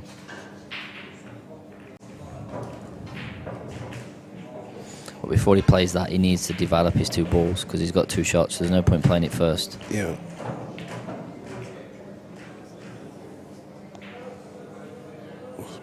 He should have played off the red, did he?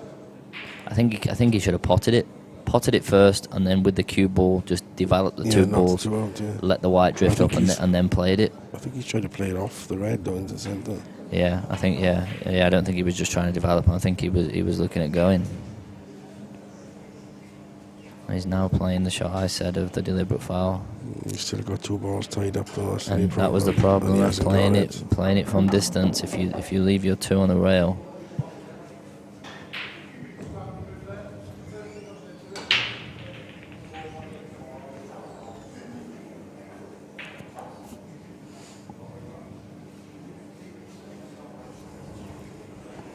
They're not easy, are they? No, they're not easy. What he's looking at doing is screwing back to somewhere where his hand is on that side of the table. Oh, this will be nice if he flicks the black out. How's that? Right nudge there. So now he'll play the yellow into the top rail, develop the other yellow off the side rail, send the white into the others. So watch this and push the yellow too far down behind the black though.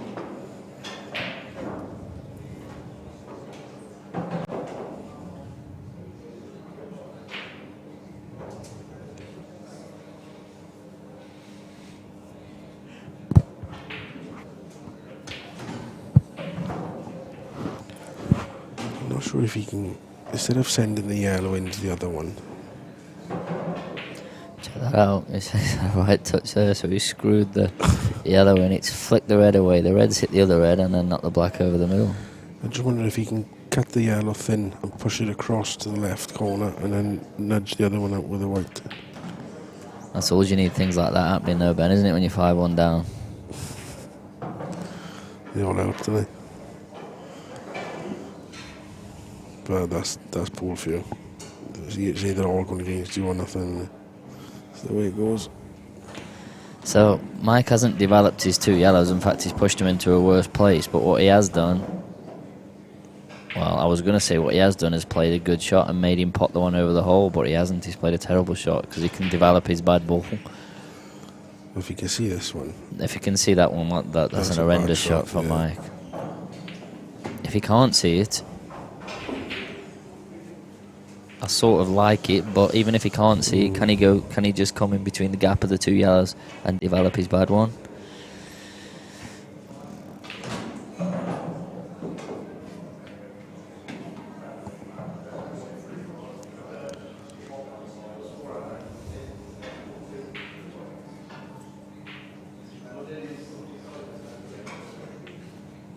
I'll probably just wedge the white in the gap with that red that's on the corner, to be honest, and just play that thin shot. If he can't come across, yeah. Oh, he's got it. Good shot. It'd be a result if he's left that touching ball, wouldn't it? It's a good shot because... I thought he was safe touching it. Because there was two parts of the shot. He had to make sure he didn't push the red safe on the side rail, and the second part was to make sure he didn't knock the yellow in. Back in command, don't he? Yeah, this frame sort of swung 2 or 3 times in favour of both players by playing either deliberate fouls or not so great tactical shots.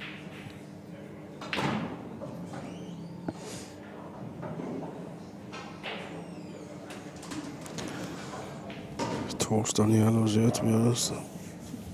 He needs a miracle finish.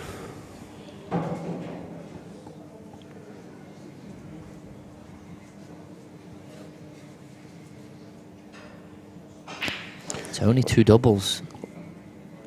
Are they then 2 double, do they? Yeah, I think the first one doubles, and then he just screws back and plays the other one.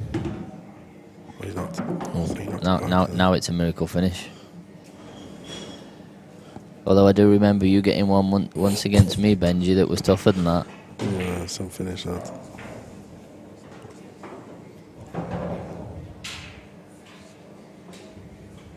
And that was over in Ireland, wasn't it? At Ronnie Boyle's challenge event, wasn't it, that he used to do? 9 each as well, 9 each, yeah, deciding frame in the final, was it? Must have hurt, huh? Yeah, it still hurts now. That's why I'm talking about it. 3.5 bags over there. Is that what it was? I don't remember. I choose not to remember. Flight home was nice, I can remember that.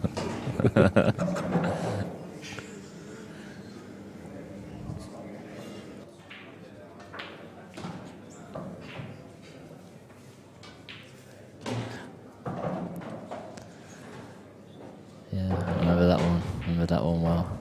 If any of you are wondering what we're talking about there, I think that is on YouTube somewhere. The finish that Ben got against me at 10-0. I think it was 10-0 in the final of the Ireland Invitation.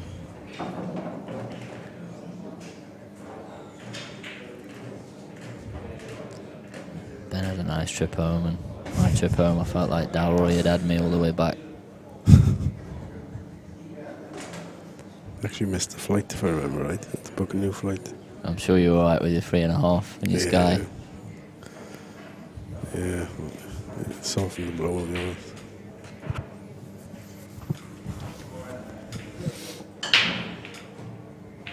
And this was your point about when you're in control or one of the suits a big favourite, it's still not straightforward of how to win the frame, is it? No, you still have to know how to win the frame. And sometimes, you know, I think a big part of it is it's not so much for these players that play World Rules, especially knowing how to win the frame. I think because you're in so much control, you're worried about losing it from a position where you couldn't lose. I found myself doing that yesterday when I was against Mike, as it was, and I was just second guessing myself. I knew I was in control, but I was just thinking, does he seen something I haven't seen? Yeah, and when you're in so much control, you're worried about going for a finish unless you've got 2 shots and they're all over the pockets, because if you do stand there for another 20 minutes or 30 minutes or 40 minutes, you can eventually get to a position where the finish is completely unmissable. Yeah. With 2 shots. And just as I said that, Mike's not played a very good deliberate foul there, because obviously he wanted to cover the pocket. Now, I don't know if the black goes. If the black goes, then one thing I will say, even if it doesn't go, and he wants to kick the red and the black out, obviously in the same shot, the best way to play this is to play the red 2 cushions. If he plays the red 2 cushions, he's almost certain. But the thing is, that to spring them back out. It's that 2 shots carry. He's looking at a pot instead of developing. Developing those 2. He doesn't need to pot. He doesn't need to pot it, does he? No. You know what I'm saying? The red that's obviously next to the yellow that doesn't pot. If he plays full ball into that from where he's at, plays 2 rails into the black. Yeah. Even if he just sends into the yellows. That's a foul. That's incredible. See, even if he doubles that into the yellows and just moves everything. Yeah, the red's out. Yeah, and the yellow's not even on the pocket, so anything on this side of the table goes. And he was guaranteed to be on the red of the middle bag. I mean, what he's done there is, you know, it's bad, but it was the wrong choice of shot. He's had some strokes this player. Yeah. So that definitely helps. That one's sitting there, but I think even if that drops in, he still wins the frame. Yeah, it was a bad choice of shot there from Dom, but ooh. That's amazing, isn't it? I'm not How can you saying nothing not? yet. How can you not develop? Why just move the one by the Just black move the first? one by the black. Yeah. This is exactly what we're saying. The world rules mindset is you just want to keep hold of those 2 shots for the rest of your life. You just don't want to let go of them. No. You want to take them back to your chair even when you've won the frame. It doesn't matter. You don't get 4 next time. You can waste some. They don't add up to 6 or 8 if you keep hold of them. It's incredible. He's got to play a shot now, and he could lose a second ago.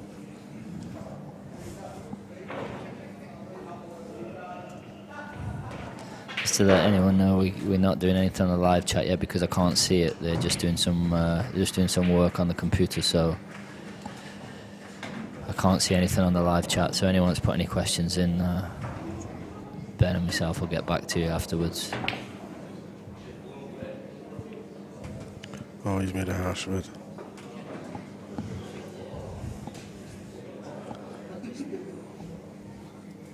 He's tried to stand off the yellow, come across, and he's pushed it onto the red. But Dom didn't think he'd be getting another shot in this frame.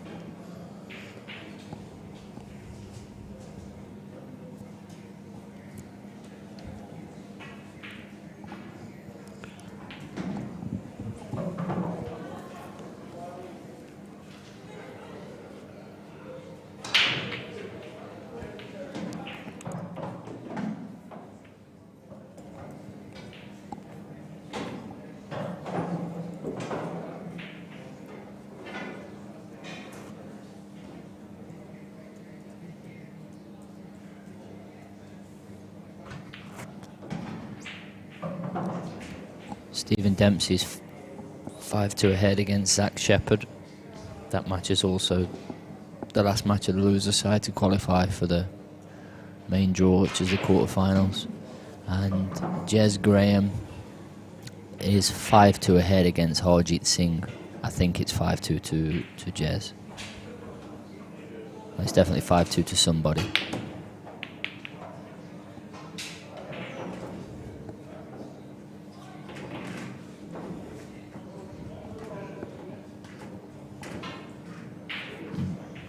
I don't think Dom will believe that he's got back to the table there. No, definitely not. And those are the sort of frames that do hurt, don't they? Although I know that Mike's 5-1 ahead, Yeah, but he's a little bit too far in front for it to make a difference. those sort of frames, I think they do still sort of hurt because if he takes the next two, when you have 2 shots from that position, all of a sudden now the guy breaks and clears next frame, and it's all of a sudden 5-3. Them sort of mistakes, yeah, you start to think it's hard not to.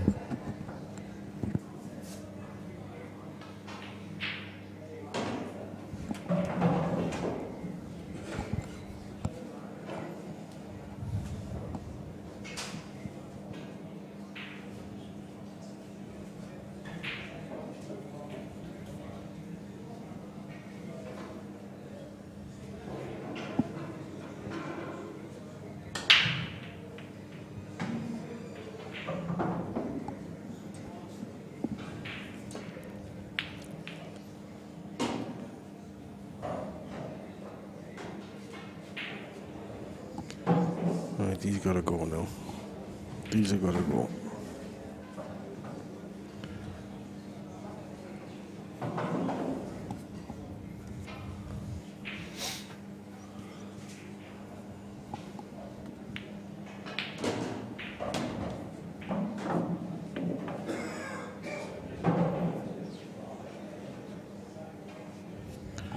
Try and get a 2-in-1 now.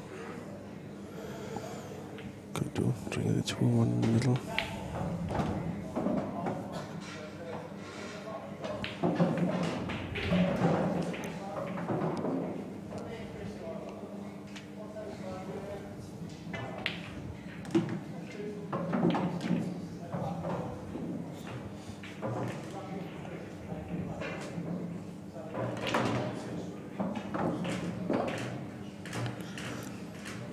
Is in 5-2.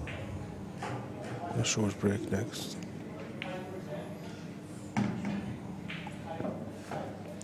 Mike's break.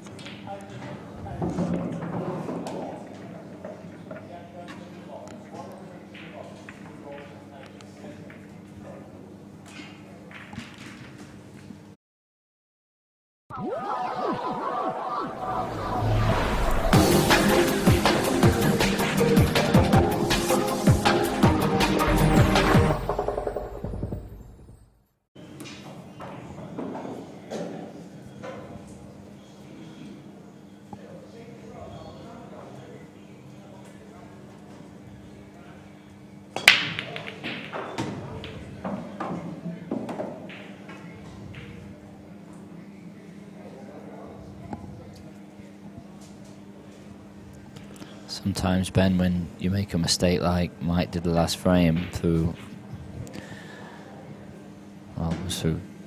choosing to go the wrong way, wrong choice, shot selection, sometimes the balls can punish you after that, and fortunate for him they haven't punished him here because they've left him with a finish that he should get. Yeah, I think that's down to the fact that he's so far ahead. Had he been closer, it just seems to go that way, doesn't it? It's one of them things that, how can you say that they punish you? It just does. It's just a strange game. If you don't take your chances, you can definitely get punished by the balls. Because it's happened to you, so many times, you sort of, when you miss a chance like you missed there, you're walking back to your chair and obviously you're furious with yourself, and then you're half thinking, I know what's going to happen now. He's going to break off, or I'm going to break off dry, and I'm going to leave him with an easy chance. But fortunately for him, and sometimes when it happens like this, it's sort of, you just know that it's meant to be. And the way this match has gone so far, I definitely think that it's looking like it's meant to be for Mike. Yeah, I can't see Mike losing from here, to be honest. Need something, like you said, the run of the balls completely change. And Dom would need to start getting a little bit more clinical, because he's missed a couple of chances, hasn't he, to be fair? Yeah.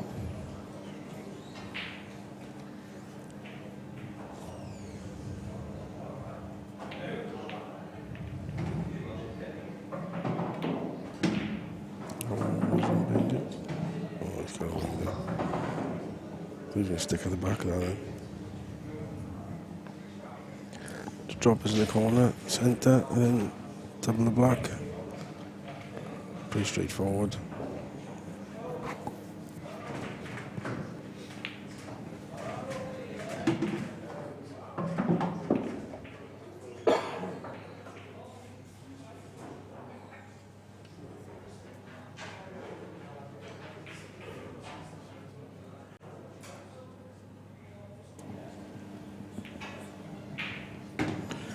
Perfect. Although you wouldn't mind that gap. He's got the perfect line, but he is hampered slightly. Yeah. You wouldn't cue through the gap, would it be nice? So 6-2. Who's first to 8 this game, isn't it? Yeah.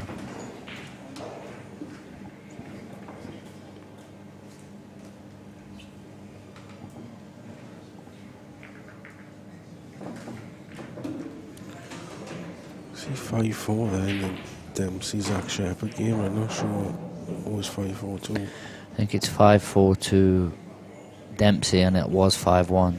Oh, right, okay.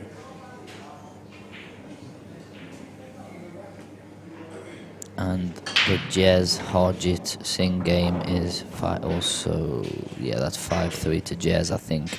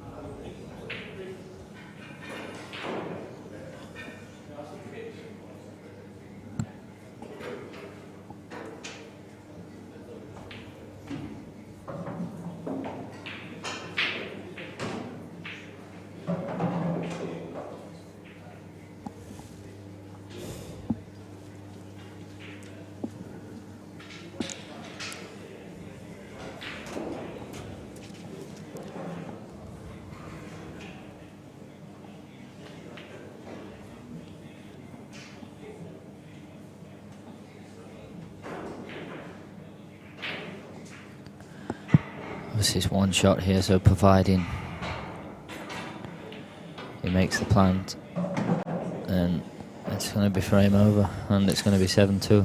It's going to be careful of this plant down here though, because it's just offset and the raid is desperate to get behind the yellow off the plant. He's going to make sure he gets it right.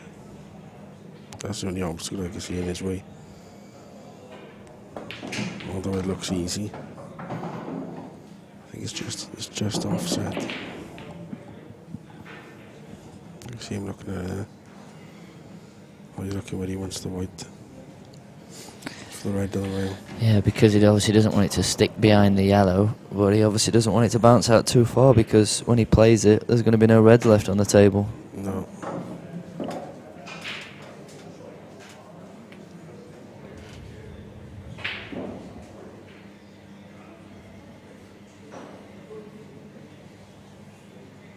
I think only now he's realised.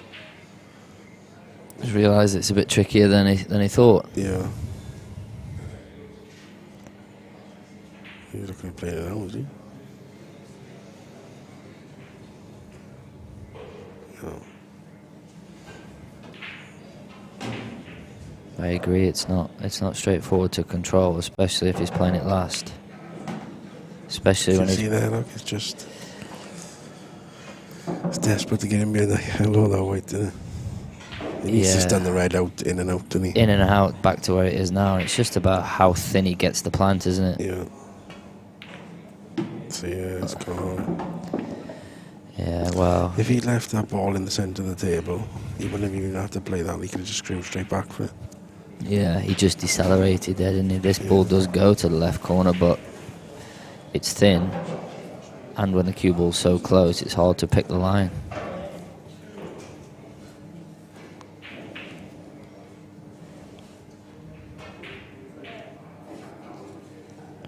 I can, or Ben and myself can see the live chat again now, so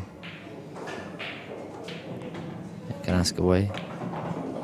Off the yellow. It's close. Oh, he's found the gap. Gone. Oh. What happened here?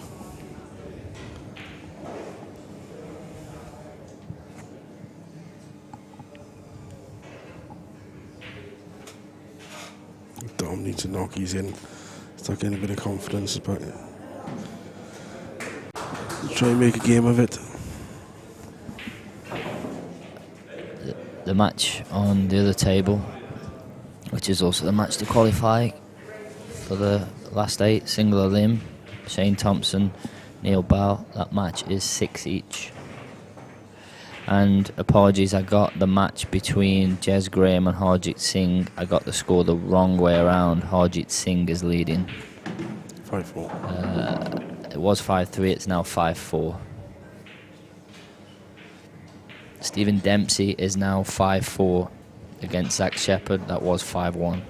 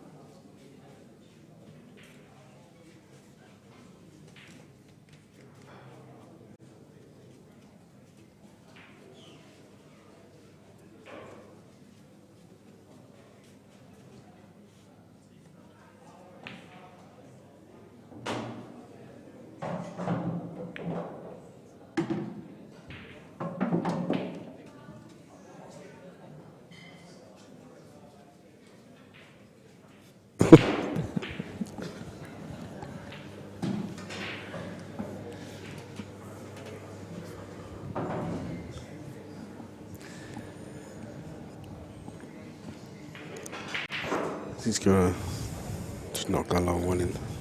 Top right. Screw off side rail. Yeah, and it's, you know, it's one of those shots that you can play and you don't. There's not really much pressure, is there? Because he can screw across and he doesn't leave the red. So It's fine. Both of them have decelerated on a few shots, and this is not one where you want to do that. So, our pal Trevor McDonald is back on, and he says, commentators, what's the biggest money match that you have been involved in? It's yours, Ben? Probably the Boyle game. Played Boyle years ago. I wasn't ready, shouldn't have played that game really. Got absolutely trounced. And give him start for good measure. Should give me a start, I think. I really played many games, to be honest. And for me, I'd only really played one. Or one big one anyway. The Pallet. That was against the Pallet, yeah. So, for those of you who don't know who the Pallet is, that's Ollie Bale. And he's given himself the nickname the Bullet. But I like to call him the Pallet. Or the BB gun. What's he done there? But yeah, no, he was... that's the only money match I've played. I played him a few years ago, back when I was playing English 8 ball, and we played at Yeovil, and that was for, I think it was for 26,000 pot it was, and I won 30-17. Christmas game twice that year.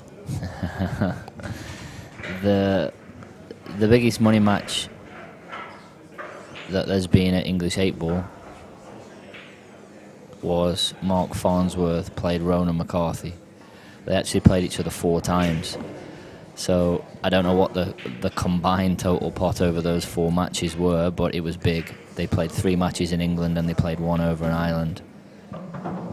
Ronan won 3 of those matches out of the 4. The biggest match that they played was the one over in Ireland, and the total pot there was 84,000. I think it was supposed to be for around 100. I'm not sure exactly what went on with that, but I think the match was scheduled to be 100 total, but it did end up going for 84, which is the biggest, or the biggest as far as my knowledge anyway.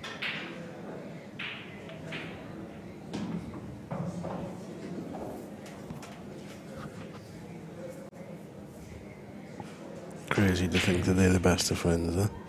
Yeah, the best of friends now, yeah. Oh, that's a good shot. Oh, it's alright. And they do, there's a standing joke, certainly, between them, that Ronan's got a lovely house over there in Ireland that he built himself. He got some land and he built his own house, and I've stayed there loads of times. It is an amazing pad. And there's a standing joke between them that, in effect, Farnsworth actually owns that house. But no, they are best of friends. And did he get his name on the bottom of the swimming pool or something outside? But yeah, Mark's the first one to joke about that, and now they are best of friends. I think Dom's gone, yeah. Yeah, that frame wrapped up, and then he played a really careless shot. Landed tight to the yellow. Peter Martin says, was Farnsworth versus Davis for 60k when they played in Players? That was a big game. I think it was for around that sort of money. I can't remember exactly what the total pot was, but yeah, I would say it was in the region of 60. It was definitely over 50, I think. I think Farnsworth won that. I think the score was 30-27 or 30-26, something like that. It was a long match, that one.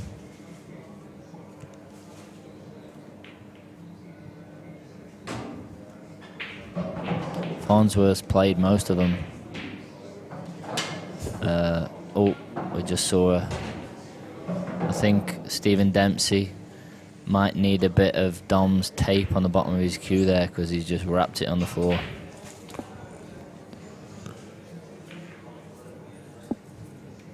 But yeah, Farnsworth on the money match has played everyone. I know He's beat Phil Harrison for big money.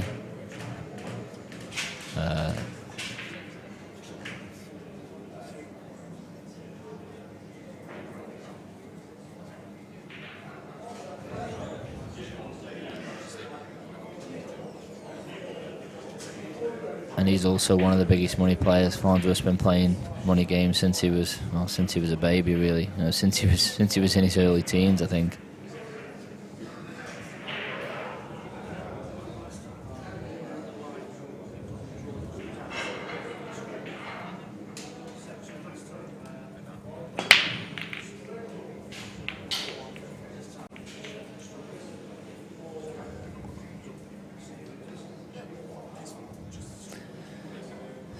Well, that just damage limitation now. Ben, into it for Dom. Yeah, it's gone, isn't it?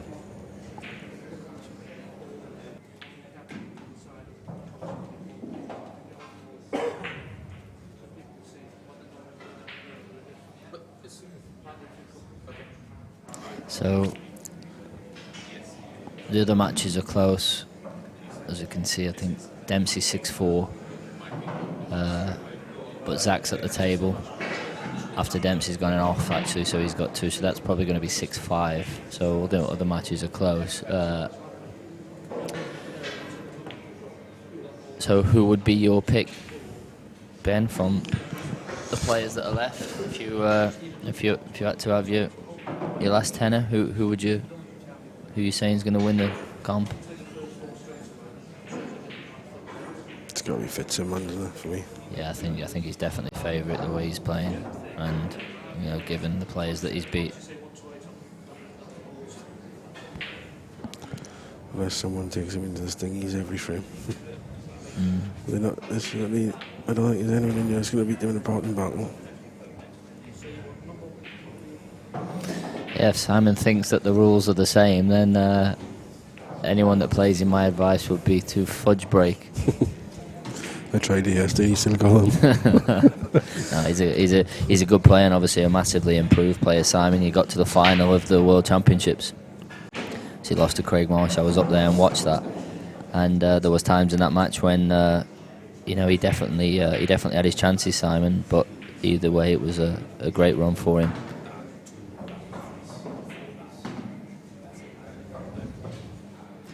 As you can see there, just while this frame's a bit messy, the sponsors are flashing up there. Bulldog Security, the title sponsor of this event. Holcroft Renault, the Renault franchise here in Stoke, and the winning post, Jed, is covering all the betting. If any of you are interested, you can contact him.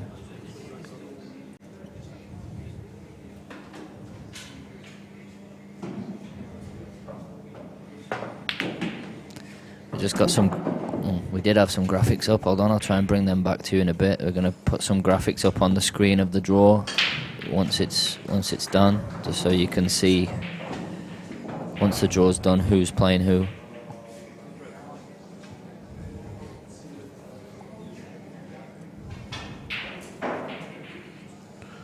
We've lost the chat again at the minute because they're doing some work, so we can't see any of your questions.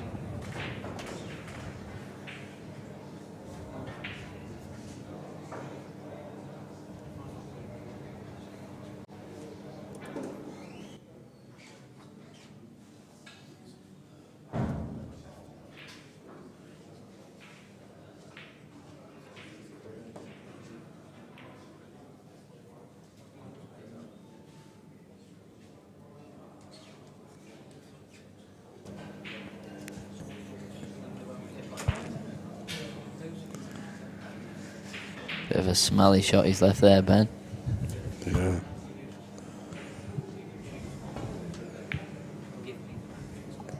Oh, it's in, surely. Really sunk it. It's a good effort.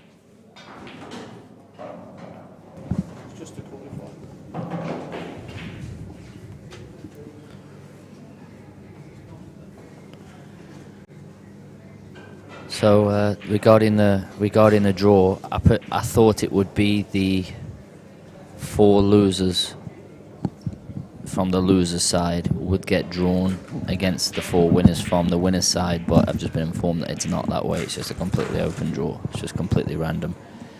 So just all 8 names will get drawn into that. So once they have that, obviously I'll get that up for any of you wanting bets.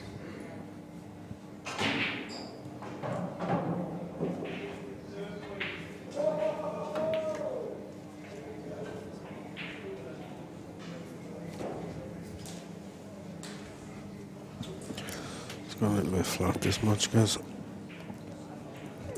Yeah, a little bit flat and a little bit scrappy, isn't it? I think it's... Dom will obviously be very disappointed with the way he's played just because of the chances that he's had. Yeah, a couple of chances, each by for him.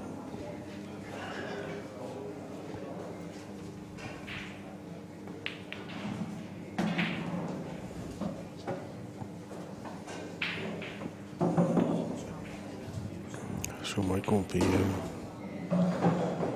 too upset. I think he's guaranteed a bag if he wins this, eh? Yeah, to qualify, all 8 players in the quarters are guaranteed 1,000.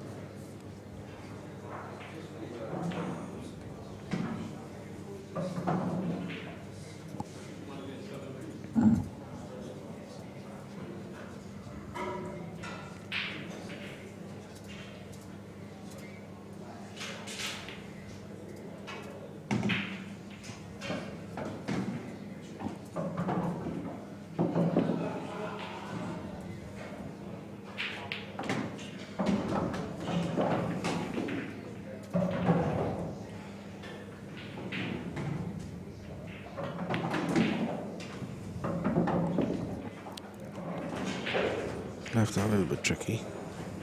We'll watch the white. Should be okay though. Just drop it in. Oh, You called it. You know, watch the white.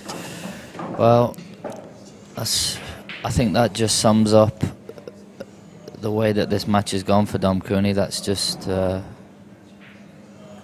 way that everything just seems to fall a bit awkward. Obviously, he hasn't played well, and that's just topped off what was not only a bad performance. I think he was a bit unlucky at times. Obviously, a bit careless to leave that sort of shot, and nothing he tried sort of happened. Nothing he tried happened, and that was one of them things where I spoke a lot about natural angles, Ben, and how it's important to know exactly where the cue ball's going naturally. So therefore, if it's going somewhere naturally you don't want it to, then you're able to manipulate the cue ball to make it go where you do want. And that was a prime example there, that naturally if he pots the black playing ball, the cue ball couldn't have gone anywhere else, could it? No.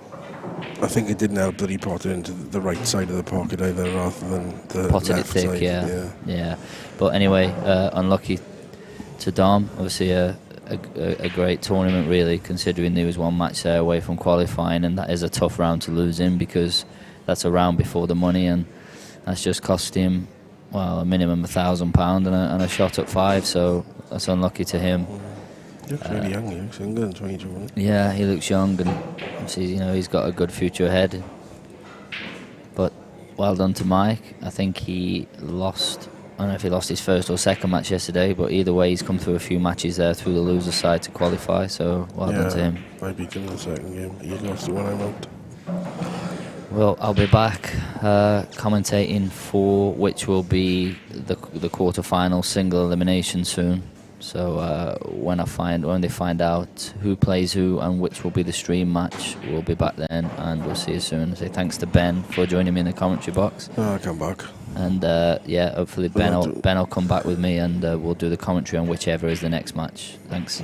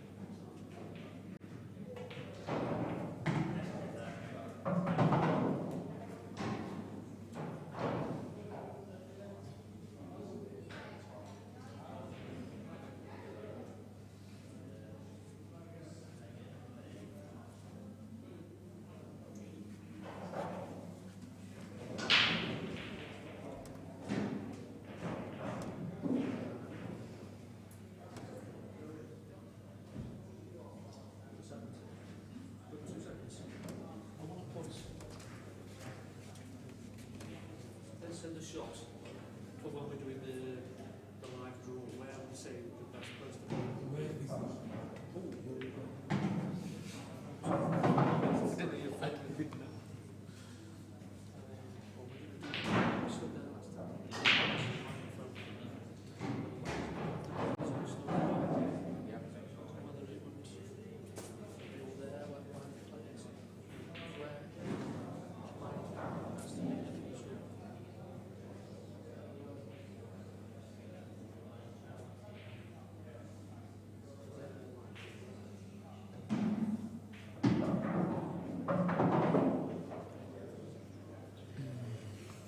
Of course, Paul has tightened it. Oh, no, maybe we can. Maybe we can have that microphone in here pointing towards you. We will. Well, before, last time you did it. Yeah, but we don't have the microphone is over there. Okay. So, that's fine.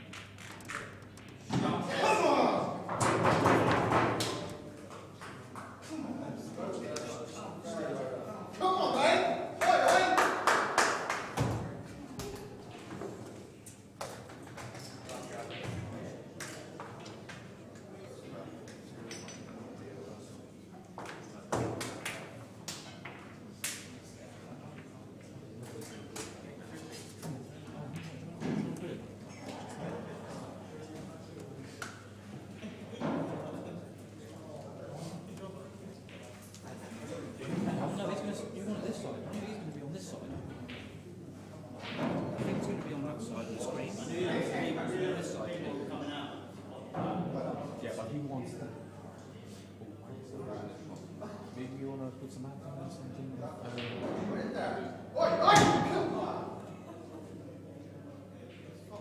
don't know. What's to me? He's got such a small screen. He wants that in it. Yeah. We have to put it on the table. We have to put it on the table. Somehow.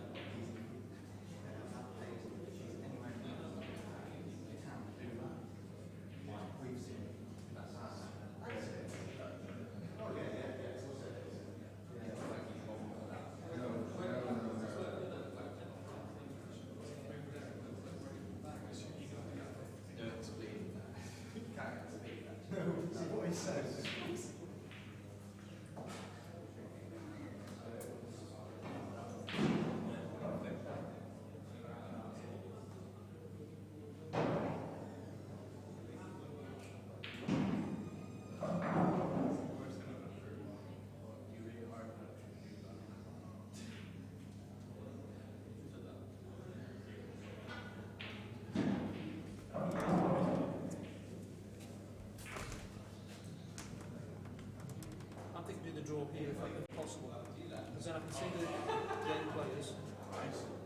And then I'll do it with Jed. So I'll get Jed out to draw the windows. And we'll just study it. Put them on there so you can who it is.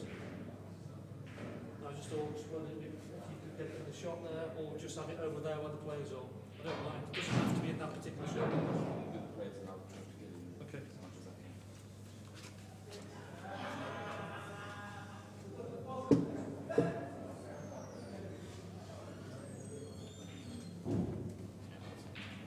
And you're going to be here. I'll be here, if that's good for you, yeah. And then, I suppose if you were there, you can get the players in that shot and come round to us in that shot. Will that work for you?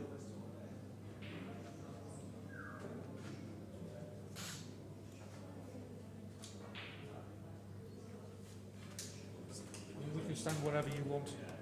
And I'll just have to go. Get it round early.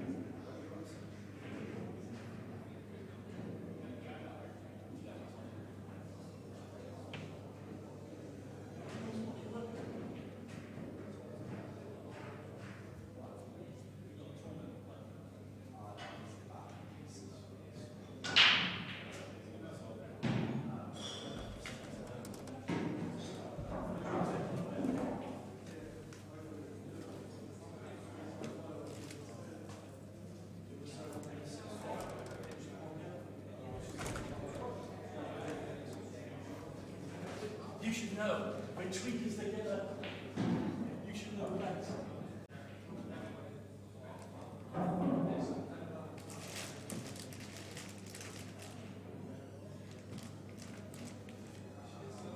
Anything from 9 to 12, Kenny? Sorry, Any points leaving 9 to 12? Just because you feel sorry for us? Depends on 5 straight games in a row. I think I must be the only one to get lost in the but I must have been the only one who lost first round in the loser side. So we get through that.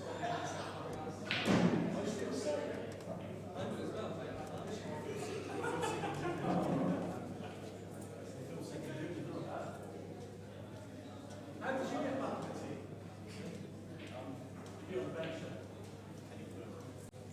Who's your teacher? you use the mic as well. Just money there. Yeah.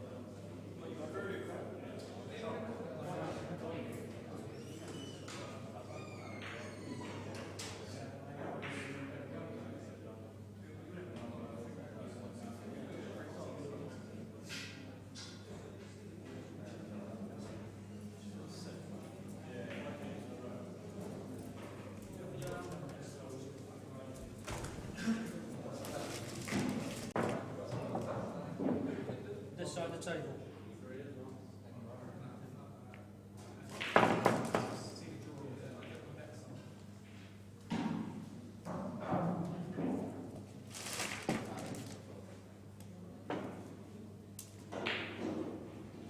You're going to take a picture of the players as well around the table.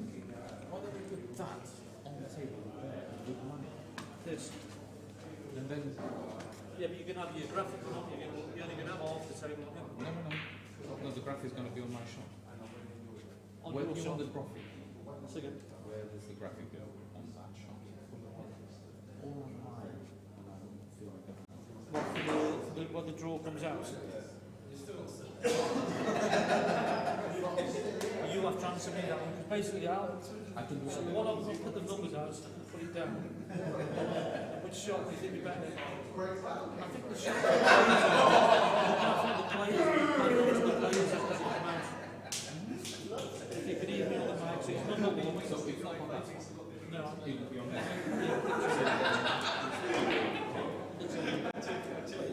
Yeah.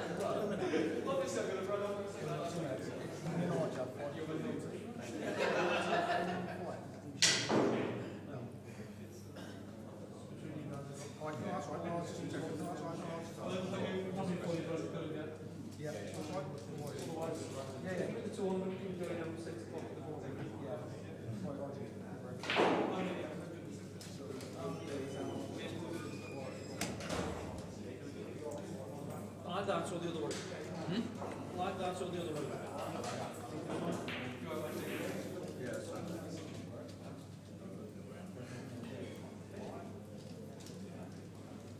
No, hold on.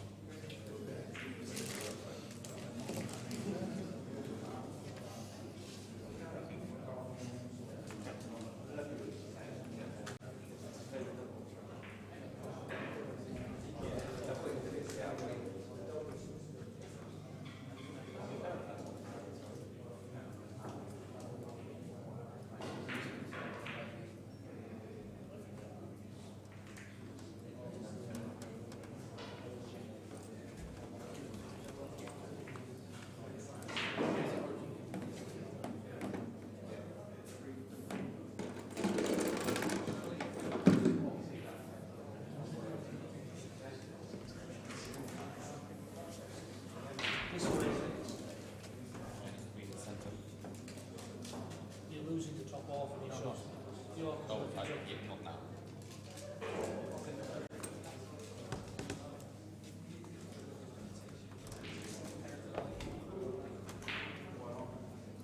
Towards the middle of the table. That way? Yeah, this way, middle of the table. This way.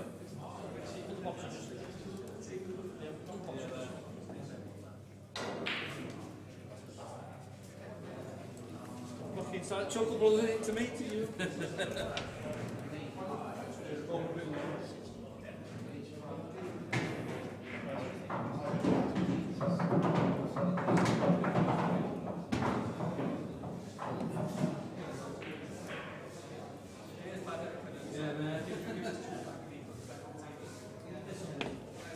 No, that's it. Is that okay?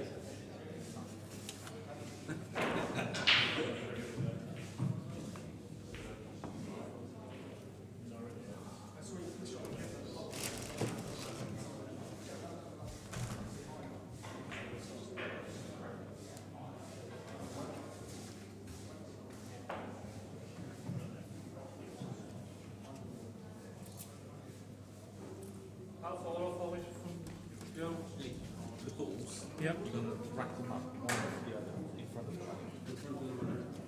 So you want to go like that? So what I'll do is I'll go 1, 2, 3, 4. The two halves of the draw. Is that okay? Obviously with the numbers facing up. Yeah, Is it good? Yeah, that's fine. Numbers.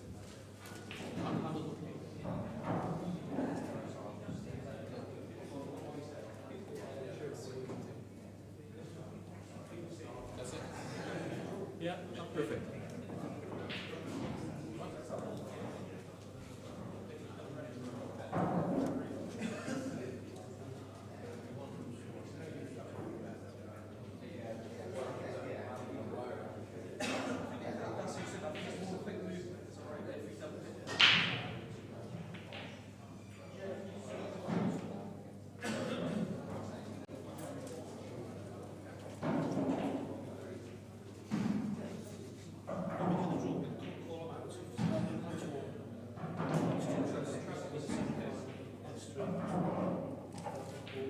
So that, yeah, so when you call them out, the first one will be the first match. Second match. Yeah.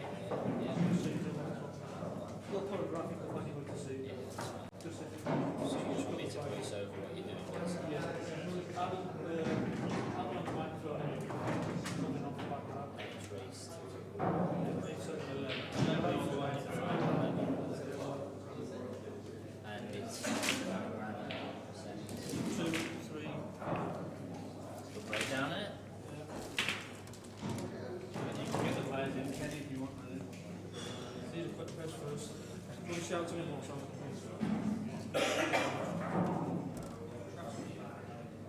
Okay, everyone, let's start the draw for the quarter-final stages. Can the players that are in the draw just come into the pool room so we can just call you out as you come out of the house?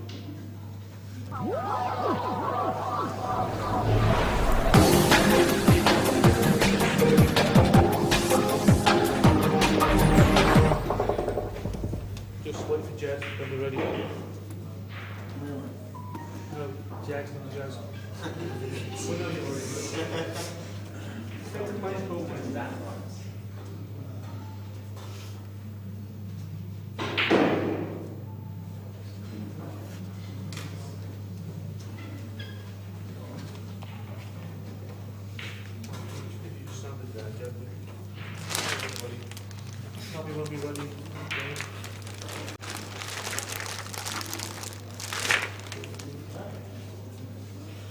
Okay, welcome to the Bulldog Security Challenge 2017. We're now down to the last 8, and the 8 players are over to my left-hand side. First qualified, Simon Simons, Short Story, Matt Brealey, Christian Phillips, Mike King, Shane Thompson, Stephen Dempsey, and Jez Graham. We have got a graphic for everybody who's watching. You can see the story of how they've got to this far. So, on the draw, we have Jed Ronan from the Running Post doing all the betting throughout the event, has done a great job, and the right-hand man, Lee Grouse. The draw will go straight line around the world.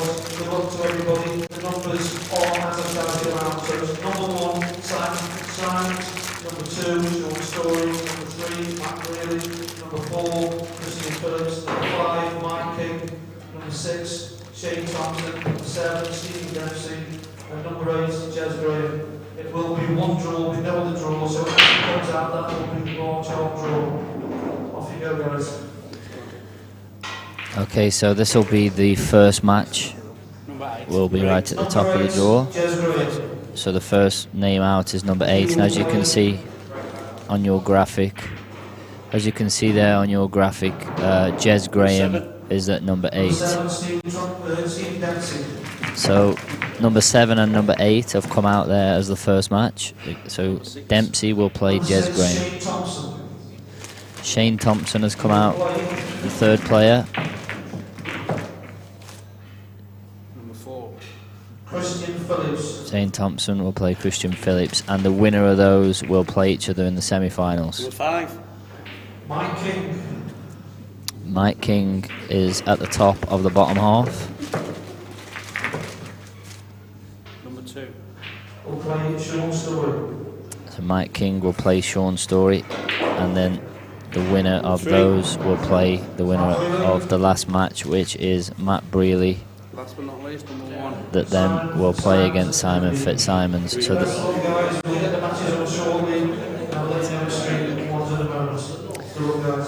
okay, so just to be clear on exactly what's happening there, there's Jez Graham versus Stephen Dempsey first match, Shane Thompson versus Christian Phillips. The winner of those will play in the semi-final. Mike King v Sean Story, and then Matt Brealey versus Simon Fitzsimons. The winner of those will obviously play for a spot in the final.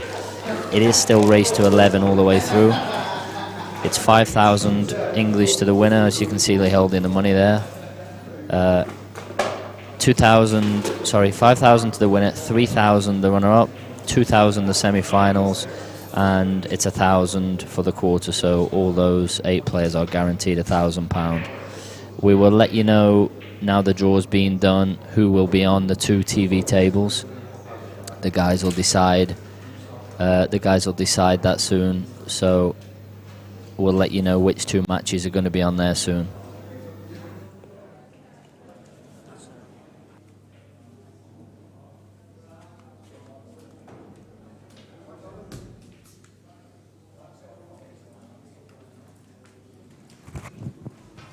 So Lee and the team here at Beard, professional as ever for you. I've got the stats up there of how each one of the quarter-finalists got to the final. So as you can see there, that's showing their road to the quarter-finals.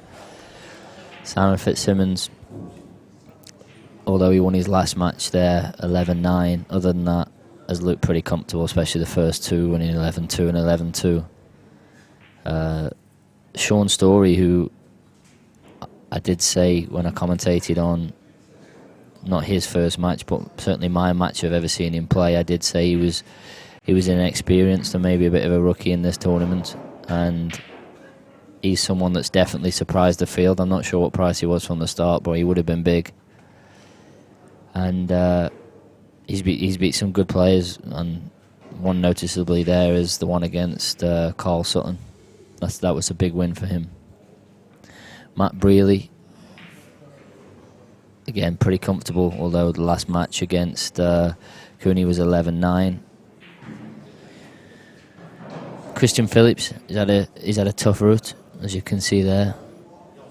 in the last match there against Dempsey, 11-9, although Dempsey did obviously win his last match, as you can see there, against Zach Shepherd to qualify. So it's a good position to be in when you get to what's effectively the final of the winner's side that allows you 2 chances to qualify. All the other stats are up there, obviously, of all the other players for you to have a look at. So I'll be back shortly to let you know who will be the 2 TV matches.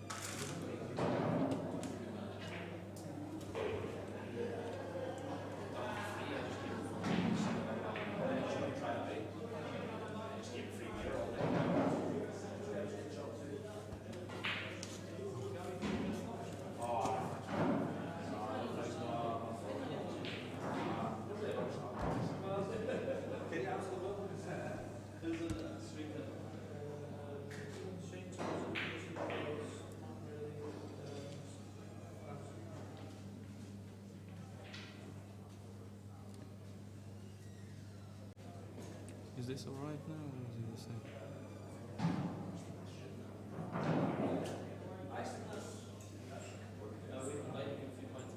I didn't give him a point of view.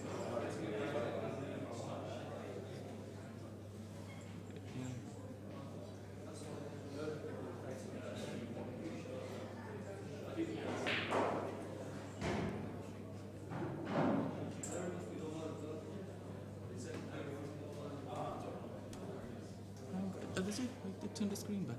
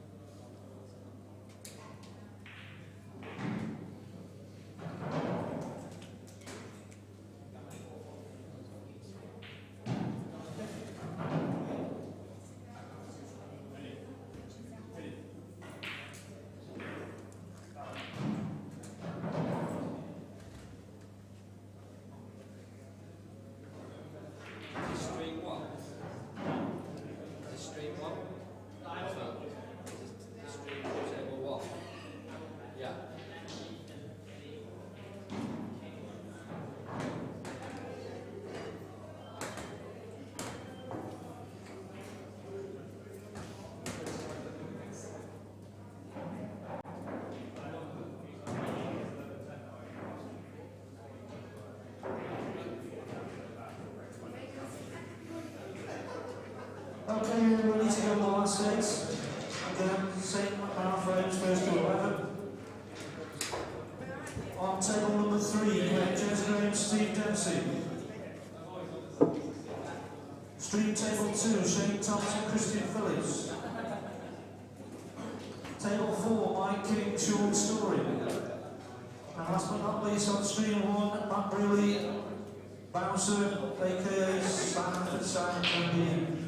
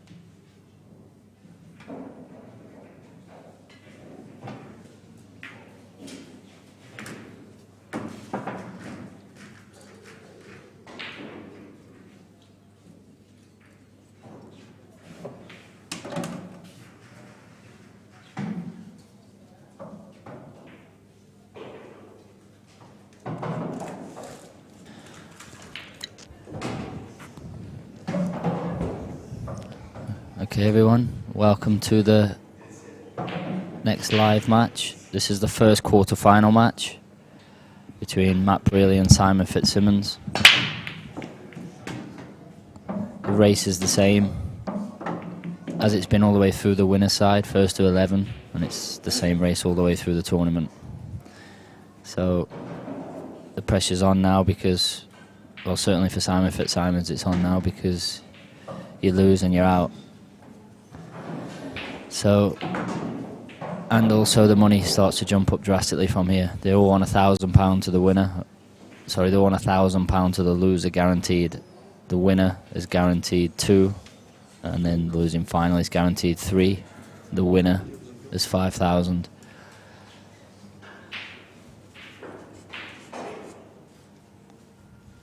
Just like to welcome in the commentary box with me. I've got Clint Jansen, who's just come over to watch some of the tournament and is going to do a little bit in the commentary box with me. So, all right, Clint. Yeah, not bad, mate. Kenny's dragged me in. What is it? World rules. Yeah, world rules. Yeah. Table's looking fast.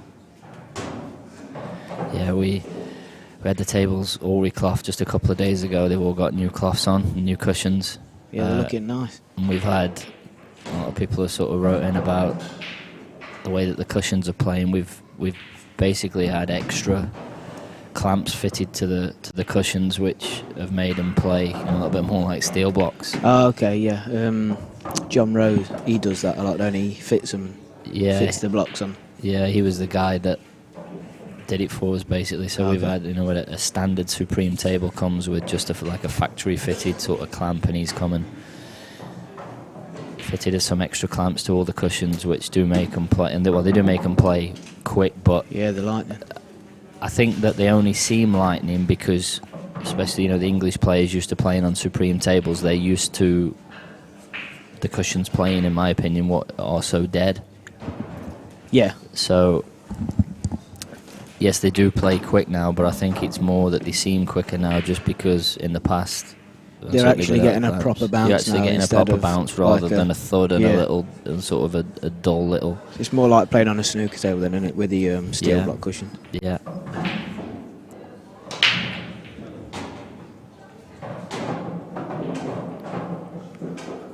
I'm not 100% sure of the betting prices now from the quarterfinals. I'll find out for you if any of you are interested, but the way that Simon's been playing and the way that he's come through the winner's side would suggest to me that he has to be one of the favourites, if not the favourite. I had him at the start of the competition. I thought he was, between him and Ben Davis, were favourite for me. He's been playing really well at the minute. And when you're playing over these long distances, yourself, Clint, it's the person who makes the least mistakes. And for me, when I've been watching Simon, he just doesn't really look like he's going to make a mistake, especially on the finishes that you're supposed to get. He just takes them out with ease. And for me, he definitely doesn't look like he's going to make a mistake. Yeah, he's solid. He had a good run in the Worlds. He got to the final of the Worlds he played. He probably played the best out of everybody there, to be fair. He just come up against Craig Marsh in the final, who played really good in the final. It's a good break. Check this out for a break. So he sort of miss it the front ball there. He wasn't trying to play what was like a cut break, but he sort of almost cut broke off the front ball. But they went everywhere, and he's potted a couple of balls.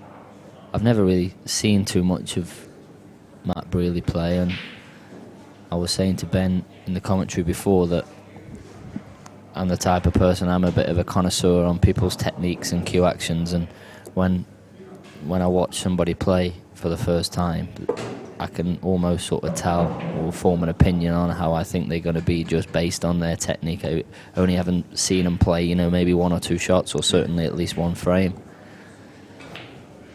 Is that something that you would look for, Clint? I mean, we know, we've heard of some of these players, but you don't maybe necessarily get to see them play, and just by looking at the way somebody plays, the way that they stand, the way that they queue up to the ball, the way that they strike the ball? Would you be someone that would look for that and would form an opinion on? Yeah, definitely. Yeah, it's not so important with English 8 ball. Like more snooker, you have to have a really good like cue action but yeah, I do. That's probably the first thing I look at, like the stance and the cue action. And the reason I said that is because Matt Brealey's style and cue action is a little bit unorthodox. Yeah, he looks a bit uncomfortable, don't he, when he's on his shot? He looks a bit uncomfortable, a little bit on his shot, and one thing that I have noticed straight away, and people may not have seen this, is if you watch when he addresses the ball and when he cues up, his tip is probably 3 or 4 inches away from the cue ball. If you watch this, look at this. Oh, yeah. Like usually it's probably 10 mil, 15 yeah, mil. To be honest, me personally, I cue up sort of ultra close to the cue ball. I know that can be dangerous. Yeah, you know, I do as well. I've feathered the white a few times. Especially when you get a new tip and your tip plays a bit higher. Yeah. If you cue up close to the cue ball, you know, you can find yourself feathering the cue ball. But one thing's for certain, Matt Brealey won't be feathering the cue ball here. Yeah, I haven't noticed that before. He's literally like 3 inch, isn't he? Yeah, he's like 3 inches short of the cue ball. And I'm not saying that there's anything wrong with that, and it doesn't, and it obviously works for Matt and other top players that will be more well known that do that. John Higgins would be one of them, that he cues up quite far away from the cue ball, and see the late Paul Hunter used to do the same. Okay, I didn't realise Paul Hunter did it. But yeah, and this shot especially, look, I mean, look how far away he is. He isn't even coming past the cushion. No, he's not passing.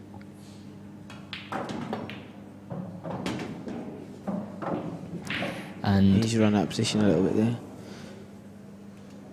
Yeah, he didn't. Can he cut that in? He didn't get hold of the cue ball. He's tried to obviously grip the cue ball into the gap of the red and the yellow with the right hand side, and he wanted to obviously straighten the cue ball up in a more of a straight line. He just didn't get hold of it and didn't get any right hand side on it. And I think he thinks it cuts. If this cuts, but where's the cue ball?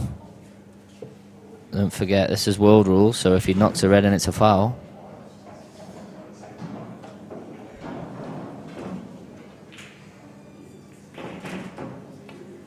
Oh, he's made a good shot there. And he'll take that nice nudge. Kiss. It looked thinner than that, didn't it? Yeah, we are sitting sort of behind the table, but we are behind the monitor, and when you look at it from the monitor, things do look a lot different. 1-1 then. 2 break dishes. And the last match I commentated on here with Christian Phillips and Dempsey, sorry, the match before, was a really good standard. And I think generally in this tournament it has been a really good standard. Who won that match? Christian Phillips beat Dempsey, but that was the final round of the winners' side. Oh, so Dempsey Stephen had to come through the losers' side. Yeah, it was a good place to be in there, because from that point of effectively your 4th match in the winners' side, you had 2 chances to qualify. Oh, okay. And then Stephen Dempsey then beat Zach Shepard to qualify. Oh, okay.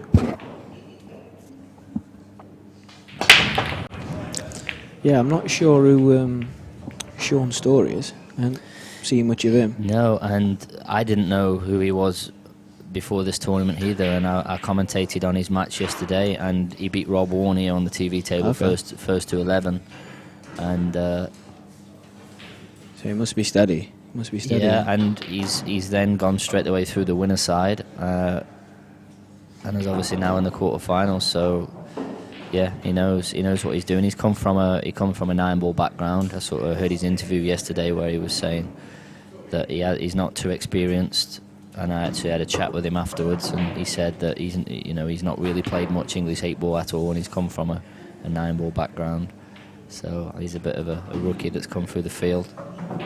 It's unusual to get a 9-ball player playing English ball. Yeah.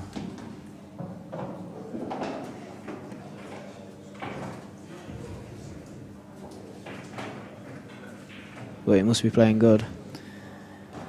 Because there's a lot of tough plays in it. Yeah, and Simon there absolutely crunched that break. And as we spoke about before, a lot of the breakers down to timing, and he definitely timed that really well. But as you know, English 8 ball, you're not guaranteed to always make a ball, and all you can do is hit them as good as you possibly can, time the break as well as you possibly can, and that gives yourself the best chance of making one. Very good first shot there, Matt. Just clipped the red into the middle and developed the only awkward red. Yeah, he controlled that really well. You get a lot of players that would probably hit that a little bit harder to and rely on a bit more luck, but he played it the proper way. And I like that. I like the way that when people play the game properly, and what I mean by properly is that, you know, they're not just crashing into balls. They're trying to work out where they go. And that's the way that the game should be played. Yeah. Just to let anybody know, we are on the live chat, so if you got any questions for Clint or myself, then please ask away.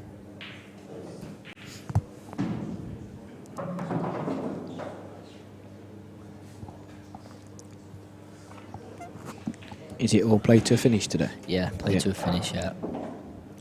And the draw, as you saw it there, and the draw that is up, that is the way it is now, So as it shows.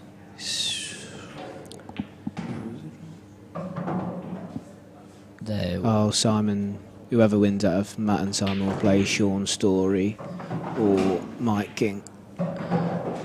So there we go, we've got it up for you there. So this match that we're showing you here is the match that's right at the bottom of the draw, so they're effectively in the bottom half. They were chose to be on this TV table, but they are actually at the bottom. So as the draw came out, Jez Graham against Dempsey, Shane Thompson against Christian Phillips. That match is on our other TV table, so if you did want to watch that one, you can flick over to that. Mike King versus Sean Story will play the winner of this match. I haven't seen much of Stephen Dempsey for a few years. No, he had a few years out.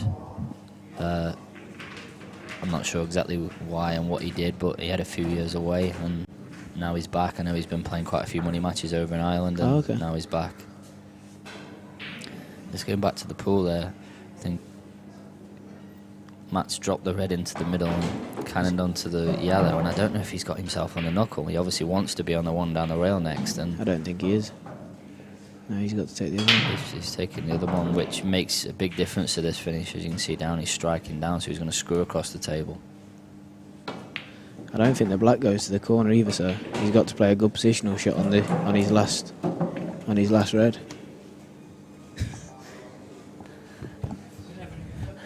Falling for you, Paul. No, I just leaned across there to have a look if the black went, and I almost fell off my chair and landed on Paul. Does it go? But no, the black doesn't go. Oh, he's playing a double. He's played a good shot.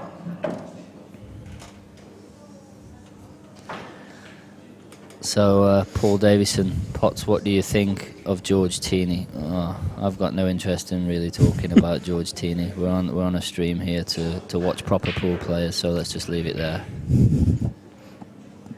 So,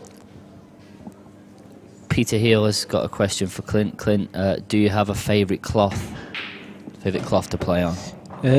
It used to be the old Strachan cloth, but I had a money match earlier on this year against Mark Boyle. I played on the Ainsworth match, and I really like that. So that's probably my favourite out of all the cloths. Which is the cloth that they're playing on here today? Yeah, it's very fast and very reactive. It's probably the best out there for me.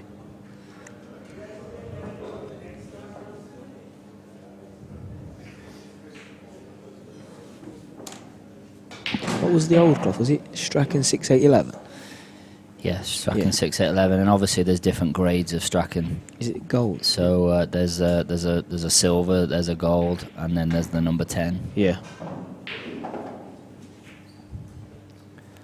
So, just to touch on Clint, you'll probably be unaware of this, but all the way through this tournament, which is really strange. If you can see the way the pack's racked up here, it's racked up just off. See, it's racked up just off straight, basically. So the front ball is almost sort of pointing 2 balls to the right-hand side. Oh, okay.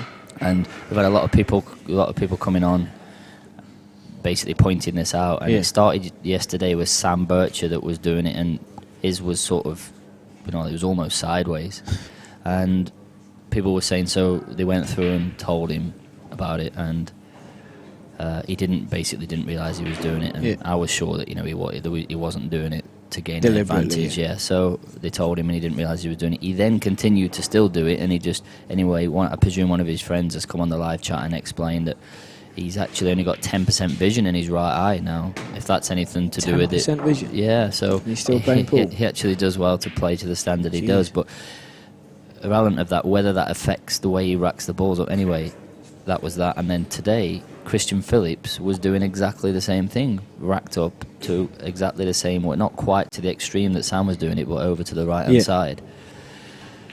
And now, and if you could notice there, the way that Matt racked them up there, I didn't quite see it, to be honest. It weren't quite as bad, but they were offset to the right-hand side, as sort of Paul alluded to there for me. And for one, it's strange that people are racking up to the right-hand side, and it's strange that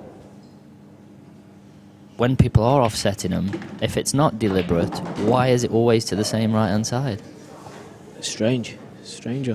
And what people were saying that people were gaining an advantage of is that using the cut break from the right-hand side, just about to say, it allows you to hit more the side of the pack. Yeah. Plus, if you have them slightly off straight and use the cut break, usually the corner balls, one of the corner balls goes straight into the corner. But I can't see how you'd gain an advantage if you was hitting the front ball.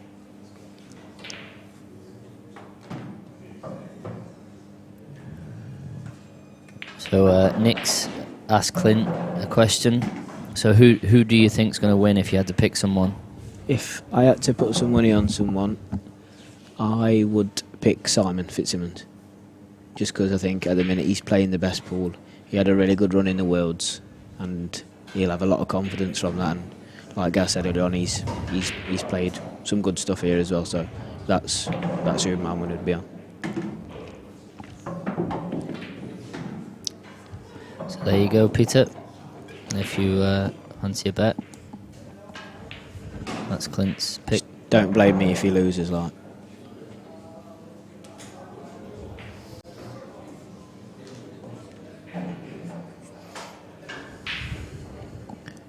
Do we know the odds?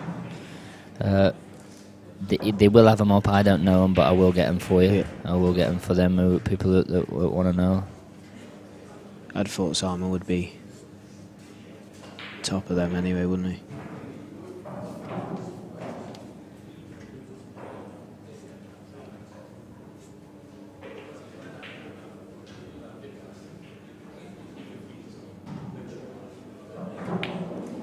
Who was the bookies' favourite at the start of the tournament? Ben Davies, and then he got heavily backed into 7-1. Yeah, I thought he would do good, to be honest. He had him down to win it all come close.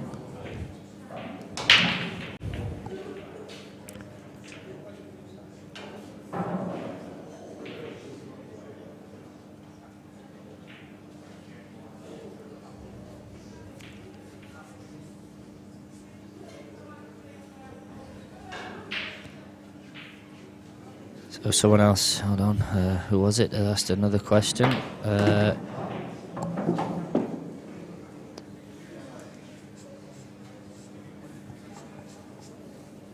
So Phil has asked, Clint, have you any money matches lined up? No, I was meant to play one this weekend in Scotland against Scott Gillespie, but he messaged me probably 6-7 weeks ago saying that he didn't want to practice, so he just called the game off, which is fair enough, to be honest. I wasn't too bothered anyway. I was playing a bit of Chinese 8-ball, so I wasn't really practicing myself. So, but maybe try and organise one towards the end of the year. got nothing lined up at the minute, but I'm sure there will be for the end of the year. If anybody's interested, and it's a good shot. Yeah, Clint's been travelling over once a week and been playing the Chinese 8-ball with me for a long time now, and he's played in a few of the qualifiers. He won one of the qualifiers at John Rowe's place, and played in the last Joy qualifying event out China, where he actually did quite well, and he ended up losing in a shootout in the final match to qualify through to the main 64, the draw, which was through a field of, I think, probably the best part of 400 runners. Clint, was it? It was 456, I think it was. So there was 400, yeah, so the 460, 56, and I think, probably 98% of those were the top Chinese players. The top 16 are seeded through to the last 64. So obviously the hard work and, in putting the practice in on the Chinese table is paying off. Yeah, it's a brilliant game. I love playing it. And yeah, you're right. The players I won 4 matches, and every single player, bar one, I played a woman in the first round. She wasn't great, to be honest, but every other round after that, they hardly ever missed. I had to play like my best stuff just to win. I think I won 2 of my games on a shootout.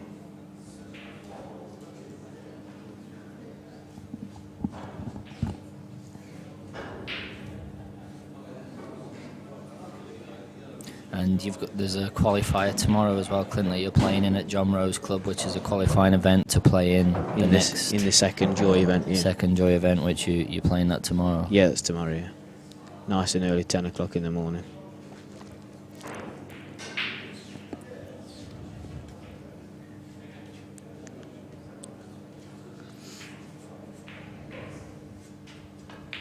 Yeah, it was a good break from Simon. He nearly went in off, but he hit the ball, he hit the cue ball good.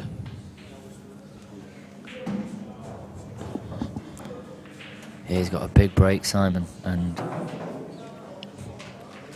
as I mentioned before, I think the break's a real feel thing. You get a feel for it, and someone that breaks as good as Simon does, as the tournament and as these matches and frames go on, I think that he's only going to start breaking better, and I think that in these long distance matches, if the matches do go close, I just sort of fancy Simon maybe to outbreak any of the other guys that I've seen break. I mean, I know when you break well, it doesn't mean that you're guaranteed to make a ball, as we saw in Simon's break before, but when you're hitting him as good as he does, you're giving yourself a chance. Yeah, his break is probably in the top 5 in the world with his break. Jack Whelan's another one. He's got a really good break, just sledgehammers him. But yeah, I played Simon a few weeks ago in Leeds in a competition. I ended up winning 5-4, but his break just kills you. He literally, if he pots off his break, that's it, he's cleared up, because they just literally go everywhere. Yeah, Simon played in the Chinese 8-ball event as well, the Star one in March, and he actually came down, and I had a practice session with him as well. He's quite a talented kid. I know that he practices hard, and I know that he's also been playing quite a few money matches and having some big results in money matches. So I think because of that, he's obviously working hard to gear himself up for those money matches, and that's obviously translated into his tournament play, hence that he got to the final of the World Championships. Is it? It's a good shot. Yeah. He don't miss many pots. No, he doesn't miss many pots, and his patterns are good. He purposely played up the side rail to knock the black off there. Yeah. To be fair, I'm surprised he moved the black, because he's such a good doubler of the ball as well. He's one of the best at doubles as well, to be fair.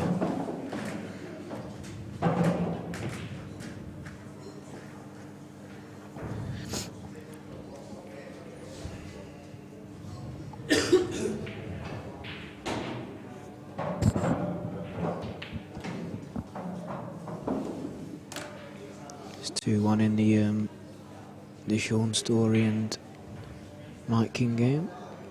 Not sure who to.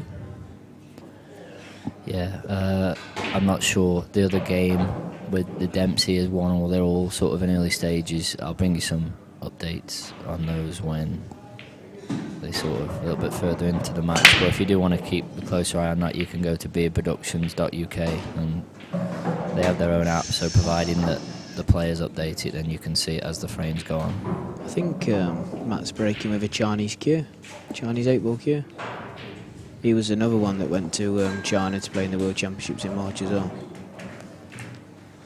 So some questions are coming in about what are your plans regarding playing more Chinese 8-ball, Clint, and where you're at with that, and what are your plans for the future regarding playing English 8-ball and playing Chinese? What do you plan to do? Well, obviously I can't stop playing English ball because that's where I earn my money, but obviously with the Chinese, if anything kicked off with the Chinese, like maybe a tour around internationally or anything like that, I would definitely consider playing it full time. But at the minute, there's not enough tournaments to like quit English pool. But yeah, I do really enjoy playing it.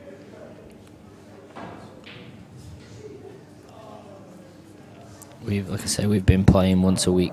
You've been coming over, and we've been having sort of two or three sets, races to 13s. We've been putting quite a few hours in. I know since you've been coming over, you've sort of maybe fell in love with the game a little bit and everything about it and the rules and stuff. And I think a lot of other people are the same, that they want to get involved and they want to start playing more. It's just not that easy to get involved, and especially with the tournaments being out in China.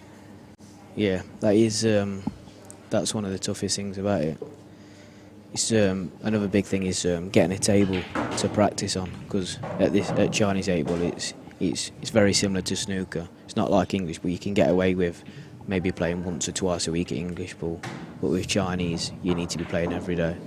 You need to be putting like 3 or 4 hours in a day at least, because them boys over there, they're playing 8 hours a day and they don't miss.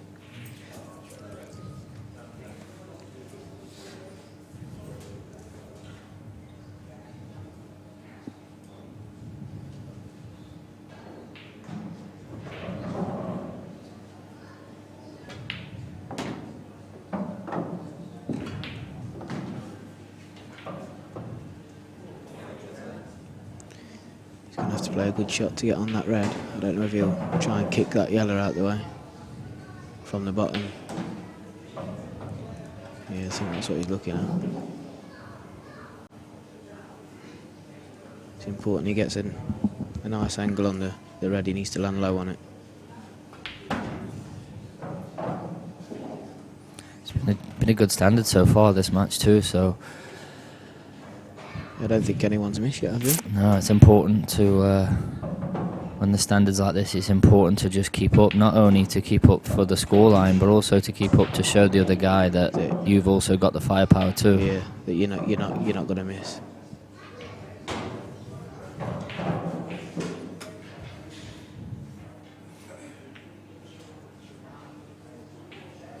The table seems to be breaking really well,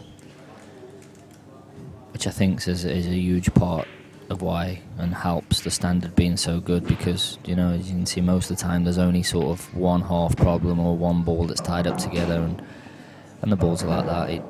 It's not only better for the standard, but it's better for the viewers, it's better for TV.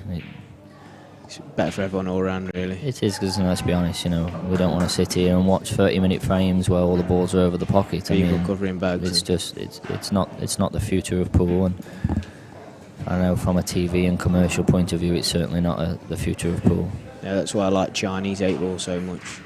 There's literally no covering bags around like that. It's just all attack.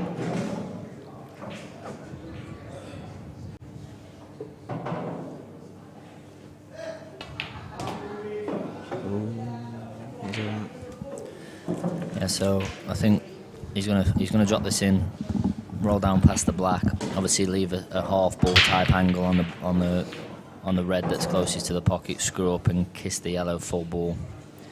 If he lands with an angle where he feels that that's not on, then he's got the option of just dropping it in and dropping onto the yellow that's touching the cushion and taking the red in the corner.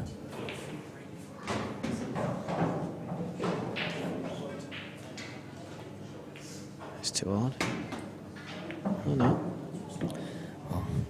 Strange. I can only presume He had that, too much angle. that he had too much angle, and he's played to hit the black full ball, and if that was the case, he's played a really good shot.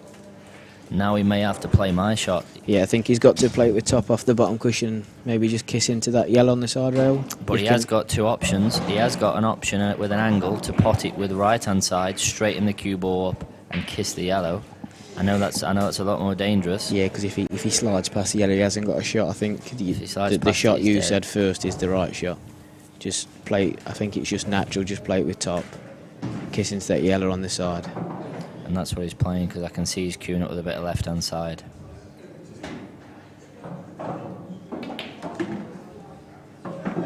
Yeah, he's played it well. It's perfect. Is he a bit too thin, or is he okay?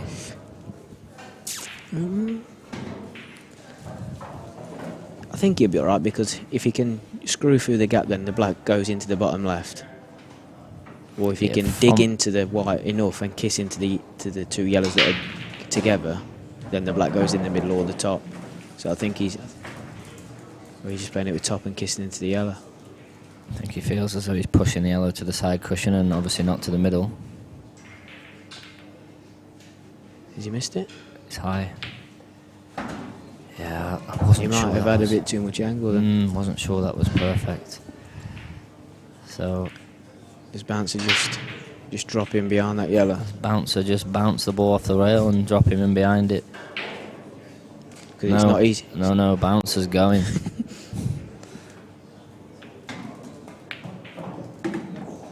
Yeah, good shot. I suppose when you've got as much confidence as he has, you're not going to play a snooker, you're just going to get down and pot the balls. But I thought if he'd have just dropped in there, then he can just get down and pot the balls with two shots. You know, I do think that there's a fine line between. I'm not saying that was the wrong shot, by the way. I do just think that there's a fine line between what's the right shot and the wrong shot. I just think if he played that shot, the snooker, I can't see a way he can get out of it. No. But World Rules is different, and he didn't have to try and get out of it. No. So that may be something that he'd weighed up and thought, well, he may just tuck me up and make me waste a shot anyway. Yeah, true. World Rules. One good shot and he's take a 4-2 lead.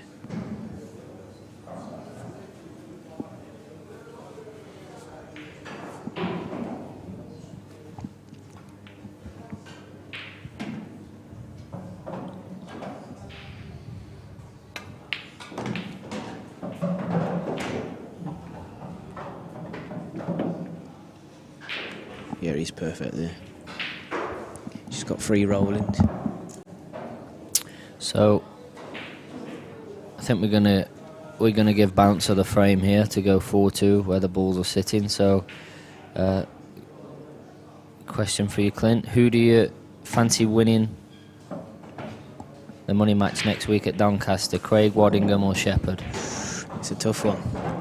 I know Shepherd's just come into a bit of form at the minute, but Craig's such a good money player. I don't know. I wouldn't like to say who's going to win that, to be honest. It's 50-50.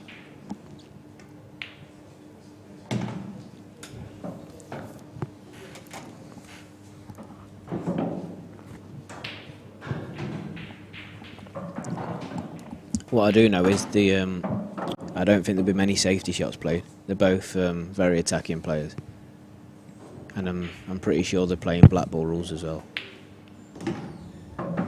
Yep, 4-2 to Bounce then.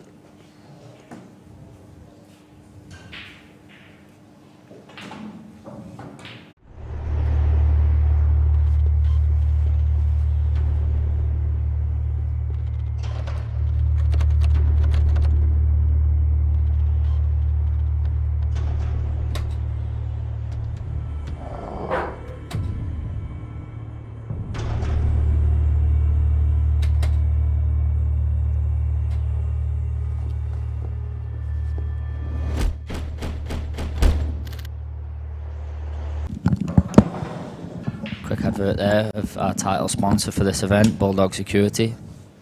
So a huge thanks to them for their continued support. Anyone is interested in anything along those lines, house alarms, then get in contact with them. Also, Holcroft Reynolds, that will be the title sponsor for one of our other events later on in the year. Another good break there from Bounce. As you can see, there's only 3 balls in the bottom half of the table. That's how much he's crunched them.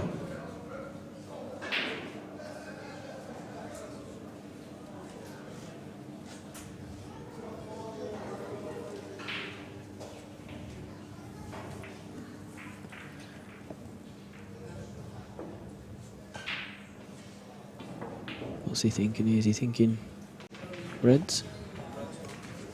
Yeah, I think he just nominated reds. I think I'd probably be going reds here as well.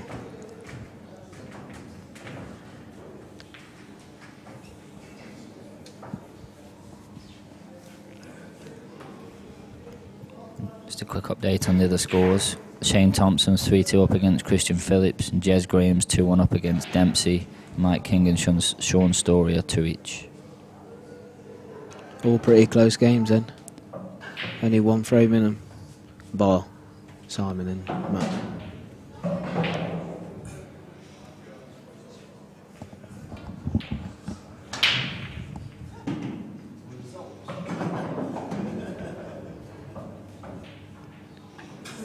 I don't think I've seen a dry break yet.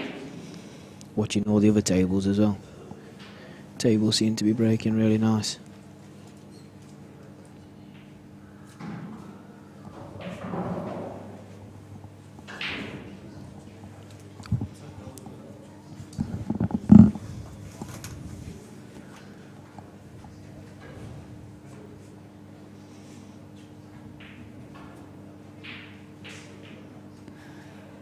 So once a week as well. We've mentioned that we've been practicing, and we've also been doing a few gym sessions as well. Operation Get the Abs Out. And yeah, I don't really want to talk about that, to be honest. My shoulders are still in bits. It took me, after the first ab session, it took me about 5 days to recover. I had to roll out of bed. Couldn't even sit up.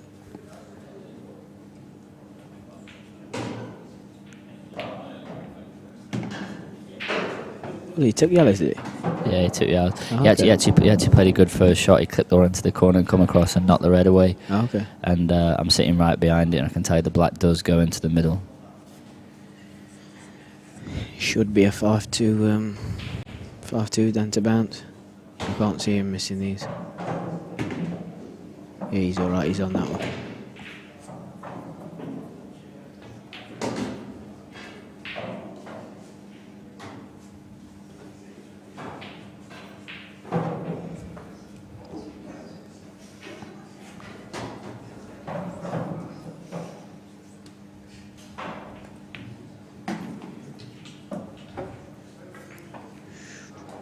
I think he's perfect. Yeah, he's alright, he's dead straight, so it's perfect. Just wants to top through, leave a 3/4 ball angle on the one in the middle, and like I said, the black does go to the middle. I think he feels he's got a slight heavy contact there because he jumped up, and It's still pretty good there. I think You can just drop that in, probably drag it in maybe. Just have to play it off the bottom cushion now.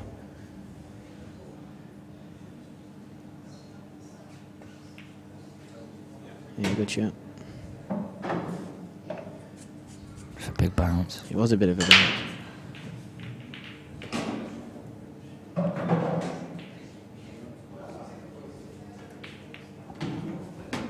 5-2. 5-2, and he looks good. He doesn't really look like making a mistake, especially when when on those sort of finishes that you're supposed to get sort of 7, 8, 9 times out of 10. He just doesn't even look like missing him. He doesn't go the wrong way. He doesn't really like falling out of position. No, he looks really comfortable out there. And while he's breaking like that, as everyone's coming in on the live chat and saying that when he's breaking like that, he's going to be hard to work with.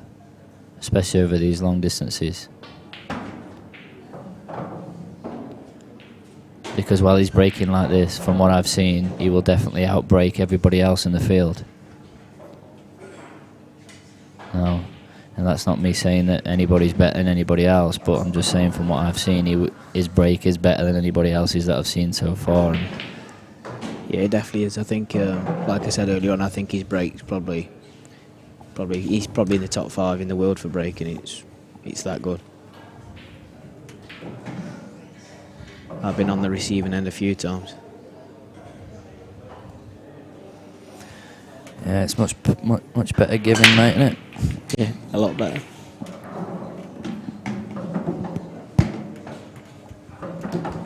It's a good break. Yeah, they both got big breaks, to be fair.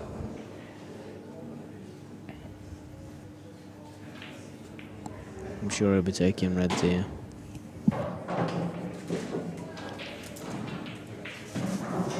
And yellows aren't too bad themselves, but he hasn't got an easy starter, so... People on the stream also enjoying watching Bouncer, saying, you know, when he's playing like this and he's fluent, he's attacking, he's no interest in trying to play a snooker. He doesn't even see the shot to play a snooker, yeah. and it is good to watch. Yeah. It's what people want to see. He's not looking at where he can hide. No. He just wants to look how he can win.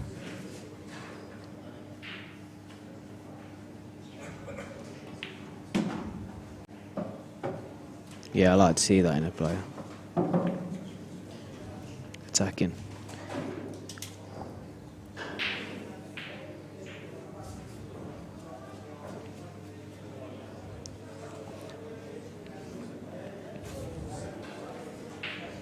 And it has been attacking. They're in the 8th frame now, and some of the other matches are not even close to halfway.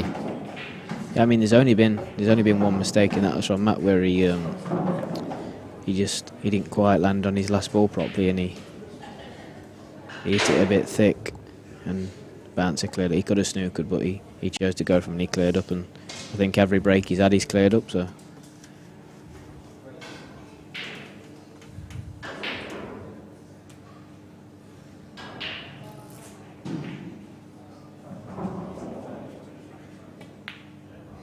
Nope. Second mistake. Yeah, and a little bit fortunate that... Yeah, he's had a bit of a touch here. Red's blocked the yellow from going down the rail. I think Simon might have to play his first safety shot here.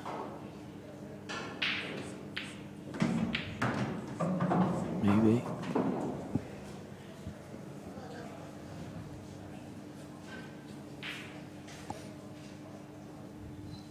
So questions come in for both of us. How much practice time do you allocate to the break?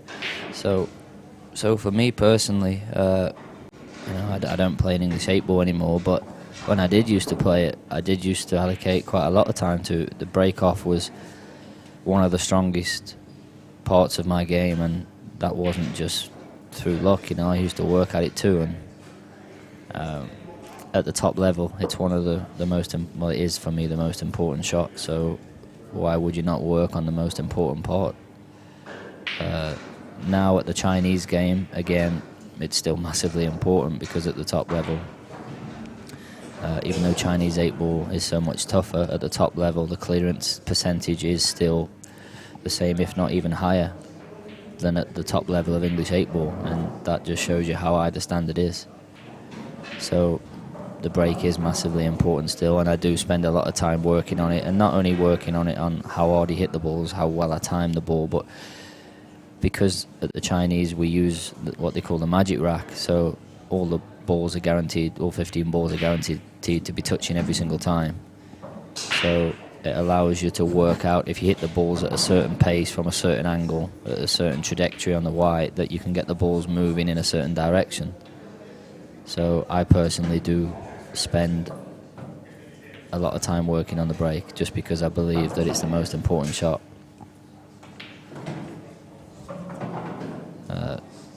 So what about you, Clint? Yeah, over the last, I'd probably say year and a half, 2 years, I've worked a lot on my break. As a lot of people know, my break's probably one of the worst in the game. But just recently, probably last it was since my money match in January actually. So like 4 or 5 months, I've been using the cut break, and it's worked pretty well so far. So I'm sticking with that. But yeah, like Gaz says, it is the most important shot. So it is worth putting the hours in practicing. Not just the pace or the power, but how you're contacting the white ball and that, and trying to control the white ball as best you can.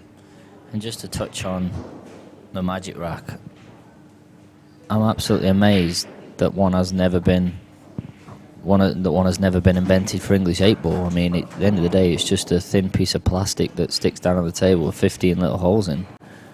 It's not. Don't get me wrong. You know, before it came out, and you know, and then now it's here. Everybody sort of just says, you know, what a great invention it is. And let's be honest, you know, it's not rocket science. It's just a piece of plastic with 15 holes in. And they use it in American pool. Obviously, they don't use it in snooker because there's absolutely no need for it. But they use it in all of the American pool. They use it in all of the Chinese. The only thing they don't use it in is English 8-ball. And I'm amazed that the one has never been invented for it, because for me, it's the fairest way. The balls are always guaranteed to be in exactly the same place, because you're not just hand racking them and guessing where the front ball goes. All 15 balls are guaranteed to be touching, so that therefore it's exactly the same for every single player. And in matches, even when there's a referee, it's not exactly the same for every single player, because one time the ref can rack the balls up good and the next time he leaves a gap, so it's not fair. But the Magic Rack eliminates all of that. So that's a great shot. He's played a fantastic shot there. But yeah, so I think a Magic Rack needs to be made for English 8-ball. And so Dragon's Den, for anybody out there that fancies it. Steve Grice, maybe. He's the Steve's the guy who invented, well, not invented, but the metal. The metal triangle that you push the wood forward. They're a little bit hard work, like, but they do get most of the balls touching. It's better than your average triangle, but it's just hard work racking the balls up. Yeah, I can't believe he missed that. It's the first ball he's missed. Yeah, and the reason he missed it is because he was scared of the cue ball going too high for the ball across the back rail, so he took his eye off it trying to pinch some. Can he flick the black at you? Yeah. Oh no. Oh Jesus. So we were just saying that there was hardly any balls missed, and then there's now more been missed in this frame than in the whole match.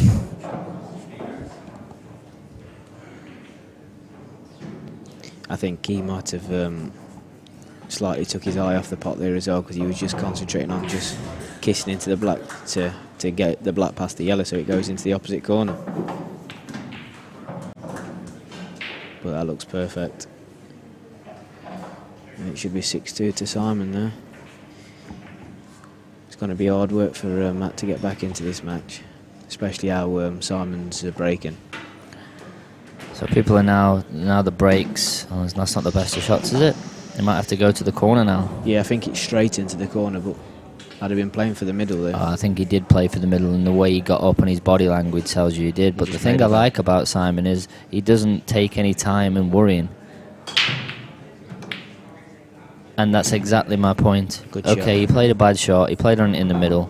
So he's landed it in the corner. He didn't stand there moaning about it and walking around the table and looking up in the air like like maybe a Phil Harrison would, and making out as though it's worse than it is. He just accepted, okay, I've played a bad shot, I'm still on it in the corner, I'm just going to get down and knock it in, and I like that. Yeah.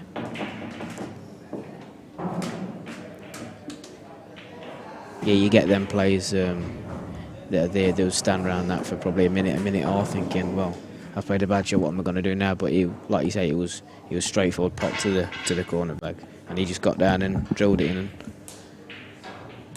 So there's a lot of talk now, obviously, about the triangle and the Magic Rack, and people are saying, it's about time that they use one for pool. It 100% is about time they use one for English 8-ball. It's the fair way, and it makes the most sense. Yeah, it's definitely the fairest way. they don't really affect the role. Don't get me wrong, they're more likely to affect the role of the ball because the balls are lighter on an English table. But when you're using a referee, you know, if there is balls on it or around it, they can mark them and move them just like they do at the other two sports. Another sledgehammer break there.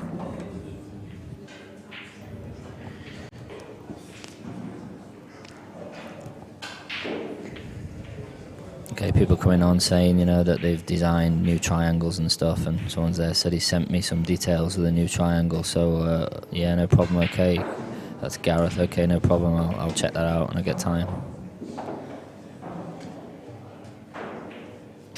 Yeah, I think it is important for him to get like the same kind of magic rack for the English pool. I think it's just fairer for both players then. There's no like, say if I was playing Simon now, he's got an advantage because his break's probably 3 times as good as mine. But if we use a magic rack, it's both as even as each other. You haven't got to hit the break 100 mile an hour. Then you can then try and work out to bring some sort of skill into it. And someone came on there and said, "Oh, there becomes a divot where the front ball sits, so that's why people rack them higher." But when you've got a magic rack, then all of that's gone, equation, isn't it? Yeah. Because you just have to. There's a little hole basically where the front ball sits. So when you put the little magic rack onto the spot, you just... That guarantees all the balls to be touching, so there's and guarantees them always to be in exactly the same place because you can see the spot through the magic rack. Yeah. It's a no-brainer.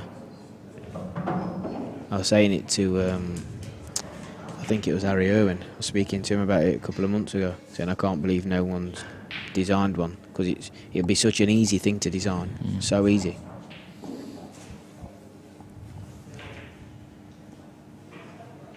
And the amount of pool tables around the country, there's got to be some money to be made. And one of the most important things for me about anything like that is its speed. You need something that's quick.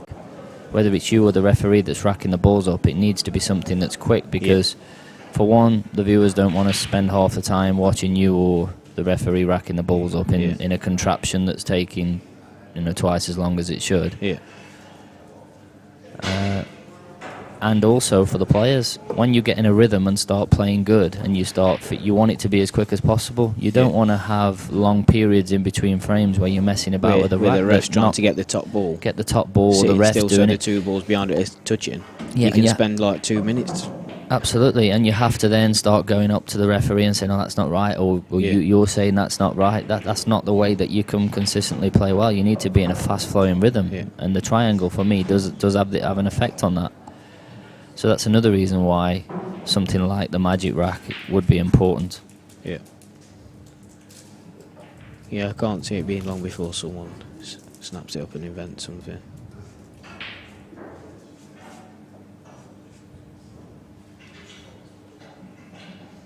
There was talks, I think it was last year, maybe changing the break rule to where so your break is basically a free shot, and then if you don't par, you're still at the table basically. There's a couple of people trying to get that voted in, and of course I was one of them because my break's awful.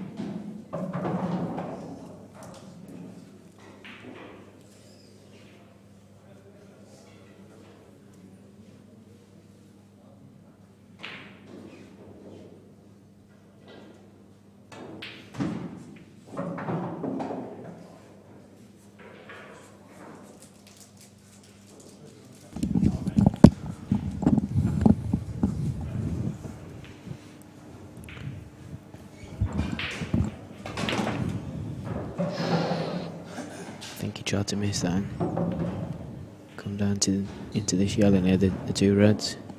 I think he just got into it a little bit too much.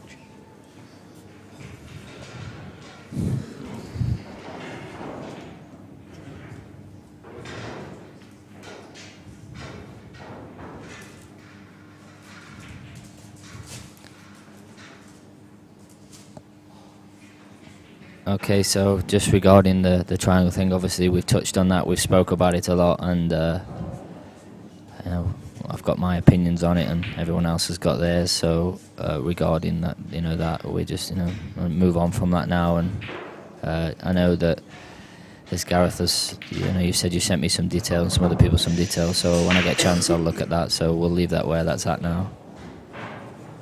Just getting back to this, so that was a bad miss. That was a bad miss, and he was playing it with a lot of right-hand side, I think, to swing the white round, and the cue ball just pushed in before it got to the object ball, hence why he looked like he missed it by a mile, but he was actually playing it with a lot of side. Yeah. I'll keep giving updates as people are asking, but you can go to beproductions.uk and keep track of all of the live scores yourself. I'll give you a quick update on those, which is Shane Thompson, Christian Phillips 3 each, Jez Graham 5-1 up against Dempsey, and Mike King, Sean Story 3-all. 5-1 Jez Graham. Jez must be playing good.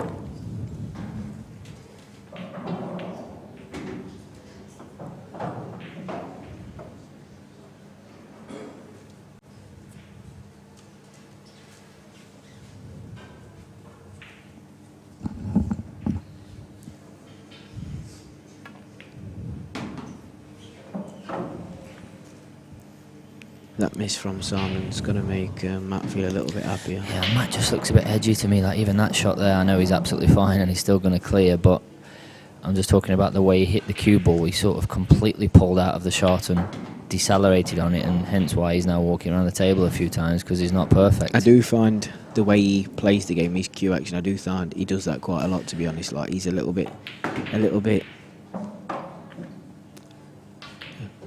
not twitchy, but a little bit like snappy, a bit jabby, and I think one of the main reasons for that, like I said, but just look how far away his tip is from the white here. Look, you can see it from that angle. Yeah, that's amazing. Oh. He's over it that as well. Well, but he's all right. He is all right, and I don't think he necessarily overhit it. He just overcut it, didn't he? And potted the red into the wrong side, and hence why he's come a little bit too far. But that's what I mean. He just looks a bit edgy to me here. And he's in danger of this match slipping away. He can't afford to let him get any further ahead, especially the way that Simon's breaking. No, he needs to pot this, and he needs a good break in the next frame, and that'll put him right back in the match.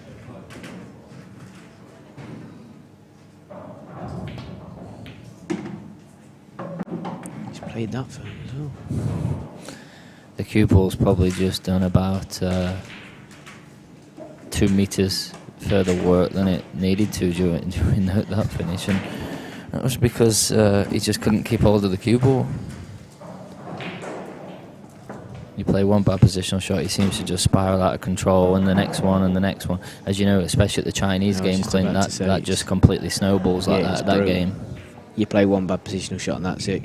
It's visit over. There's no potting a good ball coming off 4 cushions and getting on your bad ball.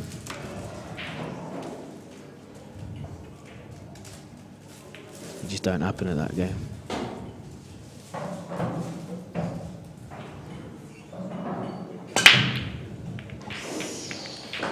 I think it was a good contact with the front ball. I think that just a bit of a loose rack. It was a loose rack, yeah, and he loose racked himself.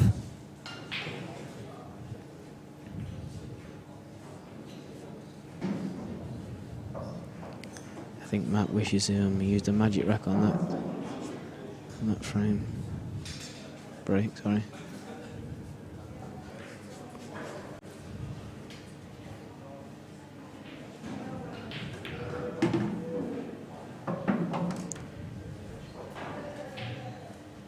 First glance, it looked like it was going to have a tactical frame, but I think Bounce will be looking to take these out.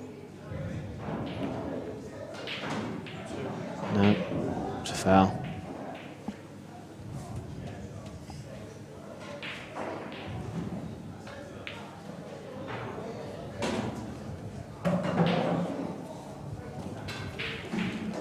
Still a lot of work to do here, though.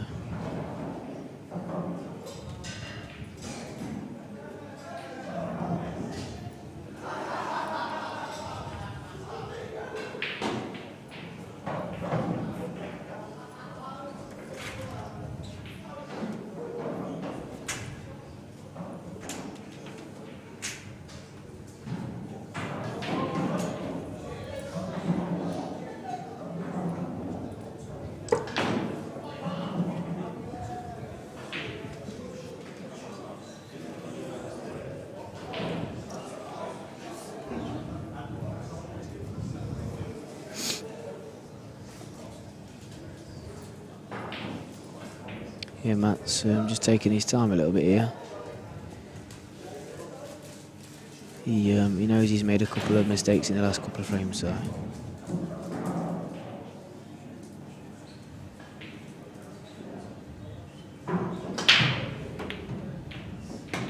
He's a very good shot there.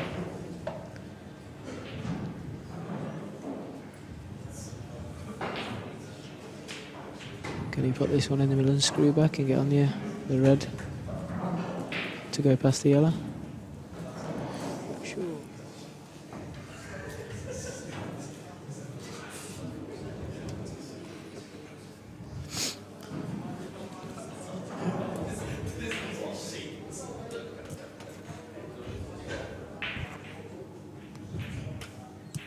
No, he's taking the top line.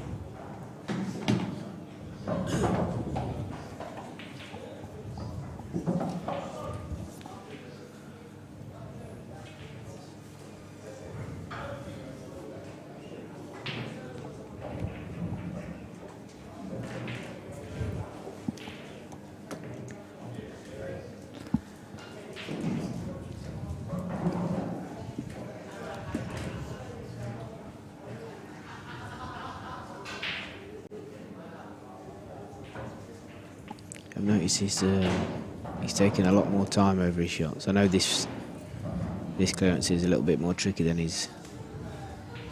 the other ones he's had, but he's definitely taking his time. Maybe trying to slow Bouncer down a little bit. I'm not sure, but yeah, I don't necessarily think he's deliberately playing slow. I think that these are obviously tricky, and he understands that it is getting towards a danger point in this match. He's 6-3 down, and Bouncer doesn't really look like, well, certainly making a mistake when the balls are easy. So I think he understands that he has got to be careful. So he's snicking off this and kicking the black out of the white. Used to be. Does the black still go in the middle? That's what he's looking at. Yeah, I think it does. He's landed a bit awkward though, because I think he's got to play that red to the middle, and he's Chinese snookered.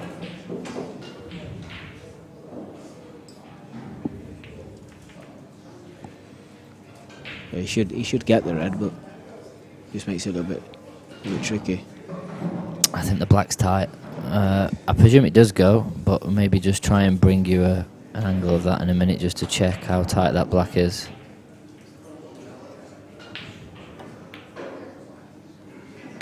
Sure. So he's now going to have to pop the one over the hole, and it looks straight. And this is where your cue action needs to be straight, because he's got to screw back through the gap here, hasn't he, to land on the one down the rail next. Yeah, he can't really pinch the back, can No. he? Because if he could have pinched the back, he could have just dropped it in and left the white like close to the bottom rail and just played the one in the middle and gone up. But I don't think he can play that. And I think there's a perfect angle of that. And I think if the white is anywhere near where that, see where the chalk mark is there, just underneath his wrist, if he's dead straight on it like that, he can pot it. So he's playing my shot and screwing directly back, and he's ripped it. But it'd be a good shot. If these two reds weren't here.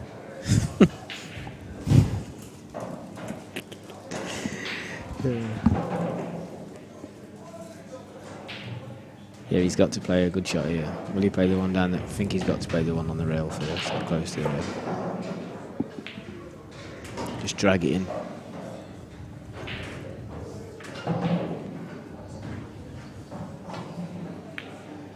Good shot. Yeah, it's a good shot. Good shot. Wow, his arm come right across. I was standing right behind that, and when he potted it, his arm come right out to the side because he was playing it with so much right hand side. So there he's just looking. He wants to be sort of dead straight, and he's worked out there that a double. If he's short, I don't think he's playing on the double, but I think if he's short, he can double it. Yeah.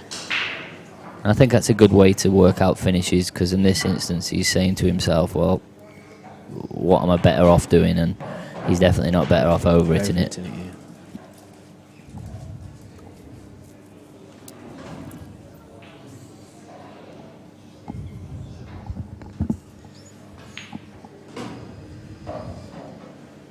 And it's amazing how far away he is from the cue ball.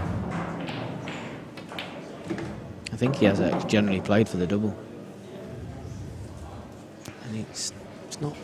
He's a bit short. He could have done with another 4 or 5 inches on that. Can he slide off this and pop the white in the corner? Has he got to screw it? I think he has got to screw it. I think he could, if he rolls it, he could go in off. Was he stunning it off the yellow? Stunned it.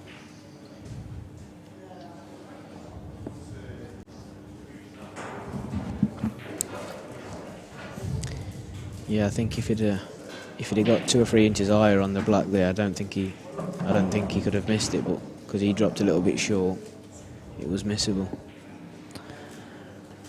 Straight away, Bouncer looking to attack. He's got no interest in playing safe, but I think here he's going to have to.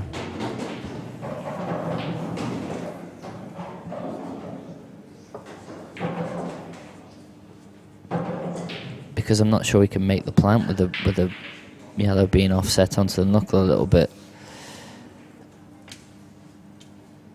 But where the black is, he has to be careful, doesn't he, dropping a snooker? Yeah. Because, you know, if it's just a one cushion escape, is he playing off the left edge of this? And he then might potting the one over even the hole? pot the other one.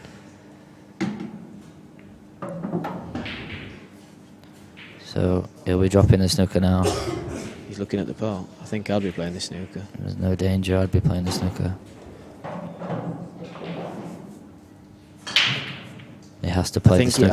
I think if that yellow slid higher than the black, so it went in the middle. Yeah, I think agree. I think he could go for the clearance then.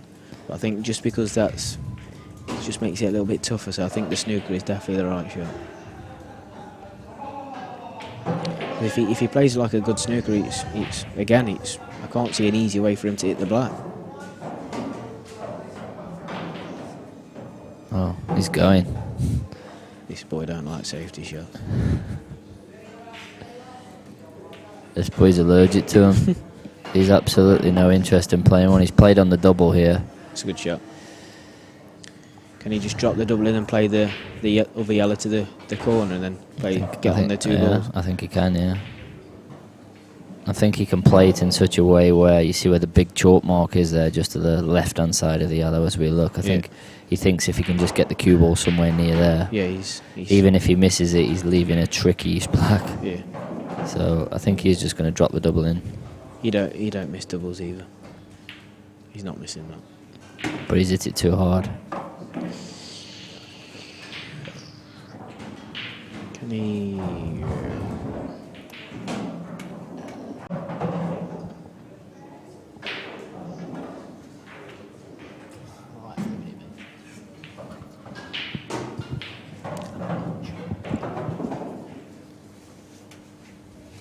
Yeah, he's got a tricky pot now to the right bottom corner.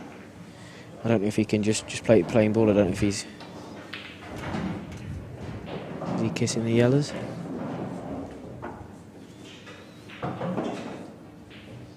I think the white's a little bit wider than kissing the yellows. I think sliding maybe past sliding cushion first and then past him. That's why he looks like he's... Soft screw shot.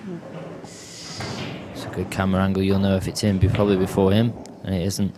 And I can only say there that that was the wrong choice of shot to go for the finish from Bouncer there. He's got the easiest snooker in the world that he can just drop, and he's 7-3 ahead. There's no need to put yourself under the pressure of going for that finish. If he plays the snooker, I can't. I don't think Matt's going to even attempt to get out the snooker because he's probably going to have to come off 3 or 4 cushions.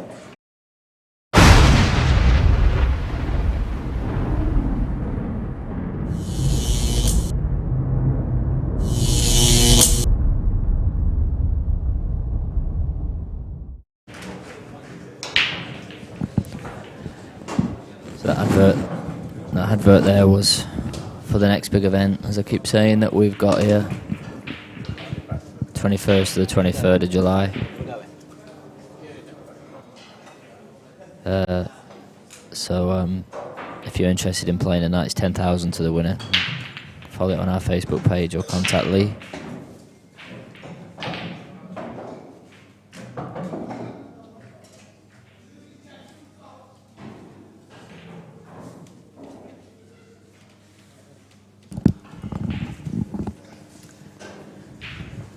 Okay, so just while Matt snipped off to the loo, Clint's also going to shoot off now, so I just want to say a big thanks to Clint for joining in the commentary there, and wish you all the best for the rest of the season, Clint, in the English 8 ball, and I'll see you probably next week for a game of Chinese and a gym session, mate. Yeah, I'm looking forward to the gym session again. The abs are still hurting and my shoulders are in bits. But yeah, it's been a pleasure, and just want to wish all the players in it good luck and play well. Cheers, mate. So, see you in a bit.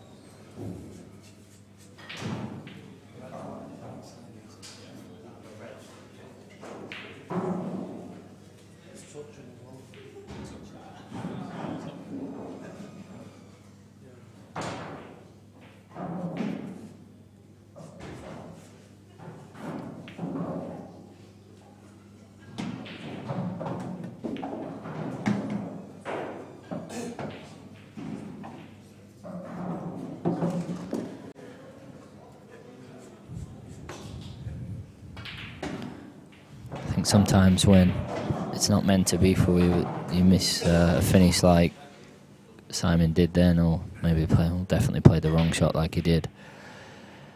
And sometimes it can cost you 2, 3, 4, even more frames sometimes. And fortunately the pool gods have sort of give him a relatively easy finish that sort of is not going to hit home too much of the mistake he just made. Joining me back here, I've got Ben Davis. Dingy Boy's come back to do a stint. Oh, he's going to follow. He's come back here to do a stint. So welcome back, Ben. Yeah, just as you come back there. So it's been I don't know if you've seen much of this match, but it's been a really good standard, to be honest, early on, and now they've just started to both make a couple of mistakes, and Simon really just went for a crazy finish the frame before after Matt missed the black, and he could have just laid a snooker which was almost impossible to get out of, and he went for a finish that he should never have gone for anyway. He missed, and the difference is 6-4 to 7-3, and he's almost other than if he can pot this red off the black, I think he's going to throw this frame away too.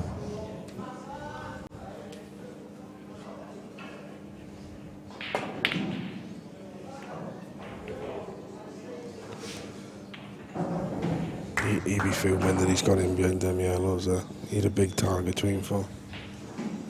Should have been anywhere near behind there. You see there in that picture, big Scott Price. Going to be he's getting married soon this year. He's one of good friends, and he works for us here. Also, he does a good job helping us out. So a big thanks to him for everything he does. There he is, Scotty boy. He gets married soon, so I wish him all the best with that. And I've just put my order in today for my meal at the wedding, so make sure you don't get that wrong.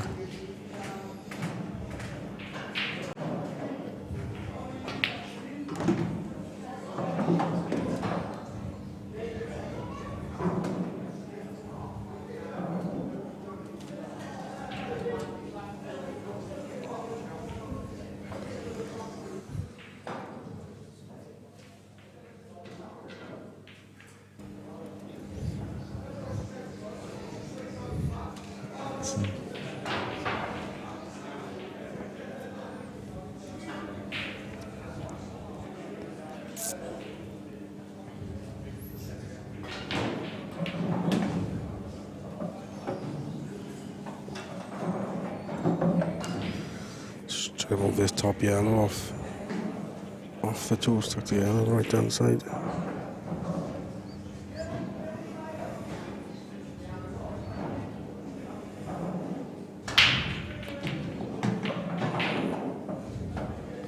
He'll be happy with that yellow hitting the knuckle. Yeah. Because Well, I think he can get through to the potting, can he? Or he's shaking his head, so maybe he feels he can't. Well, that's a good camera angle to see. Can he get through to that Ben with a bit of side? I don't think so. It's a bit tough to tell, isn't it, off the screen? I think he's played it a bit harder than what he should have, or what he meant to. Because the white's obviously gone towards the rail as well, where if he'd have kissed it full, he would have been on that yellow in the top bag.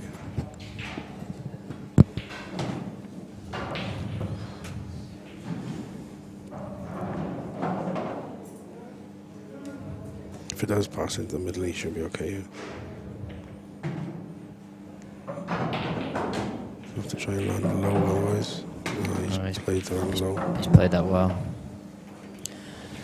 Just a slight nudge. So he just wants a slight nudge, and I think he can play it in a way where if he does get a slight nudge, he might still be on the other one. Yeah, in the top corner. But it's not a natural angle. He's got to play it as a little bit of a sort of... He might even come crush first, and kick a black off. Oh yeah, that's the shot actually. I think he's perfect to play that shot with a bit of left-hand side. It didn't look like he could do that from the other side. Well, I think that's what he played. I think he played cushion first.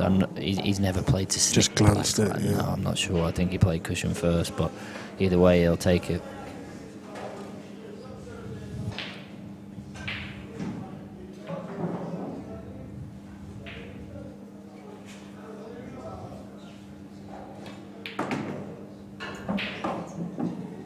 So, it's a bit straight. I think he can play it where he can just maybe sort of bang it out, can he? Yeah, just punch it. Just punch it out, yeah. As you can see, he has got a bit of angle, and it's one of them where you don't want to pop this into the sort of right-hand side of the pocket. You want it as close to the left knuckle as you can get it without jeopardising the pot, obviously. Yeah, it's played okay. It's played well. So it'll be interesting to see how Simon responds to that, because he had two great chances there the last two frames. Big frame as well, isn't it? Yeah, so you know what could have been sort of 8-3 is now 6-5, and that's a big difference.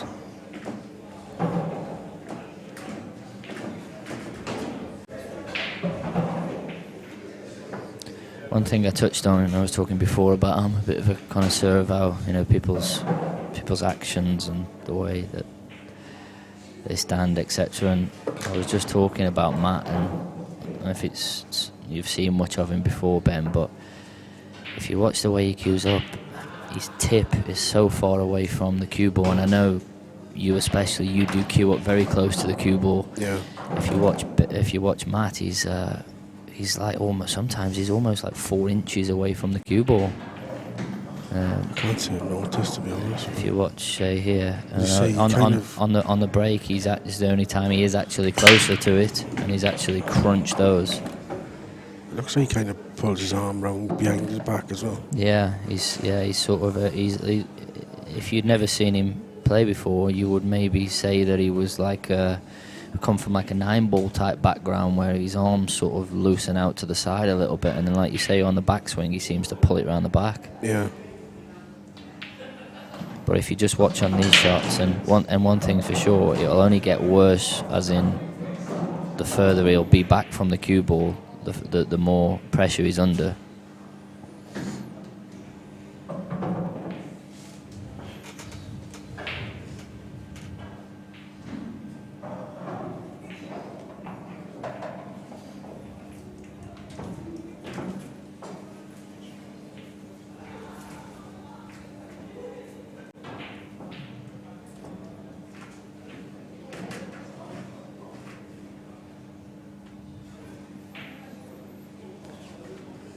Just want to be clear that Kevin's asking. I haven't deleted anybody's message from anything. I don't have any control over the live chat. I'm just answering the questions. Anything that's been removed or deleted would have been by the owners of Beard Productions. Just looking at what you said about the distance he leaves, he does leave quite a lot, a bit more than average. Yeah, and sometimes it's even more than. Yeah, I don't understand how you can time the ball, queuing off that way. No, and it's definitely got to affect the timing for sure. And sometimes it's surely got to affect the strike place on the cue ball, because the whole idea behind the feathers is to gauge. It's kind of like leaving extra cue between your hand and the tip. The same effect, I would imagine, it would give, leaving that much between the tip and the ball, whereas it can go offline.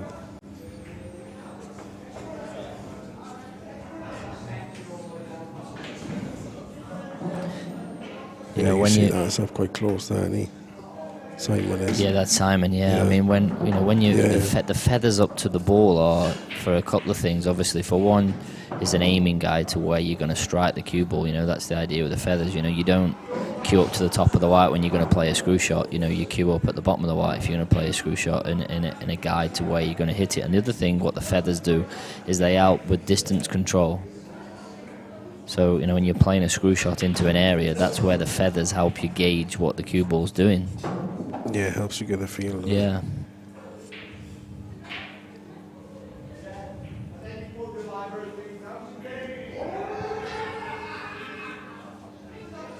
The questions come in from Ray Wogan. Gareth, do you ever get the opportunity to play Mark Selby at pool, and if so, what rules do you play? Yeah, I do sometimes play, and obviously since I've been playing out in China at the Chinese 8-ball, if I ever do play Mark, then you know we would play Chinese 8-ball. I haven't played or practiced any English 8-ball for over 5 years now, so yeah, that's the answer to that one, pal. Mark's actually got his own snooker table now at his house.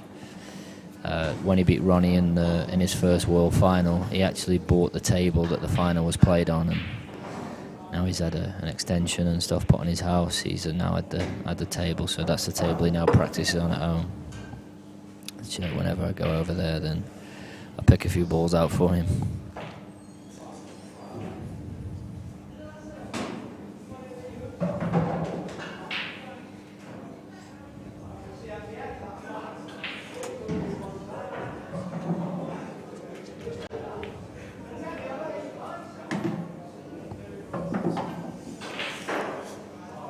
A little bit worrying times for Simon, yeah. Yeah, and as we've seen, I've seen a lot on this TV table, that a lot of matches just by one, it started by one wrong shot selection. I know Simon missed the ball, but that wasn't what was to blame. Playing the wrong shot and not playing the snooker was what was to blame, and since then this match has turned on its head. Since I've come here, he's missed 2 chances now. He should have got.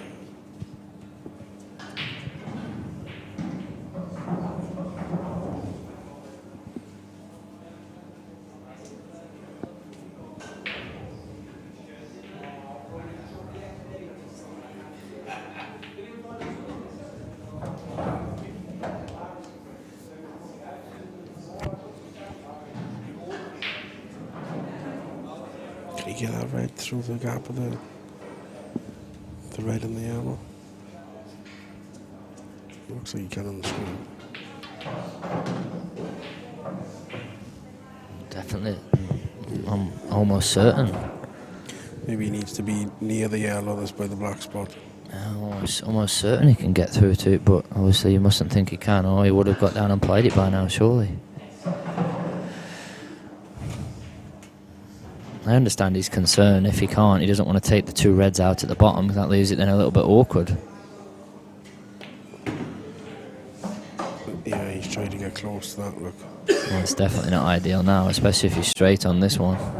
If he's straight on the long one, that's definitely not ideal, because that means he's going to have to pot that one and screw back into an area where he lands on the one in the middle, which isn't easy. And, you know, we were talking before about the feathers, or in Matt's case, the lack of feathers, the closeness to the cue ball. This is exactly what I meant about the distance control. When you're playing the shot and you're having to screw back, you know, maybe, 1.5 feet, 2 foot, and land exactly in that gap to pot the red that's over the middle. This is where your feathers, if you look how far away he is here. Yeah. Look. Oh, wow. I couldn't do that. No. You wouldn't know when to strike the ball or where the strike point was. No, I couldn't do that. But it works for Matt, and Yeah, he's a couple of balls away here from being right back in this match at 6-all. Joys a pool, and I don't think you need to be perfect. Cue action-wise, as long as they go in, that's the main thing. Although it does help on some shots, obviously. Well, if he wasn't on it where he was before, then he definitely isn't on it from there. No. Maybe thin clip off, but you can't really control it unless you can knock it onto the rail. Off the red to the right hand side.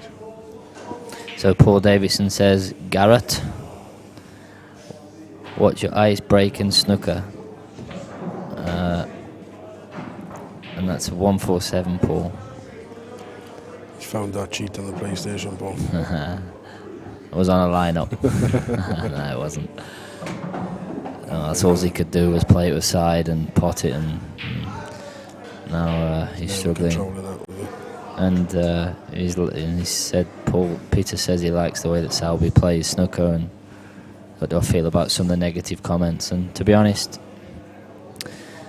there is a lot of negative comments that are written about him, and it does surprise me, to be honest. But I know for a fact that he doesn't really take any notice of those, and I can assure you that he doesn't lose any sleep over it. And the thing that he's probably worrying about more than that is counting his £1 million that he earned last season in prize money alone.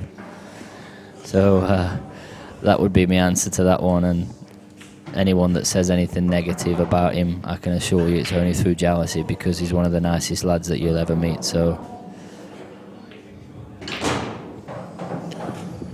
no, everyone's wrong at the end of the day, are they? no, everybody plays differently at every single sport. So what he does works, and being £500,000 ahead or whatever it is at number one and earning £1 million in a season just on the table. I'm sure that he doesn't lose too much sleep over what people say when he looks back and sees that.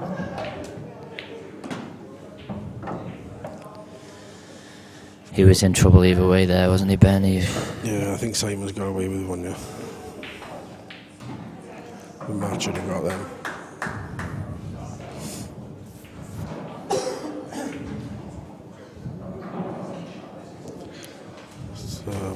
Pretty much can say that's definitely 7-5 we're missing these. Yeah.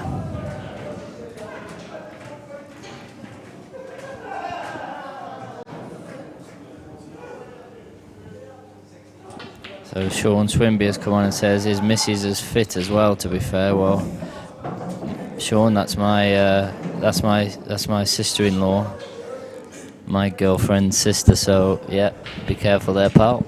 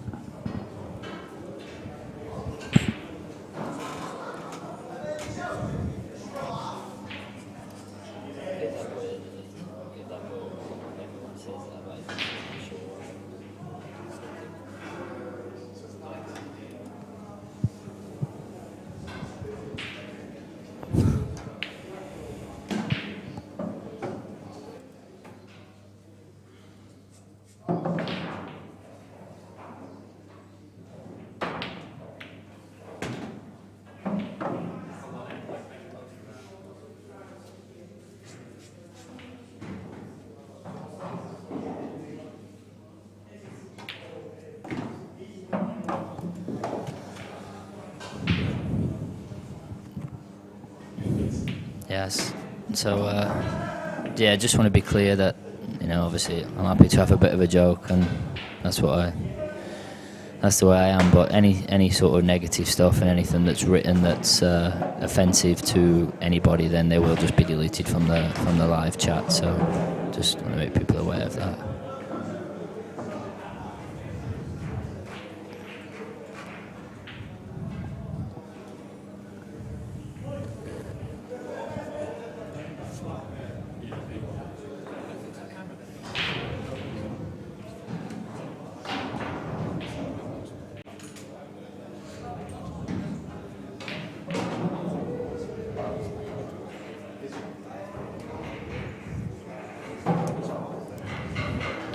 Huge break, Simon.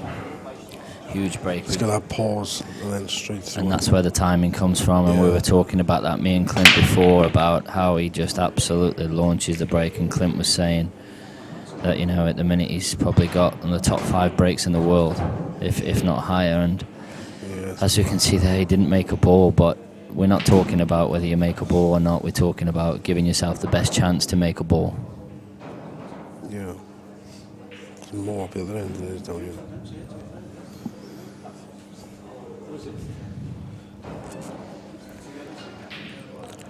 Simon's just looked at me there and said, "That's one of mine." Yeah, he'd remember that after the lamp and he gave me yesterday in the first 6. So just to give you a quick update, Shane Thompson, Christian Phillips on the other TV table, 5-all. Jez Graham is 6-2 ahead against Dempsey. And the guy who was said, obviously, was the outsider who's just snuck up on the field here that nobody certainly really spoke about, is Sean Story. And he's 6-3 ahead against Mike King. So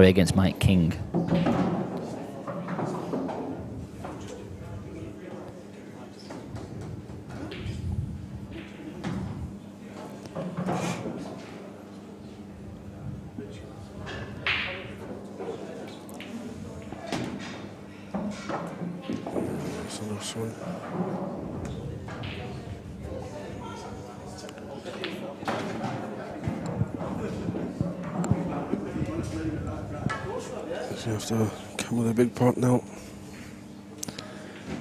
So Kean's just said, if you're hitting the balls as well as Simon just did on the break and not making a ball, then it's down to luck. And yeah, that's exactly, well, that's roughly what we're saying. Well, what we mean by it is you have to give yourself the best possible chance of making a ball from the break. We know that on the English 8-ball table, you just basically hit them as hard as you can with as much control as you can and hope that you make a ball. Of course, that's luck, but it's not luck that Simon Fitzsimmons makes more balls than anybody else off the break.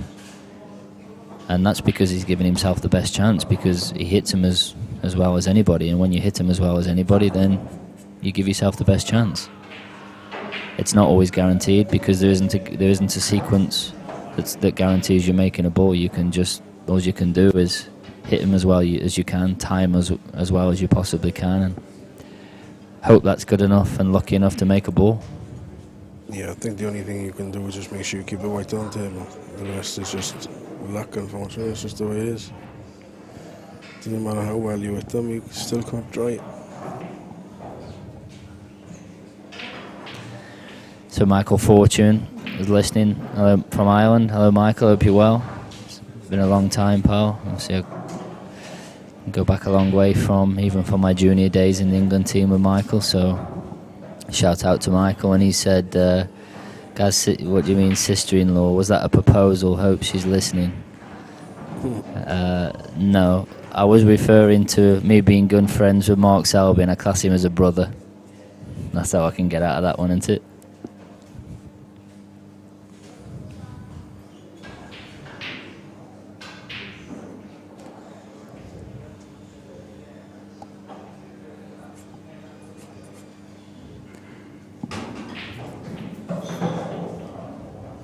Try to slide this off through there, into the centre. Yeah, he's pretty well. So Dave Priest from Crew has been on and says this is a great comp and he's really enjoying the commentary. Loves the views of listening to the top players. So cheers for that, Dave. Glad you're enjoying it.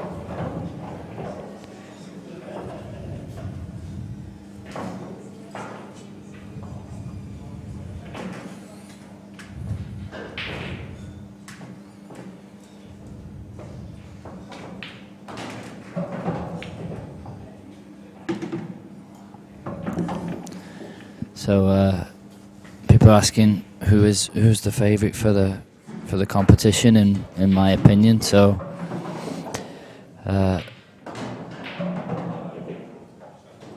for me, I think there's two players for me that, from what I've seen, that are standing out, and those two players are Simon Fitzsimmons and Christian Phillips. Those two players for me look stronger in a lot of the departments. They break bigger, especially Simon. They don't look like missing, especially when you shouldn't miss. And you know what I mean by that is it's all about the consistency. I don't think we've seen Simon play as well today as what he has the last 2 days. But there's nothing to go by. You could obviously, click back in, but I haven't seen most of this match. Just from what I've seen here and what I've seen earlier on. Seemed to play a lot better yesterday and the day before. But I agree, he's definitely a favourite. They haven't got him as favourite though. The bookie's got Mike King as favourite. Yeah, and the only reason I can work that one out is the fact that they feel Mike King's got a much easier route to the final. Yeah, so a couple of people asked me have I seen Sean Story playing, and I haven't seen him play. I don't even heard of the play, but I've seen him. He's going through everyone, isn't he? Yeah, I seen him play once yesterday, and that was on the stream. I commentated on that, and it was against Rob Warren, and he played okay. It wasn't amazing, if I'm honest. But he's in the quarterfinals, and he's now 7-4 up against Mike King. So he's obviously improved from the stream match yesterday, although he did beat Rob in that stream match, by the way. He's obviously improved from that. And he's, 4 frames away now from being in the semi-finals, so he must be playing well. It's as simple as that. And if you're in the semi-finals of the tournament like this, having beat the players that he's beaten, then you can definitely win it.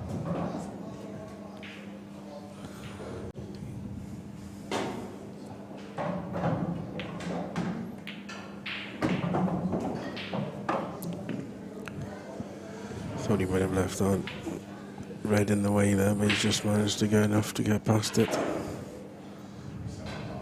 Slot these in for 8-5.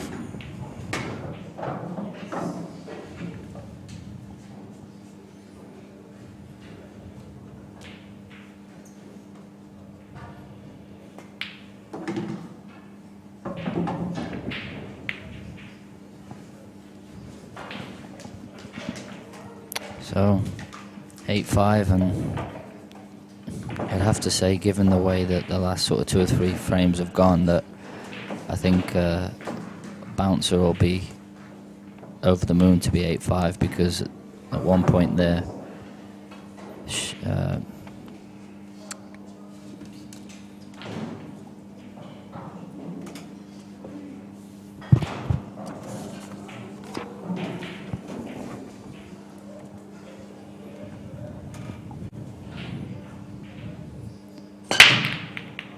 at one point there Matt was on a finish to go 6-all.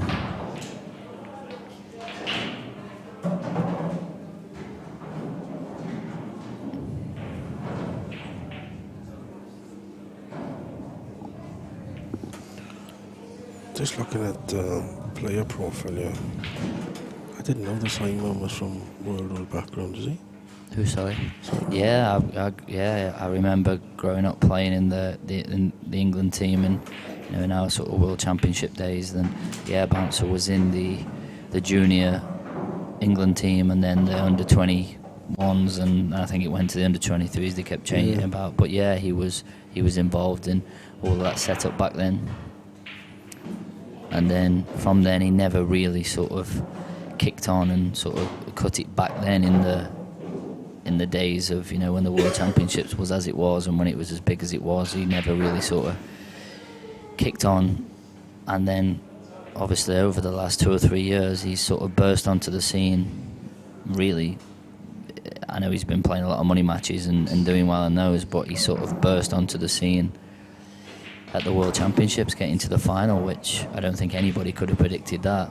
I don't think that's not questioning how good he is, but that was a little bit of a, I'm sure he'd be the first one to say that certainly that wasn't what was expected, and certainly wasn't expected by the bookmakers. And since then, he's now right up there, and the way that he plays and the way that he breaks is rightly so.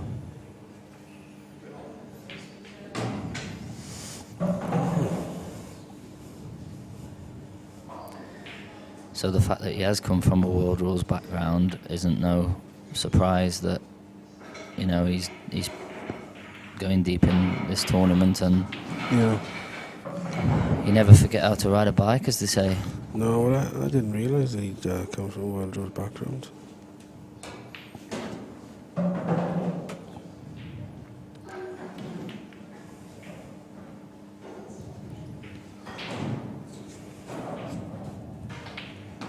This one now could be sleeping bag time, because he's going to drop this over the hole down here. Hasn't done a very good job of it. It's careless, wasn't it? Yeah, it was a bit of a rushed one. Now he surely has to roll onto the yellow where the pocket that Simon just tried to cover. He has to roll onto that now and just develop it and leave the cue ball tucked in behind the red. But then he is in trouble. Yeah, he doesn't want to leave that up there. Or even just knock it down here. Anywhere but there. So Andy Sheldon is itching to make his comeback, having watched the coverage. Great stuff on the old mic. Cheers, And. Good to hear from you.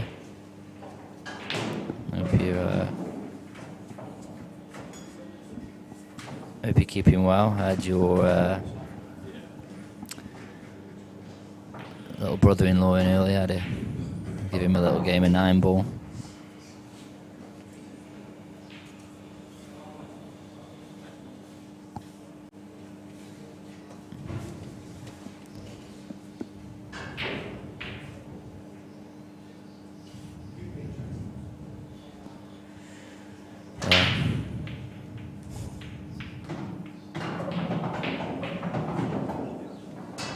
Someone's asked, do I remember Sonny Singh as a youth?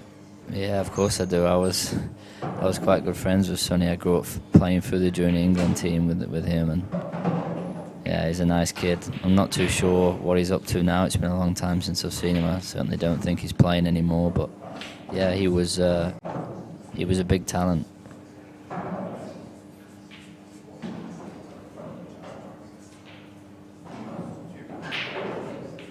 People are coming on also talking about Matt's cue action and how far away he cues from the cue ball, and to be honest, like I said, that's one of the first things I look at with any player, of the techniques and everything, and that was the first thing I noticed when he played the very first shot, that's how far he cued up away from the cue ball. But we've spoke about that and discussed the disadvantages of playing like that, and I think Ben couldn't believe it either, but it works for him. Another thing I noticed as well, as you could see on that shot, is that he doesn't only cue up far away from the cue ball, but the cue isn't actually touching his chest. It's sort of way out to the side. That's why I said he's very 9-ball-esque. It reminds me a little bit of Suke on the cue. Looks a bit like Ralph Suke. Yeah, cue's out wide and kind of pulls it back round the back. Like his back arm, it's not straight, is it? No, it's straight. The cue's right out. So basically, what you do is you use your body as a guide for the cue. So you cue across the chest and you use that as a guide. And he doesn't do that, so therefore his cue's almost just free-flowing in the air.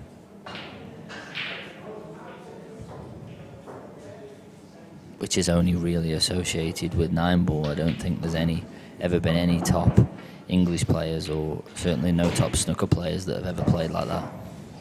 You don't need the accuracy so much, do you, with 9-ball? No, and you need that freedom, because a lot of times they just spin the balls about the table. Yeah. So they need that loop and that freedom to get the cue through, where I think on the snooker or the Chinese 8-ball or the English 8-ball, I don't ever remember any of the, like certainly prolific tournament winners ever having that sort of technique.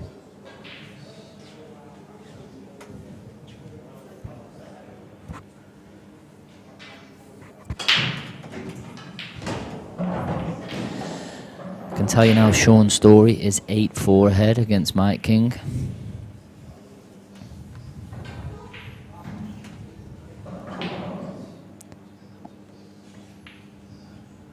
Be interesting to see his player profile. Yeah, I've seen it, and basically he hasn't hardly played any 8-ball. And I actually spoke to him yesterday, and he's hardly played much English 8-ball at all, and he's come from playing just a bit of 9-ball really. He's come from a 9-ball background. He did list some of his achievements on his player profile of the 9-ball events. I don't know if he got to the final of one of the 9-ball events. I can't remember which one it was that he listed on there now, but he said he played a couple of money matches also at 9-ball. But other than that, he's relatively inexperienced at English 8-ball. So listen, that makes what he's doing here an even bigger achievement. It's a good effort to come from 9-ball to play this, especially with not really having much top level experience. And obviously the players in this tournament, they are obviously yourself who's been a world champion, and Carl Sutton. Them the sort of players, and even Fitzsimons, who lost in the world final only this year. It's a strong field. So all credit to Sean for, well, I was going to say holding his own, but he's certainly more than holding his own. Yeah, because.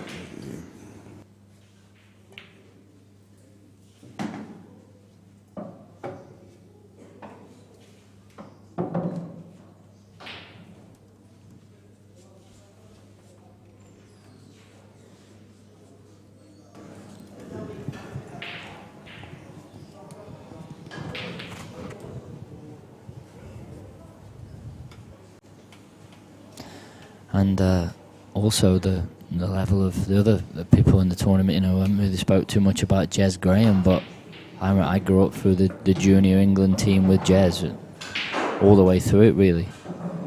I've known him a long time, and we played together in that junior England team all the way through, and he got to the final of the World Doubles this year, the IPA World Doubles with Darren McVicker. They lost to Clint and Jordan Church. That was it in the final of the doubles. So it is an unbelievably strong field. Surprised Jordan didn't enter this weekend. Yeah, I'm surprised. There's a couple that they were surprised didn't enter, to be honest.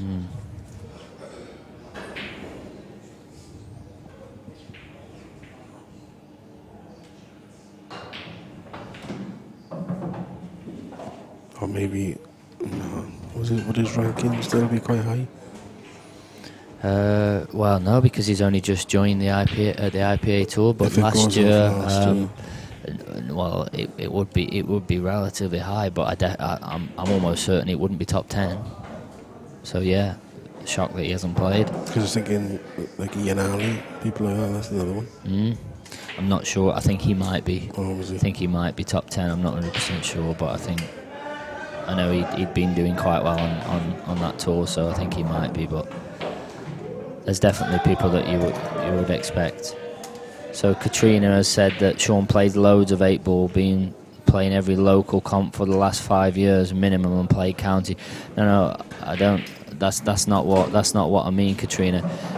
What I mean by him having experience is experience in competitions like this with a field like this. You've put there he's played loads of 8-ball, but he's been playing loads of 8-ball locally. There's a very big difference between playing a local competition, with all due respect, and playing a competition like this with this field with this amount of prize money. That's what I meant by that. And you've stated there that he plays county and interleague again. Okay, that's fine, but that's just one frame pool, isn't it, in a team? Again, that's completely different to this sort. And by me saying that he was inexperienced of playing in these sort of events, and relatively experienced at 8-ball in the sense of, well, in comparison to most of the field, it's an even bigger compliment to him, really, that he's doing so well, and that maybe in 10 or 15 minutes time he could be in the semi-finals. Definitely holding his own.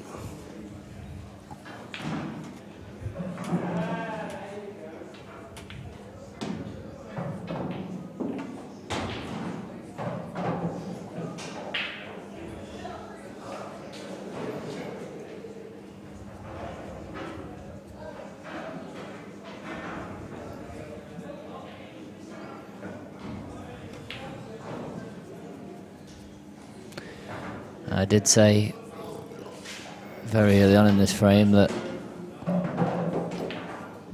you could have bought your sleeping bag, as you alluded to in the last commentary, and I just knew this frame was going to turn out like that, because even when you're almost dead in the frame, you can still, if you know what you're doing at the rules, you can still play shots that can hang you in the frame and that can sort of give you a slow death, really, rather than a fast one. I'm not sure what's happened there. I think he's trying to put the black onto these yellows, but it hasn't quite gone as planned. I think Simon needs to get that black over onto these reds somehow and try and get some kind of say in the frame.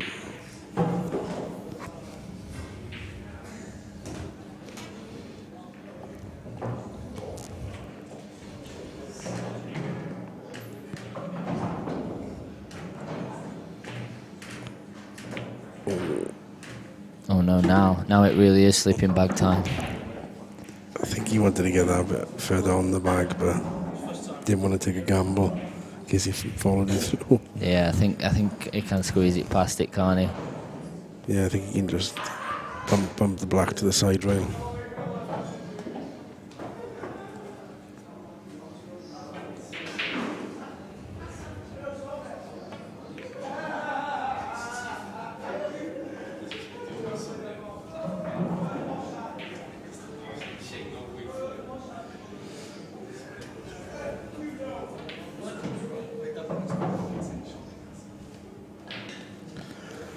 Even though Matt is a clear favourite in this frame, he's still not guaranteed to win this frame. Because just one or two shots, he could flip this frame completely on his head. Like this red that's right here now, he'd be wanting to move this. Because it's an opportunity to get in front of the black, isn't it? Yeah. Yeah, that's right.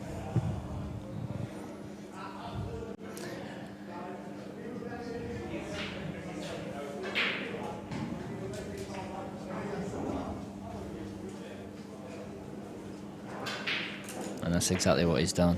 Yeah. I think he heard you.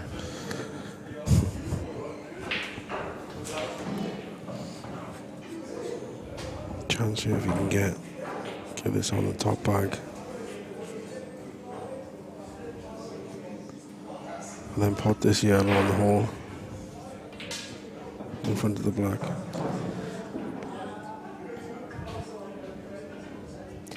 I can tell you as well on the next table to this, so on table 4, Sean Story has got a straight black to go 9-4.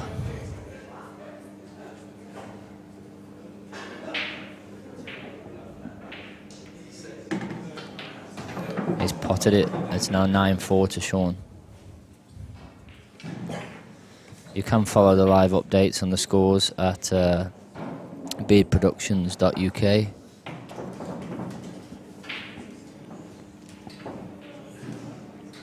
But if you're too lazy to do that and you'd rather me keep reading them out, it's Christian Phillips 7-6 against Shane Thompson. Jez Graham is now 8-3 against Dempsey, and Sean Story is now 9-4. Like I say, you can keep track of those yourself if you want to just go on the beardproductions.uk. Each player has an app and they can just update it themselves as the frames go on. So providing they do that, you'll see the scores exactly as they happen.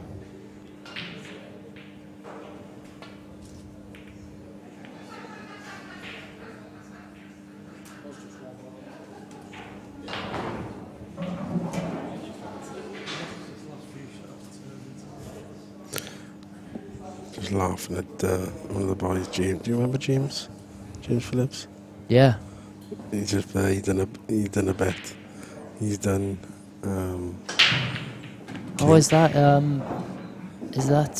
what was his brother? Marcus. Oh, is that James? Is it? He lives in Stoke now. Oh, does he? Oh, I didn't even know that was him. How long has he lived in Stoke? A couple of years, I think. I didn't even know that. What about Marcus? Does he still play? Odd to game now and again, local, that's about it. He was a very good player, wasn't he, Marcus? Yeah, he's good, yeah. But as I say, he's back King and Dempsey, and they're both getting hammered. Oh, right. They're just laughing at him there.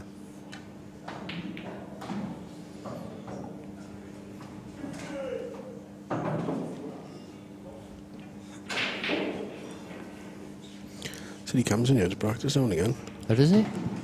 Apparently he's not allowed on these 5 tables, he's not allowed the Pro Cup balls. Oh, is that is that what he's been told, is it? Yeah. They must have seen him hacking about and thought it's safer to stick him at the back. I think he came in with his wedge.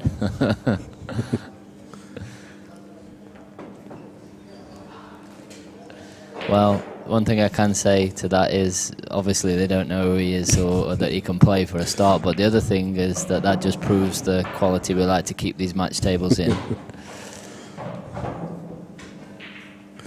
Even world champions can't get a game on the first 5 tables.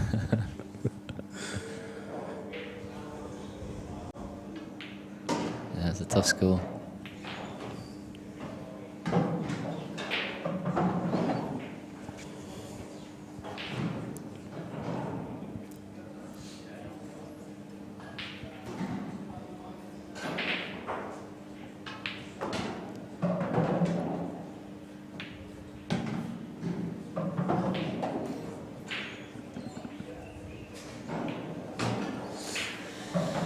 I'll be completely honest, I've lost the will to live with this frame. Yeah, I just thought to myself, I'd try and figure out how he's going to win on reds, and I just give up straight away. Yeah, and it's one of those where it's hard to follow, it's hard to commentate on, and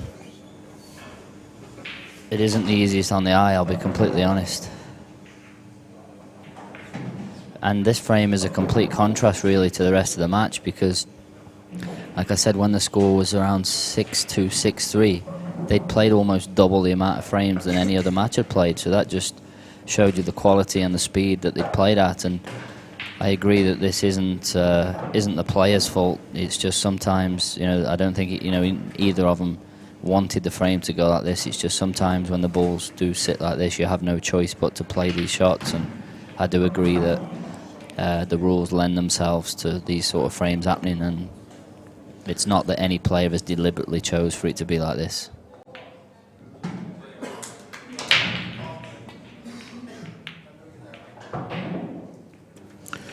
The problem again, you've got one person that's trying to find something, trying to do something to win the frame, and you've got another one that's just waiting for someone to make a mistake.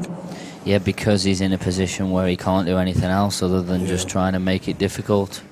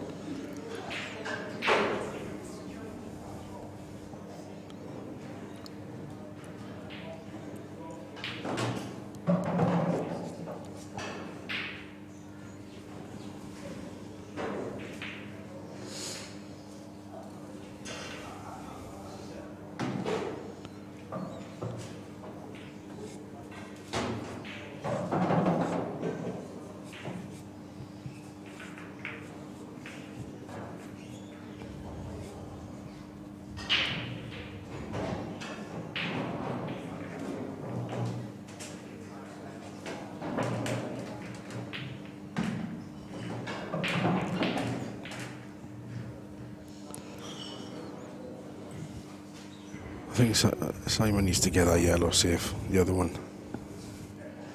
And then hope that Matt doesn't get that yellow, one of them back out in the open, just to give him some kind of chance to get rid of this yellow on the bag. I can't see any other way he can win. But the same breath, I can't see any way Matt can win unless he goes for them. You know, sometimes in snooker where they see that the frame's going nowhere and they just decide to have a re-rack. Yeah, that's one of them. So, is there a case for that? Yeah, definitely. About 5 minutes ago, maybe 10.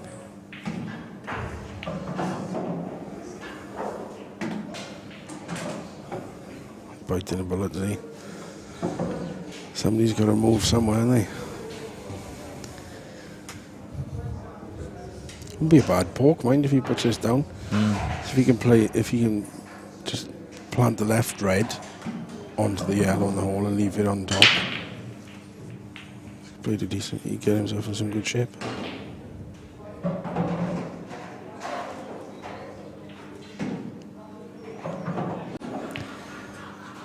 I can now tell you that on the next table, Sean Story has got the black across the back rail to go 10-5 up.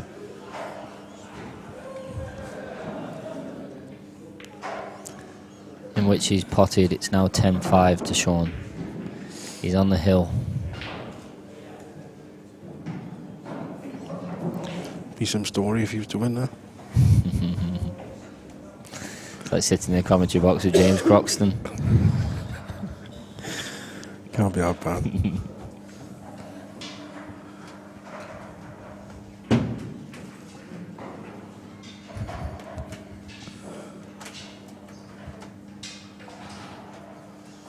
Where is he anyway? I haven't seen him this weekend. He's on holiday, thank God. It's only a bit of peace we get down here when he's away. Pay for an extra week for him, Joe.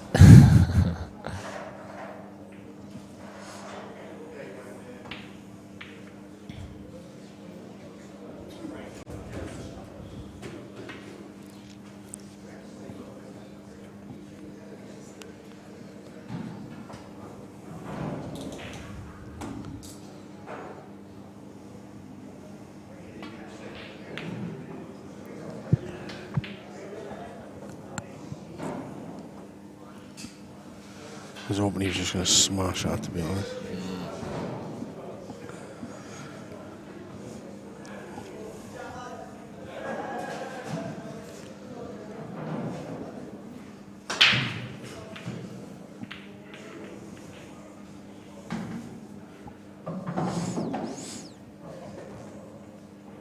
He needs to be careful now, though. He's got 2 yellows safe. He needs to be careful where he puts the... Obviously, he's going to knock one of them out, but the way he leaves the white.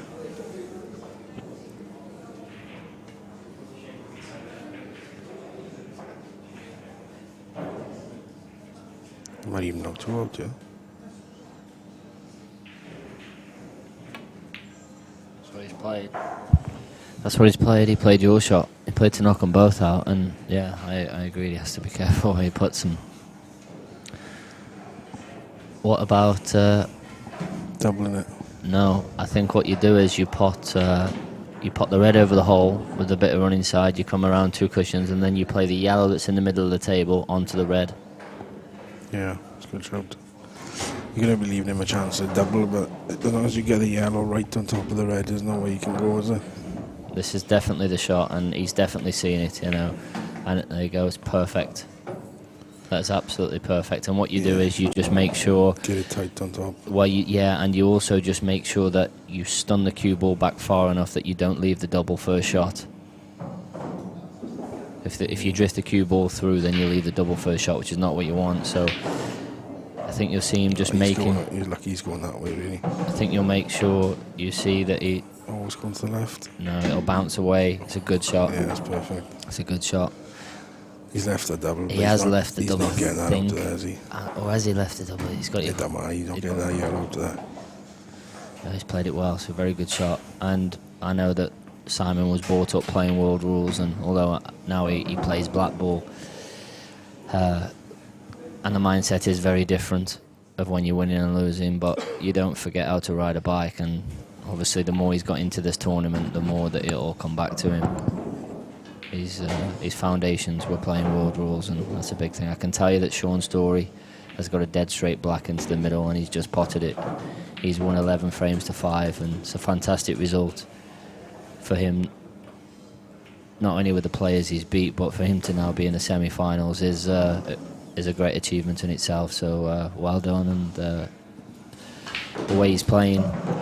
He's not just beating him, is he? He's destroying him. No, he's destroying him, and the way he's playing, there's definitely no doubt that he can go on and win the tournament.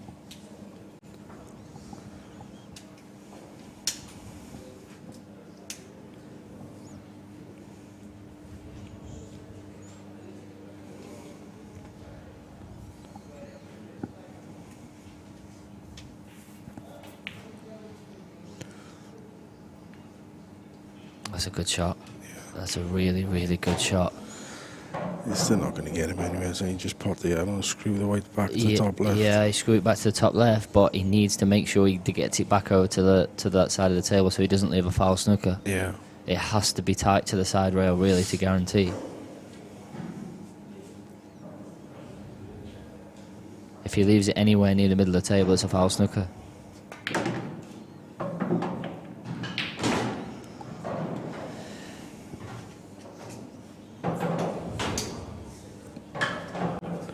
That's tight. Is it a foul snooker? That is tight.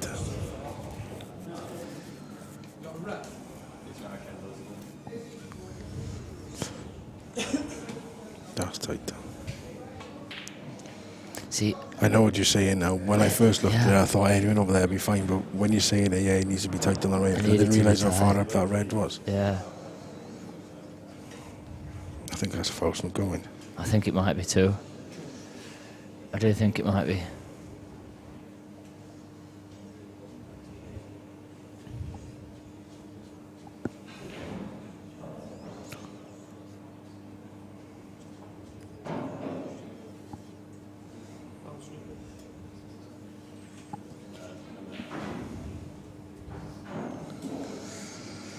It's a bit of a careless one then, really. Mind you, I would have fallen in the same trap myself. Yeah, and I think I also think it looks a foul snooker from here, but bounce is sort of there shaking his head. I don't know if he's shaking it because he doesn't think it's a foul snooker or he didn't question it, but it maybe just. Yeah, I just don't think he'd give it the care. I think the only way to guarantee it wasn't a foul snooker is if you got the cue ball closer to the yellow. Yeah, because more of the yellow becomes available. More of the yellow becomes available to you.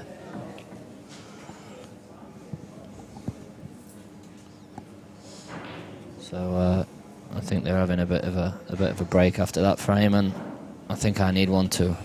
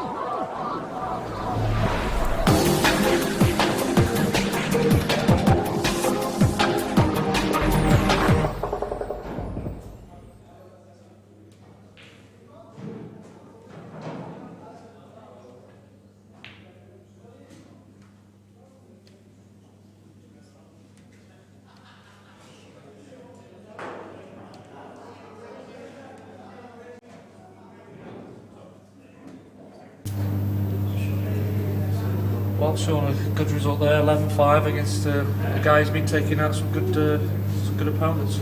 Yeah, really pleased with that. He's a really nice guy. We had a lot of fun in the match. We were laughing quite a bit, a few mistakes. I really enjoyed playing Mike, to be fair, but he's a really nice guy, and shame not to be a loser, really. Well, from your side, you know, you've come up out of the blue, really. Nobody really knows you on the 8-ball circuit. You said you only really played 9-ball, but you must be impressed with your own form at this event. Yeah, I mean, I didn't come in thinking I'll be winning in the semis. I thought I can get to the money, it'd be a result, but you know, just come to enjoy it, really.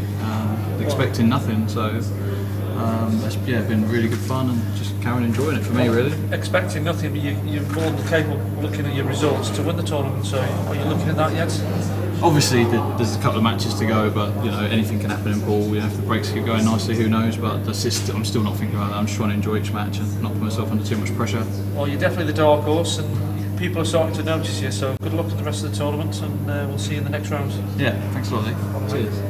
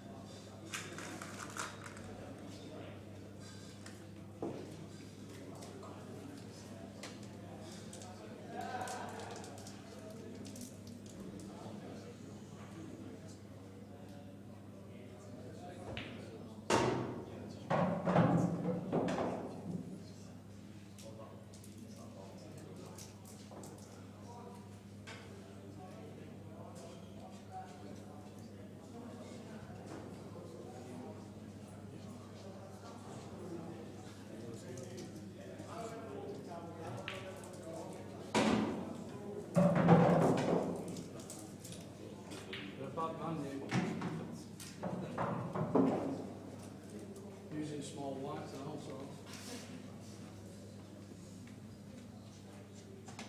You fucking laughing at. You need to bang on the bell. Is that? You need to bang on the bell, don't you?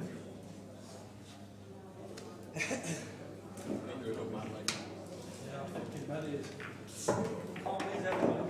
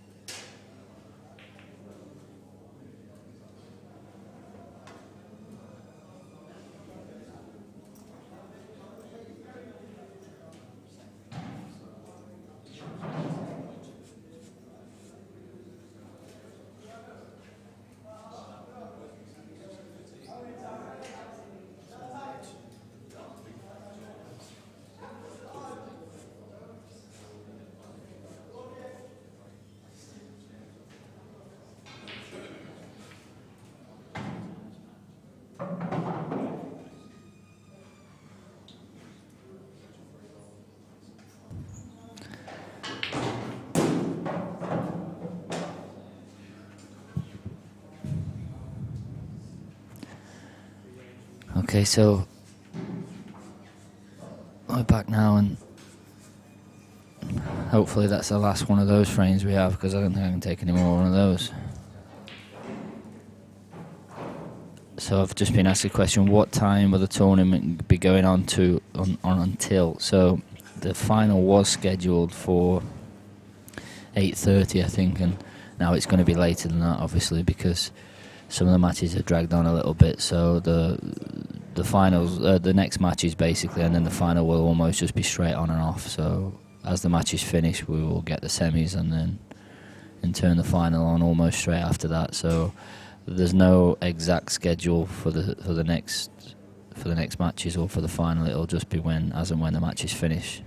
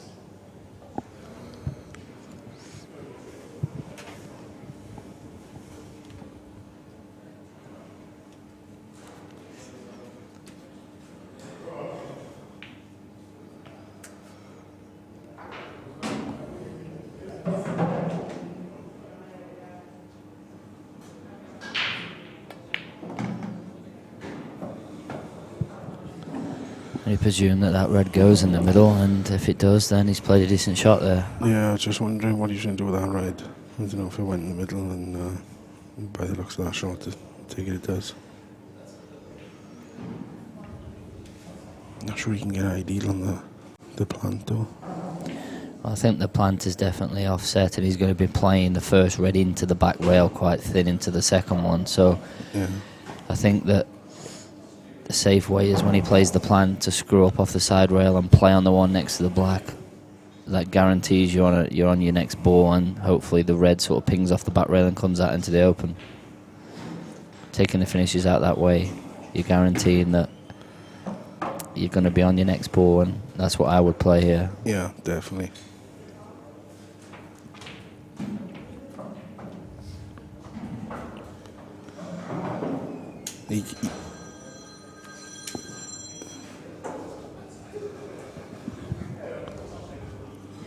He wouldn't be able to cut it thin because there's a chance of double kiss. If you should, it was dead straight.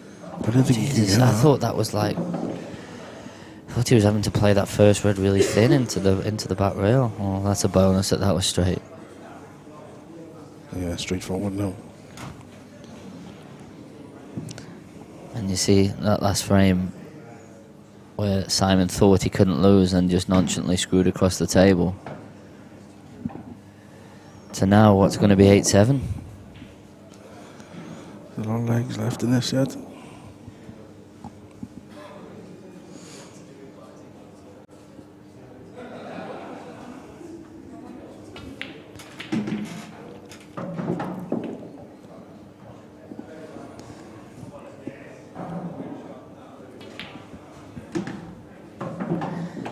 Give you an update on the other matches. Shane Thompson is 10-8 ahead against Christian Phillips, and Jez Graham is 8-4 ahead against Stephen Dempsey.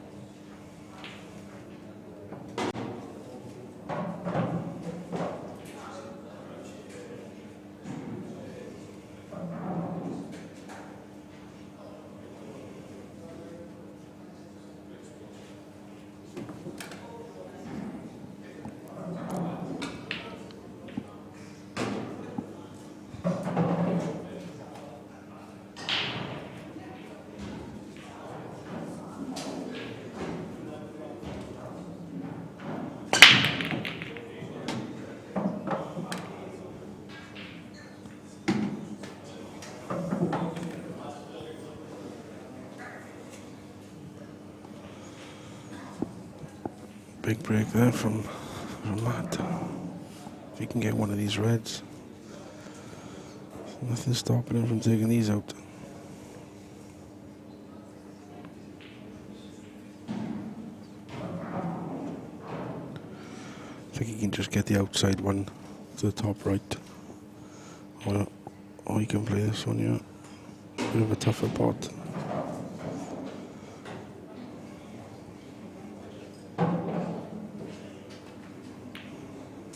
Yeah, it's a bit of a tougher pot. The main thing is he's still got reds. He's potted one off the break, but give Simon a chance to do something. I think if the yellow passes the reds into the right hand corner, he can land low and knock the two off the side rail.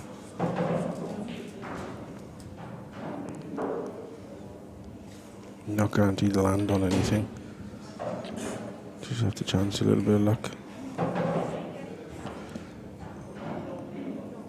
Unless the yellow squeezes past the red down the rail into the corner, that he could just play a light stun shot into the yellow on the outside. Push it towards the centre.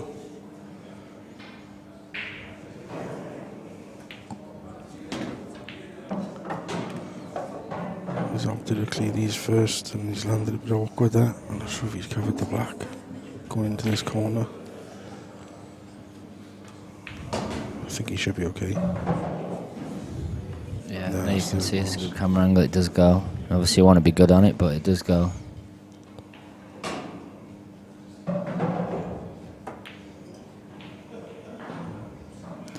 Well, good and bad news. Yeah. So bad news you missed the ball, but good news the red doesn't pass. I don't think he'd be too unhappy with that. Big frame now as well, Ben, in the context of how this match has gone. I think Shane Thompson's just won there. Yeah, Shane Thompson has just beat Christian Phillips. I think that'll be me heading back to the motorway.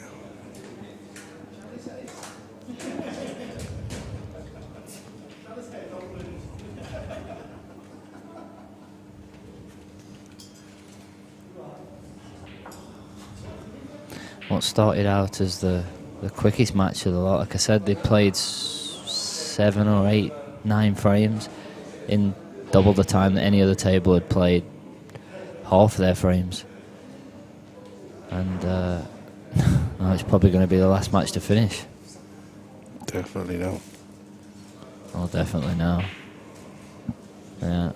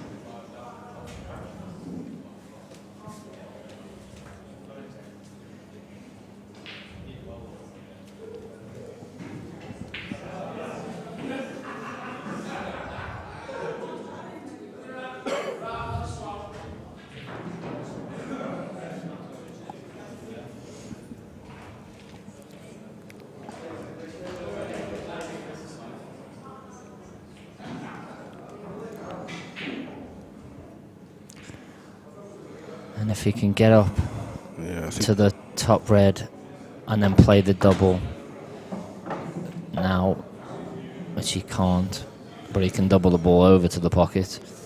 I don't think there's any harm in just dropping that yellow, is it? Should he avoid that? Oh no, I don't like that. I think I don't think there's any need to play that. I think he can just double the red out. I think if he just doubles the red out, then just the other side he's of the almost table. in the same position, but not giving 2 shots away. Yeah, I suppose. I get what you're saying. If he drops the yellow in, he leaves. It's just because he's got this yellow down here by the red. So I think if he doubles the red across, then if Simon can get in behind that yellow down the bottom, but where the reds are, then he could make them, couldn't he? I know it's a big if, but Yeah. Yeah, he's got two opportunities. He could leave himself an angle off the yellow, the left-hand side of the table, and drift in behind it, or you could even play the double and stun down through the gap, or even into it. Yeah.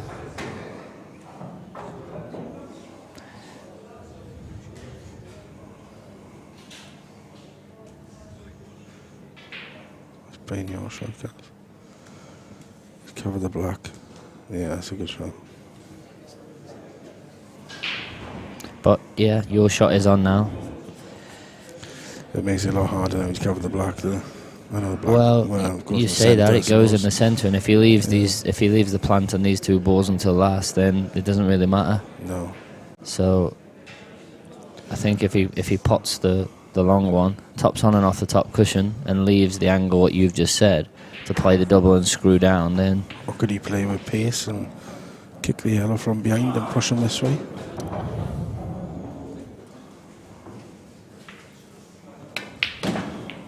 Yeah, he has. If he's on that in the middle. He is on it, and then he. Got a chance. Well, oh, mind you, he can play the plant. Right. Yeah, play the plant.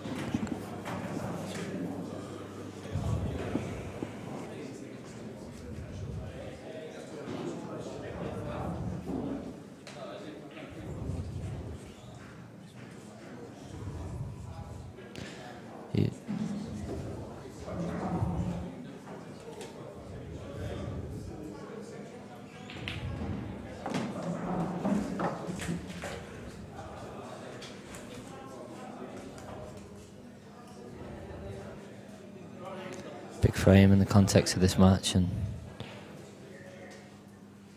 it's a really good shot that Bouncer played there. And I think if Matt could have it back, I think he would play your shot of the deliberate foul.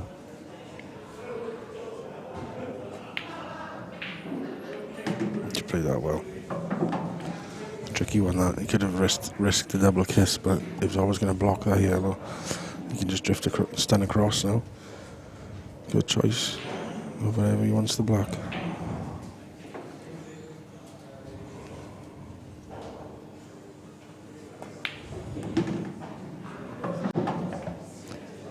Maybe now just soft screw across the face, can he, and play it in the opposite centre? Yeah, I think he would have wanted that to go an extra inch or so across. Or maybe a couple Either of that, inches across. Either that, or he needs to check it in off the top rail. Yeah. Seems to screw the ball a lot, so you might even screw on and off side rail.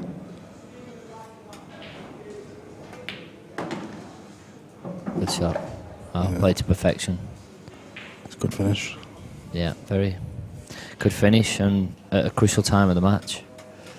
It's a big difference, that. Right then, we have to leave you. That's me, off home. All right, Ben. Well, thanks for the stint, good. mate. Have a safe trip home, and good to see you. There we are. Cool. I'll probably catch you in the house, to be honest.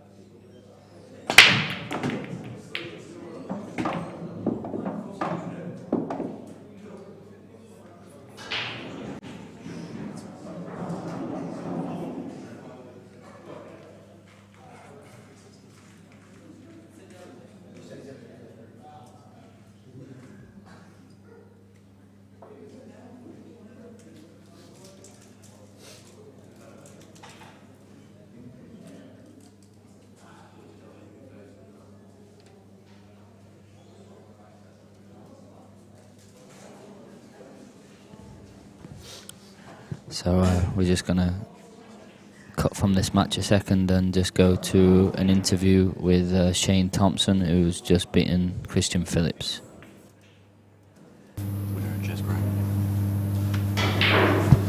Well, Shane, a good win against a good player again. Christian, how did it go for you? Tough game, really. Struggled a bit to start. Went a few behind. I managed to get 2 in front, and I've gone 2 behind again. And then, just managed to pull off a few frames at the end. Just, it's really tough. Really tough. Seesaw match, but I mean, he's had a good tournament as well, so you knew you had to play well, yeah. So next you could end up with Jez, who's from your sort of neck of the woods. How would you like that battle? Me and Jez had a few games in the past, quite close I think. So I look forward to whoever I play really. I think with Stevie, have you played him at all? I played him in the winner side Saturday morning. Lost 11-9. 11-9, so it would be nice to get some revenge on him. Okay, then best of luck, you'll be on very shortly. Thank you very much. Alright, cheers mate. Cheers, mate.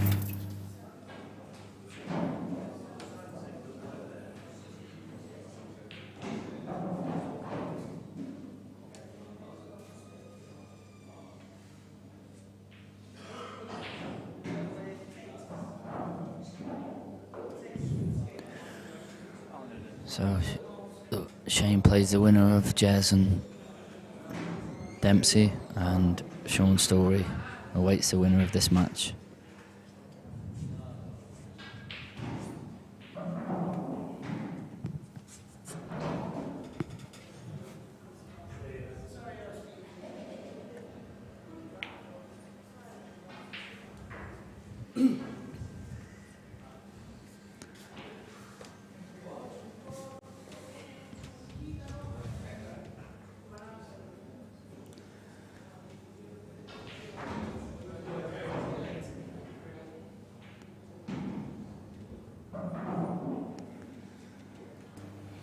So we've had a few decent players in the hot seat with me today in the commentary. So I started off with Clint, and then went to Ben Davies, and the standard of players is not getting any worse. I've been joined by Neil again. Hello everyone. It's been a good match then, guys? It started off a really good match. The standard was really good, I think, up to sort of 6-2, 6-3. There was hardly any balls missed, and those 8 or 9 frames were twice as quick as any of the other matches. And then since then they've started to both make a couple of mistakes. The balls have gone a little bit scrappy, obviously not their fault, and there was a huge tactical frame which, to be honest, I think bored everyone to death, but they didn't do it through choice, and you have to just play the way the balls unfold, basically. You know, it was a big point in the match, and as is every frame in a big tournament, and so since then it's got a little bit scrappy, and it sort of bogged the match down a little bit.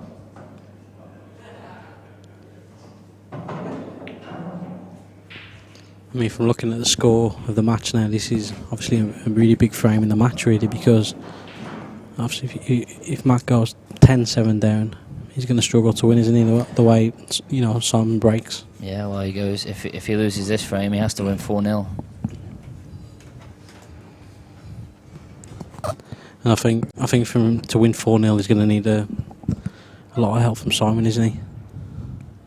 One thing that Simon has done in this match is, and as he always does, is he's broke well. He's got a really big break, and Clint was in here for the first half of this match, and Clint was saying that he thinks Simon's got what's one of the top 5 breaks in the world. Okay. And in this, how he's broke in this match, not so much, as you know, it's not just about whether you pot the balls or not, because you can hit them bad and still make a ball. Talking about the way he hits the break and the way that he times it.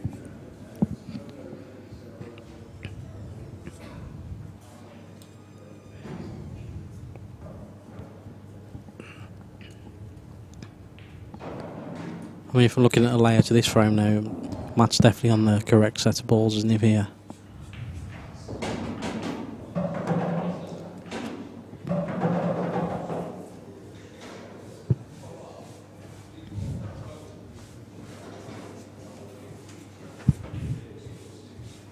Yeah, yellows are a big favourite, and to be fair,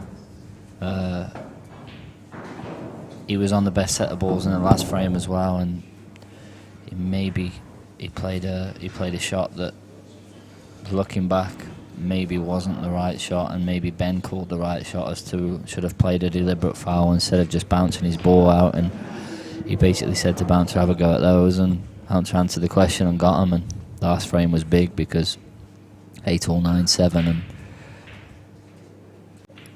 he's sort of said the same again to Bouncer here by covering that pocket. He's basically said, I don't think you're going to get him, have a go, and these ones are definitely tougher. And that was pretty close really to being a good shot, wasn't it? It was, just yeah. Didn't get any right hand side on the cue ball. I think he slightly underscrewed the ball previous to that. He wanted to be closer so he can control the white more. But yeah, it was a good pot to be honest, and he was fortunate not to make contact with the yellow then. If he'd got a tracer side on the cue ball and he cannons the yellow off ball, then I think he clears. Yeah.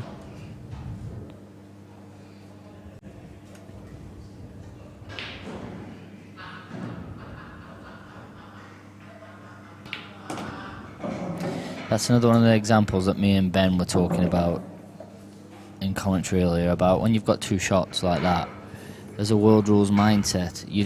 The players feel as though they have to keep the two shots all of the time. And I was saying that if you finish the frame and pot the black with two shots, you don't keep them. You can't walk back to your chair and keep your two shots for the next frame, and they feel the need. Now, why was he trying to kick that ball out there, Neil? Yeah, there's no need. There's really no need to kick it out, is there? You just bounce it out with your like now.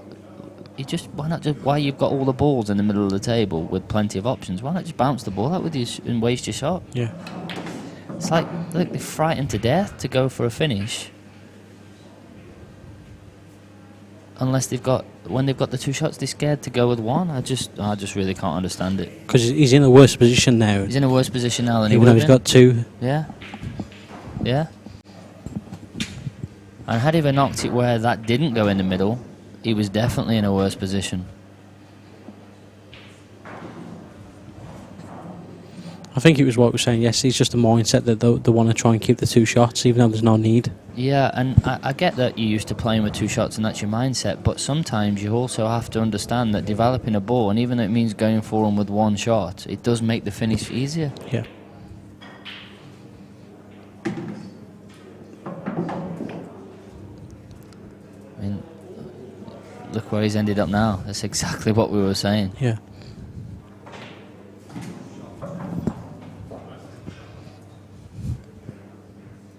I think a better shot here for me is possibly, instead of playing the plant, because he could lose the white, is play the yellow off the red. I think that's what he will play.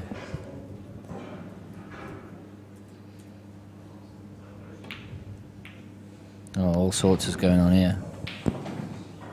I think if he played the yellow off the red, he's guaranteed on the other yellow. For me, the way he's gone about this finish, he actually deserves to miss it. I don't think he's going to now because he's got a little bit fortunate there, and I think he can just drop the ball into the middle and cannon it, but when you go the wrong way about the finish, especially in a finish as easy as this, you don't deserve to get them.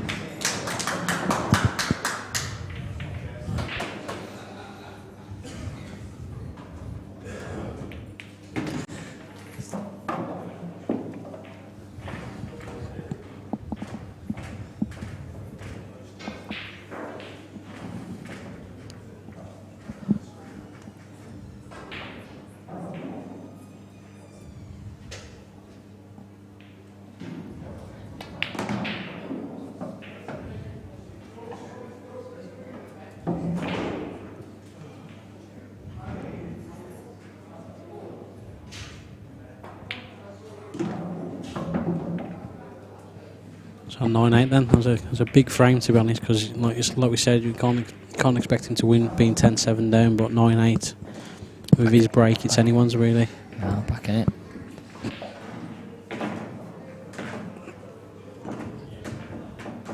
Do you fancy the winner of this match to win the tournament? I think it's a bit early to say that, especially with how Sean's been playing. I think it's early to say, and especially the way that they've played towards the back end of this match. I definitely think it's too early to say that.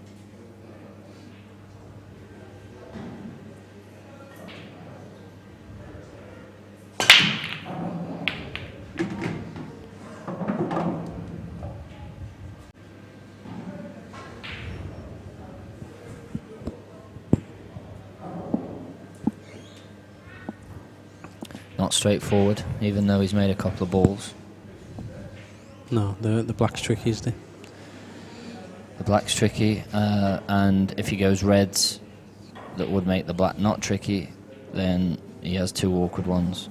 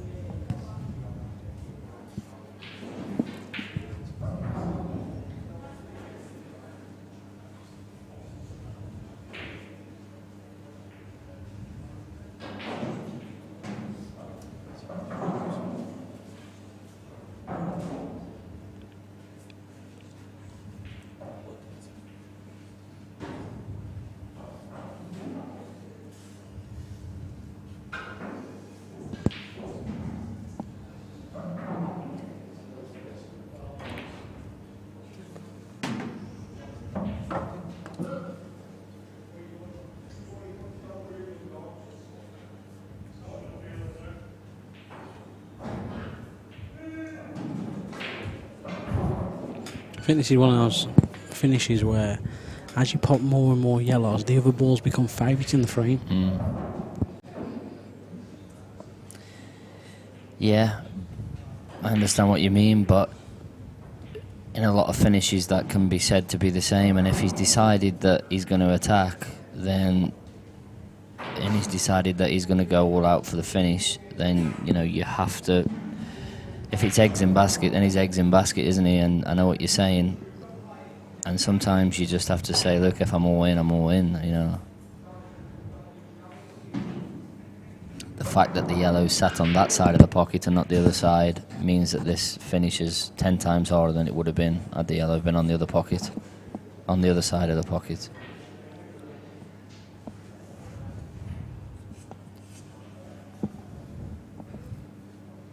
And considering the side that you missed it, Neil, it's fortunate, isn't it, for that yellow to go that side? It is, yeah. It's probably a good thing in hindsight that he has missed it.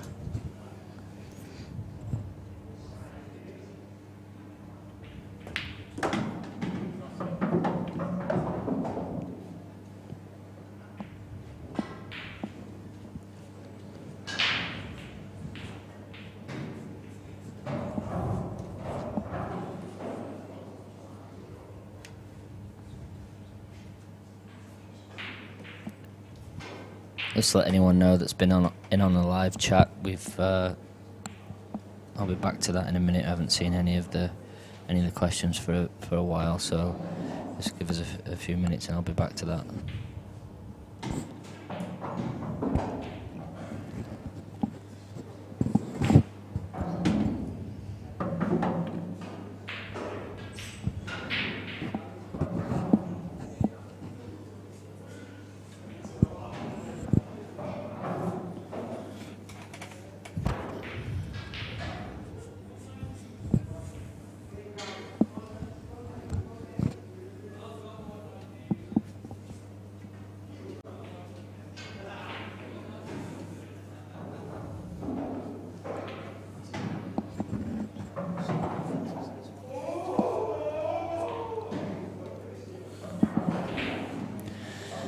Michael Fortune said it's great coverage and the screening second to none. So I presume he's talking about the commentary first of all there, and then the pictures that the guys here at Beard Productions are bringing you.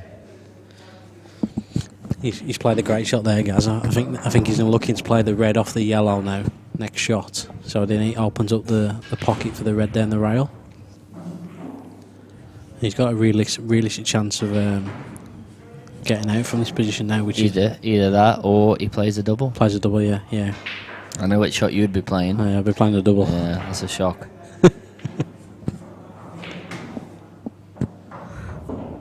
But his very first shot in this finish, he actually potted his red in the corner and screwed the other red to the right hand side of the table, which is by the yellow. Yeah. Which is going to be quite key to taking the finish out. Well, I'm sitting right behind that, and I can tell you it does go, but it's really tight. Yeah, I saw him look at it a few times.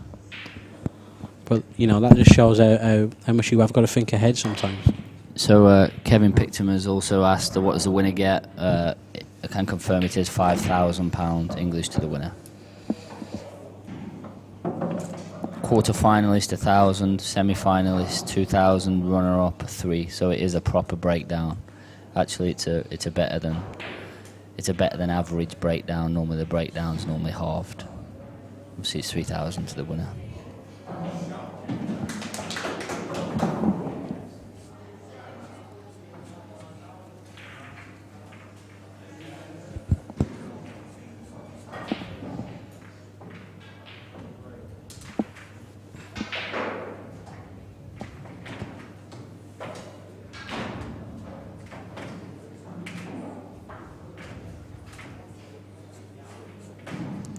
Someone said he has a weird, bendy, broken elbow when he cues.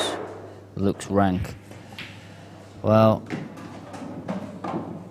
his technique is far from orthodox, but it's effective, and he's a few frames away here from potentially being in the semi-finals of a big event. So, yes, his technique is different from others, and probably not the textbook way that you would teach somebody, but everybody's different in every sport, and it works for him.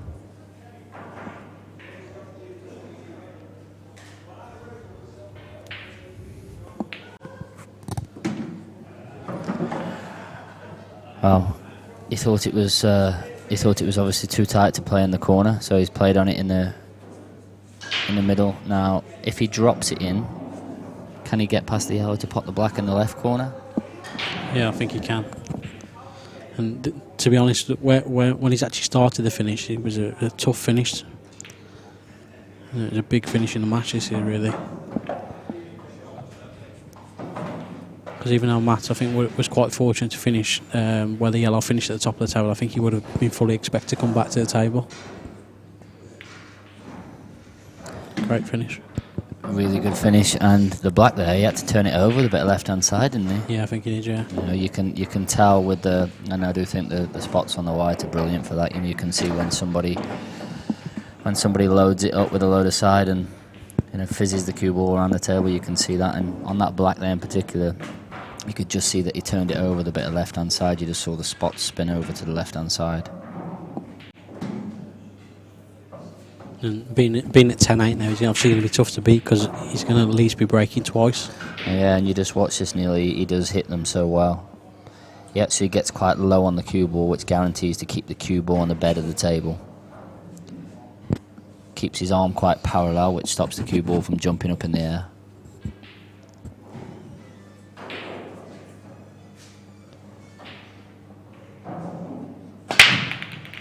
Just as I've said that, commentator's curse, rips one straight back into the pocket, but irrelevant of that, he timed him well, hit him well, he got the balls moving everywhere. Yeah.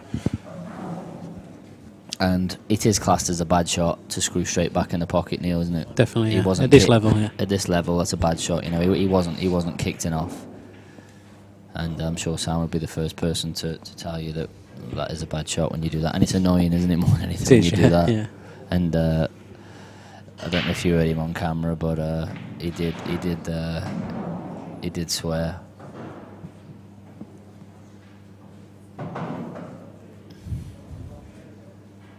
I was actually just going to repeat what he said then, and thought maybe it's not after 9 o'clock, is it? Might be a few kids watching.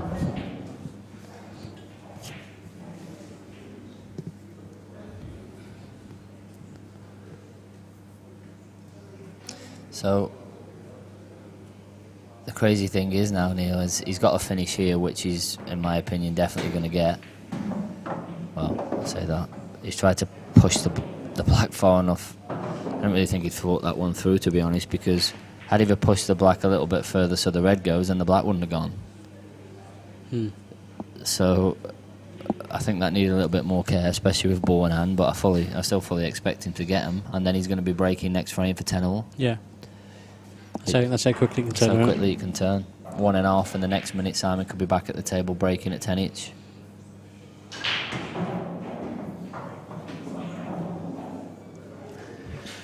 I can tell you in the third semi-final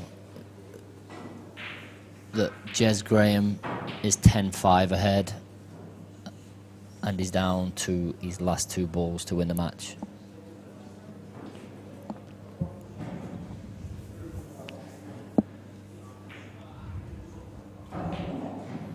But I don't think it's easy. He's got a long ball at the rail. As I said, it's not easy. He's drilled it up the rail and finished dead straight on his last ball. So yeah, it looks like Jez will be in the semi-finals now, and I believe he plays Shane Thompson in the semi-final. That's correct.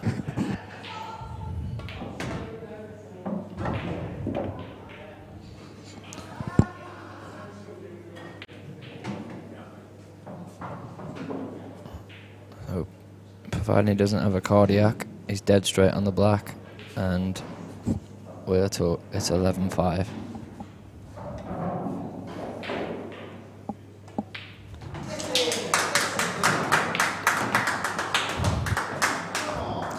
And he gave it the fist about 6 times, and then there was about 6 high fives to do as well. He's got some support actually.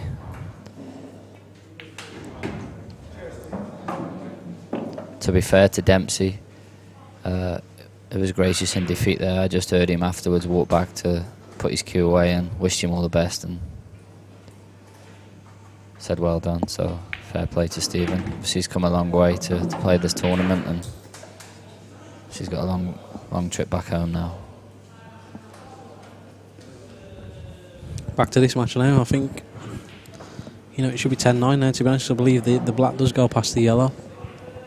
And like you say, we breaking dish from Martin. We will Hill. Oh, is that a big one? Oh, that's wild, isn't it? Is the white running into the black? On the way there, he's definitely going to run into it on the way back, isn't Definitely, it? yeah. It's probably finished as bad as worse he could have finished there, to be honest. You think he's overcompensated there because he didn't want to snook himself? Yeah, I think there's an element of that. But, Jesus, he had a big target, didn't he? He did, yeah. Anywhere around the spots and 8 inches, 10 inches further over, it's a given. I mean, it's a terrible shot. It's as simple as that. But I still fancy him to get the pot. It's where the cue ball goes. Oh, he's missed it, and he'll be disappointed with that. And he's left Simon perfect as well. First shot where he can pop the yellow by the black and kick the other yellow off the rail. Yeah. And I can tell you that Simon will definitely play that shot. He's absolutely no interest in playing a snooker. I don't even think he knows how to play a snooker. You won't believe one of the finishes he went for earlier, Neil, in a situation where if he plays a snooker, he can't lose. And he's unbelievably attacking, so trust me, he'll be playing this shot.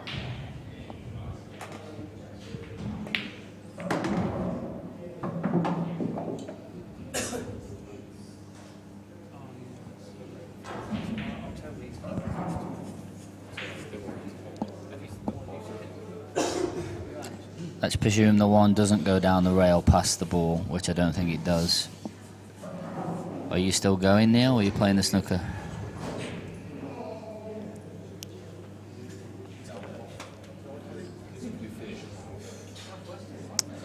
It's a tricky one, really. I think if he plays a snooker, he's going to win the frame more times than if he doesn't. You can get in there if you want to, best friend.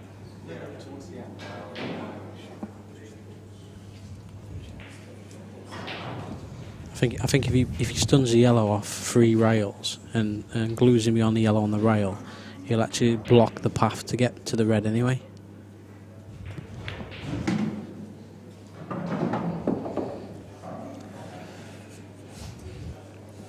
I was under no illusions what he was going to do. I was just asking you what you thought you would have done, because I was absolutely no doubt that he was going to be going.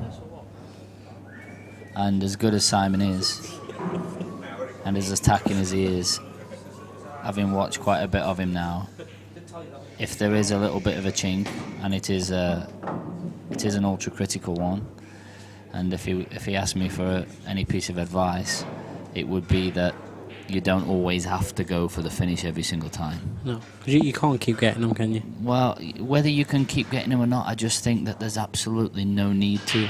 You know, you're right. You can't keep on getting them and getting them and getting them. You know, especially when you're going for a finish that you've got a couple of balls on the rail and you can just develop one layer snooker and just roll them in next time. It's just what the percentages say. Yeah. And going for this finish, and especially the one before, he was probably at like a 50-50 or maybe 60-40 against getting it. Where if he drops a snooker, he's 100% sure to win the frame. And if you keep playing the percentages wrongly, eventually they're going to bite you. But irrelevant of that, I mean, from Simon's point of view, he doesn't want to give Matt another chance, does he? So irrelevant of that, he's got this black to win 11-8, and what started off as a great performance is going to end in a really strong performance too. Good cueing, good black, and good win. Well played, and he now joins the other three guys in the semi-finals, which we'll be bringing you shortly. We're just going to cut to a quick interview that Lee's going to do with the third semi-finalist, Jez Graham.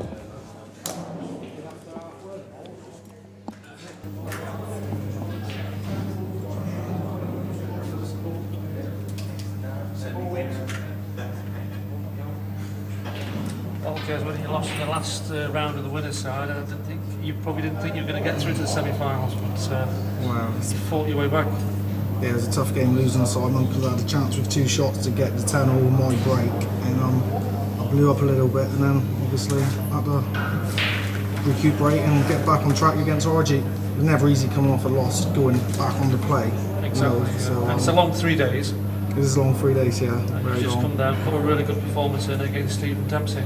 Yeah, played well there. Just hopefully just carry it on through now. But so fingers crossed, we'll see how it goes. And it's showing a bit of emotion out there as well. I can see it means a bit to you. It's hard work, you know. There's so much pressure, and it's just, you know, I don't know when the twitch is going to come, but touch wood. After the tournament, if you want. Well, yeah, you know.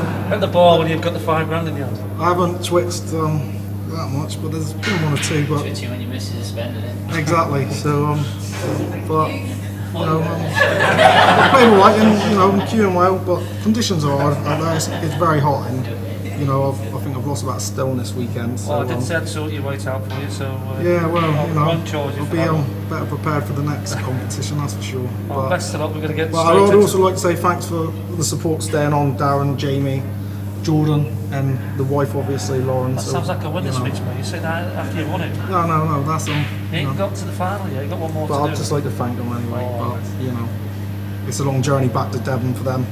So as I'm stopping over for a couple more nights. So so are they staying if you all the way through? No, the final? they're shooting back. So you've just thanked them, now they're buggering off. No, they're sticking around, but they'll be shooting. You know, whether I win or lose. So. Okay. Well, best of luck, mate. Yeah. Cheers, mate. Beyond the semi. Yeah, no problem. Cheers, mate. Yeah.